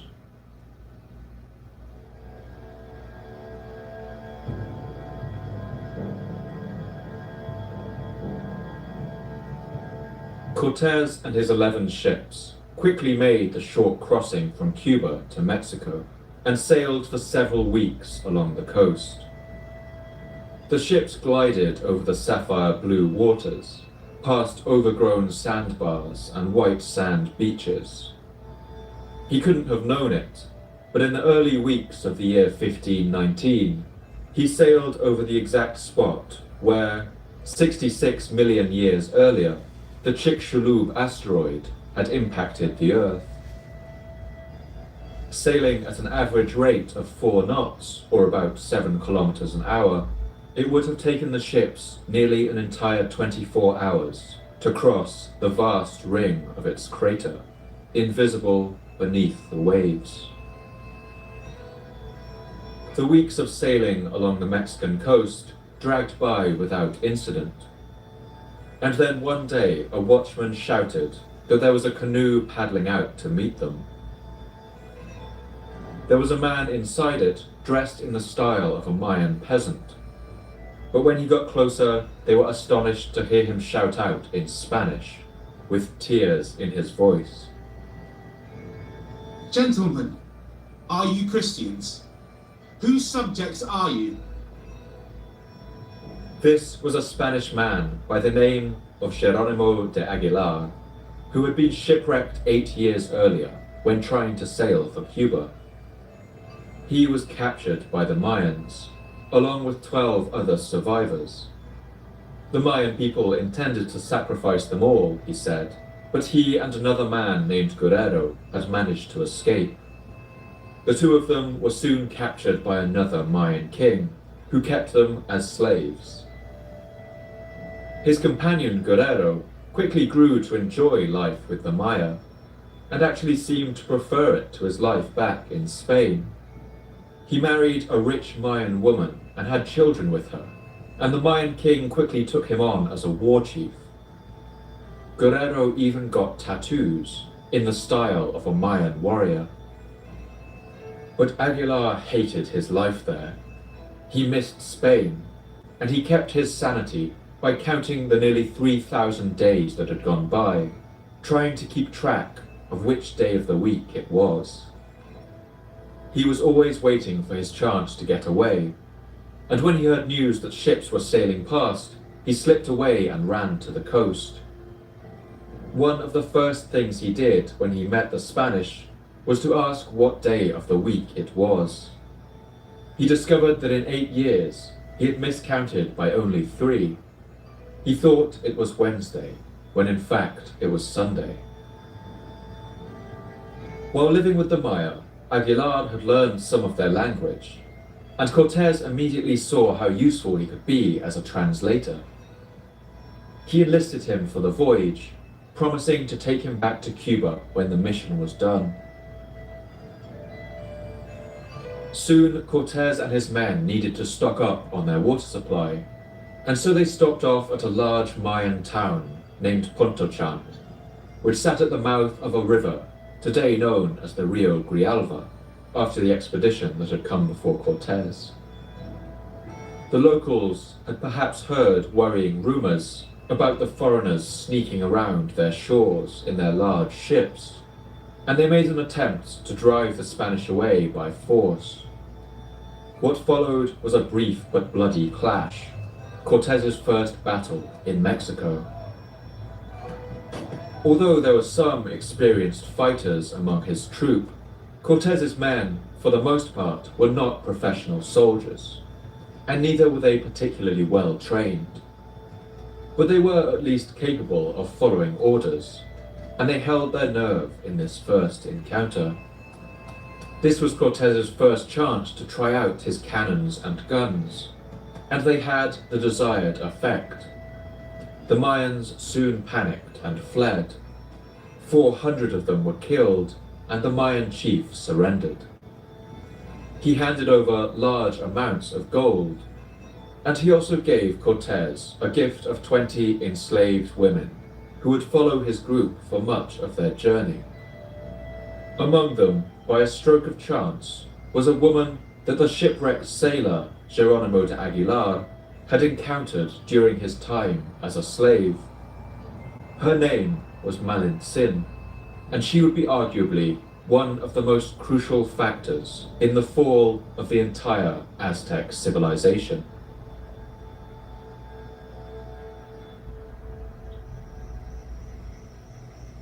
Malin Sin is one of the most enigmatic characters in this story. She was born sometime around the year 1500, somewhere in the region where the Aztec Empire met the Mayan heartlands. When she was young, her father died and her mother remarried, meaning that Malin Sin became something of a surplus child. She was sold into slavery to a group of Mayan slavers, and some sources suggest that her family even faked her death to avoid the stigma that might come with selling one of your children. The life of a slave, and especially as a woman, could be a horrific existence. When the Mayans and the Mexica went to war, Malin Sin was exchanged as part of the spoils and went from owner to owner over the years. This meant she picked up all the languages of the region, among them Mayan and the Mexica language of Nahuatl. When she was finally given to Cortes and his men as a tribute by the chief of Potonchan, she was a veritable dictionary of Central American languages. Cortes recognized her usefulness immediately. In his group, he now had Malin Sin, who spoke Nahuatl and Mayan, and Aguilar, who spoke Mayan and Spanish. This meant that the three of them were able to relay messages between them from virtually any language in the region.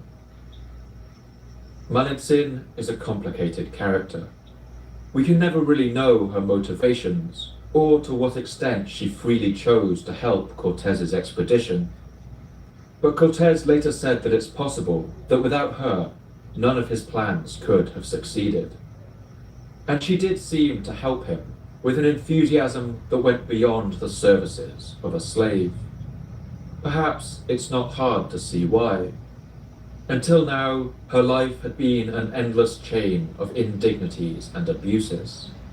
But now, alongside Cortes, she commanded some degree of power and respect. She could now change her fortunes, but not only that. She could burn down the very society which had crushed her for so many years. And I think she would do so with a resolve that is only explained by a desire for vengeance. With his translators in tow, Cortes could now enter into the world of Aztec politics. He could make the Mexica understand his demands, and, perhaps most crucially, he could lie. The work of destroying the empire of the Aztecs could now truly begin.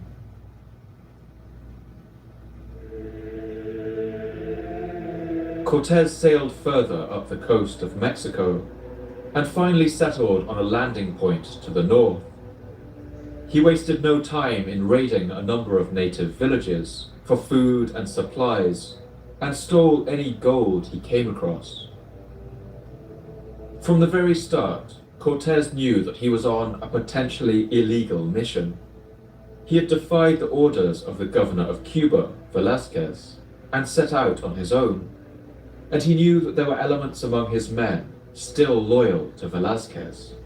He must have known that a mutiny was one of the biggest dangers out there in the unknown, and so one of his first acts was to scuttle 10 of his ships, ensuring that no one would be able to sneak away and inform Velázquez of his whereabouts. But he did leave one ship afloat.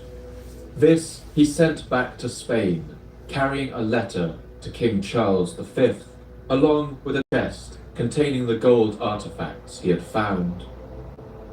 Cortes knew that if he could go over the governor's head and get the blessing of the King of Spain himself, then his expedition would be legitimate. But he would have to tread a narrow legal tightrope. To give himself some breathing room, Cortes immediately founded a new town on the bare sandbanks of Mexico's coast. He called it Veracruz, or the True Cross. It wasn't much of a town, likely a few tents and other temporary shelters, but Cortés furnished it with all the legal necessities, including a municipal council made up of several of his soldiers. In a legal sense, Cortés could now claim to be the governor of this town. As governor, he was empowered to act on behalf of the king, and without any orders from His Majesty, he could now decide what needed to be done himself. Only a few days after the founding of Veracruz, a group of Mexica men, dressed in the finest feathers and embroidered cloaks, arrived and announced themselves as the messengers of Moctezuma. They brought gifts of gold and incense, as well as some food. Some other Mexica men also sat among the trees overlooking the beach. These were Moctezuma's finest court painters, sent with their brushes and paints to record everything they saw. Cortés met Moctezuma's delegation and listened to their words with interest. These words passed down the chain of translation to Malintzin in Nahuatl, who repeated them to Aguilar in Mayan, and then Aguilar translated them into Spanish. When Cortés spoke, his words went back the other way. It must have taken a long time to hold these conversations, and perhaps it's fitting that the first words out of Cortés's mouth in Mexico were to be a distortion of the truth. He explained that he was an ambassador sent by his king, who ruled the greater part of the world. Cortés even told some more bare-faced lies. He even claimed that some of his men were suffering from a disease of the heart, and that he had heard that the precious metal gold could be used as a treatment. He slyly asked whether King Moctezuma could help him and his sick men by giving them some gold. The ambassador from Tenochtitlan, apparently not sensing the danger, said that yes, Moctezuma had a lot more gold. Probably from that moment, the entire fate of the empire was sealed. Cortés decided then and there that he would march to Tenochtitlan and take the entire land for himself.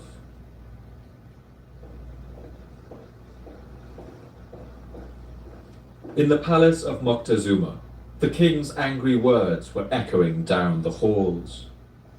He had summoned his chief soothsayers and magicians, and was taking out his frustrations on them.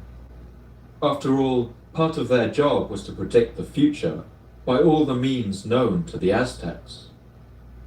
By taking hallucinogenic mushrooms and gazing into obsidian mirrors, by casting grains of corn onto the pages of holy books, and with the mysterious tying and untying of knots. But all these methods had failed to predict the astonishing arrival of these bizarre foreigners.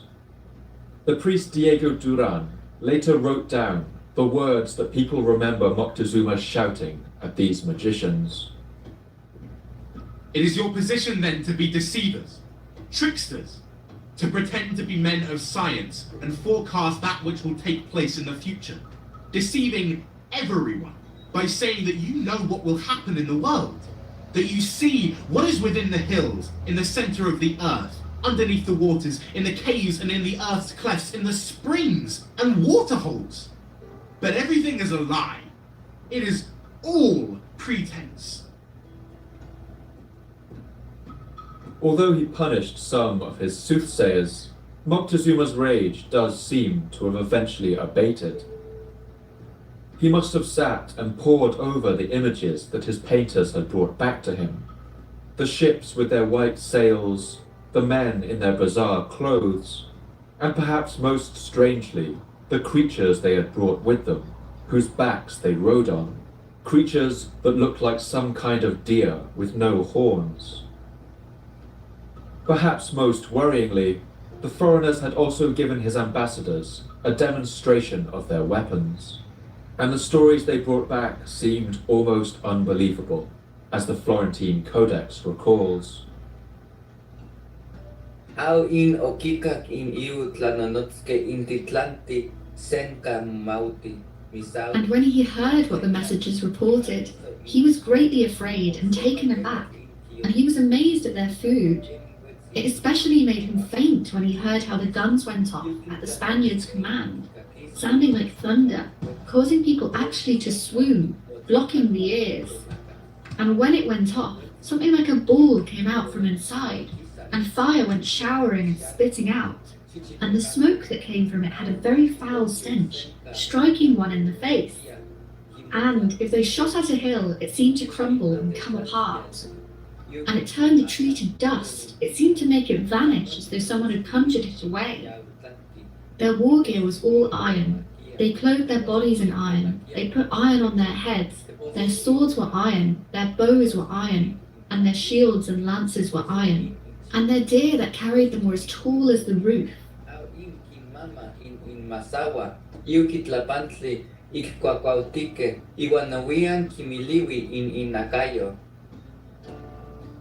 Many historians have caricatured Moctezuma as a weak and indecisive king, but I don't think that's entirely fair. In the coming days, he decided on a number of practical approaches to the situation. First of all, he needed information.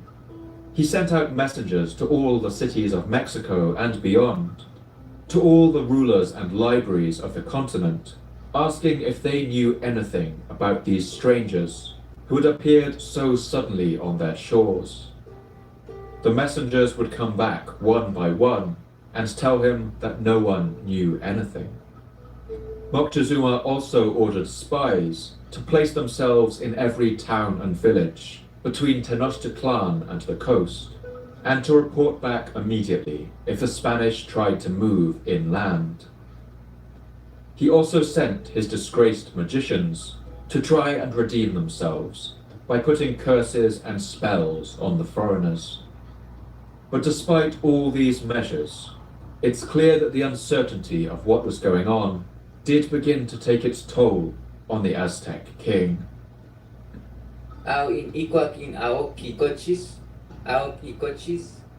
During this time, Moctezuma neither slept nor touched food.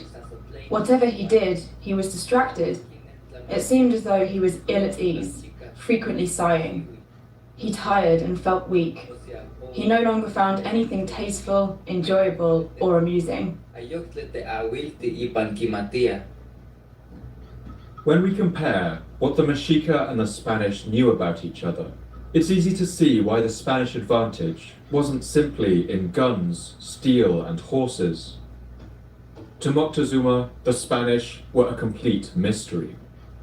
They didn't have a city that could be conquered or wives and children that could be captured. They had no known weaknesses. He didn't know where they came from, why they were here, or what they wanted. And this made it very difficult for him to devise a strategy to deal with them. On the Spanish side, things were very different.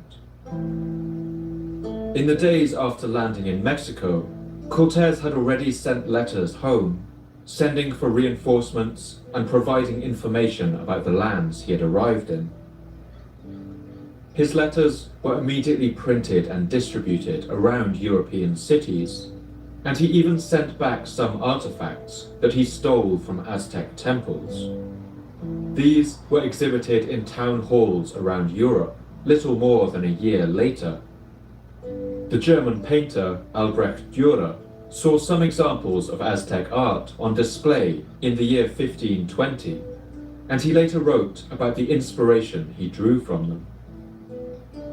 All the days of my life I have seen nothing that rejoiced my heart so much as these things, for I have seen among them wonderful works of art, and I marveled at the subtle intellects of men in foreign parts. In fact, in only a few days, the Spanish had already found out everything they needed to know to bring down the empire. Cortés knew that there was a king called Moctezuma who ruled in a city called Tenochtitlan. He knew that he was the most powerful king in the region who possessed a great deal of gold. And he knew something much more important, that this Moctezuma had enemies. These three pieces of information were all Cortés needed to devise a strategy that would deliver a series of hammer blows right at the heart of Mexica society and bring the whole edifice of the Aztec Empire crashing down. The first of these hammer blows would land on a people we've encountered in this story before, the people of Tlaxcalan. For many years now, the Tlaxcalans had despised the Aztecs. As we've seen, the Aztecs blockaded and starved them. They forced them to participate in the flower wars and killed their sons at the tops of their temples. Cortés knew that Moctezuma's army was vast and that his 600 men alone wouldn't be enough. This meant he would need to find allies. And the moment he found out about the Tlaxcalans' hatred for the Mexica, he knew they were just the opportunity he needed. Cortés set out on the road to Tenochtitlan on the 8th of August, 1519. He knew that the road to the coast would be his lifeline for supplies and reinforcements, and so he left almost half of his company behind in the town of Veracruz. He departed with 300 men, marching in their full armor, even sleeping in it at night, fearful of surprise attacks. Cortés himself hardly slept, as he recounted in one of his letters. I shall not sleep until I have seen Moctezuma and observed the quality of his land. The journey from the coast to the Valley of Mexico was a distance of about 400 kilometers. The first stretch of the journey was flat, hot, and tropical, with dense forests dotted with Aztec plantations of maize. After that, the land rose sharply, and those great volcanoes began to soar on either side. Everywhere they went, villages gave them supplies of maize and gold, even some more slaves, who they used to haul their guns. I burnt more than 10 villages, in one of which there were more than 3,000 houses, where the inhabitants fought with us, although there was no one there to help them. As we were carrying the cross and were fighting for our faith, God gave us such a victory that we killed many of them without ourselves receiving any hurt. When they reached the highlands, they would have passed through a cold, bleak salt flat before the tall mountain range that walled the Valley of Mexico came into view on the horizon. In that harsh landscape, water became scarce, and they soon ran out of food. But finally, they arrived at the lands of the Tlaxcalans. Cortés seems to have expected this to be easy. He thought he would only have to explain that he was here to topple Moctezuma, and the Tlaxcalans would welcome him with open arms. But years of fighting the Mexica had made the Tlaxcalans a little paranoid. In fact, when they saw the small band of Spaniards marching towards them, they sounded the alarm, believing this to be a raid by Moctezuma. They called up all their fighting men and marched out in full force to defend their lands. The Tlaxcalan warriors had their faces painted in black and white, and their war cries would have echoed out over the mountainous slopes. The Tlaxcalans surrounded the Spanish and fell on their lines in wave after wave. They came very close to overwhelming them, but the glass blades of their macahuitls shattered against the steel armor of the Europeans.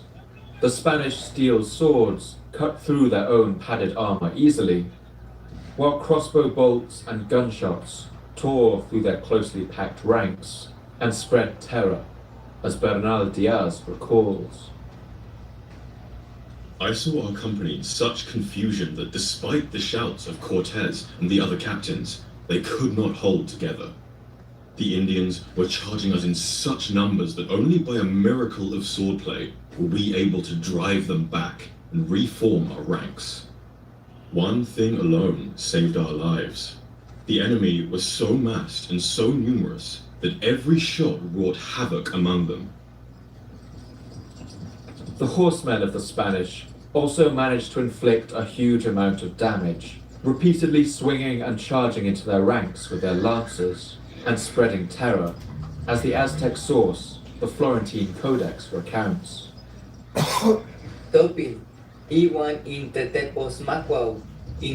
The horses, the deer, neighed. There was much neighing, and they would sweat a great deal. Water seemed to fall from them, and their flecks of foam splattered on the ground like soap suds splatting. As they went, they made a beating, throbbing, and hoof pounding, like throwing stones.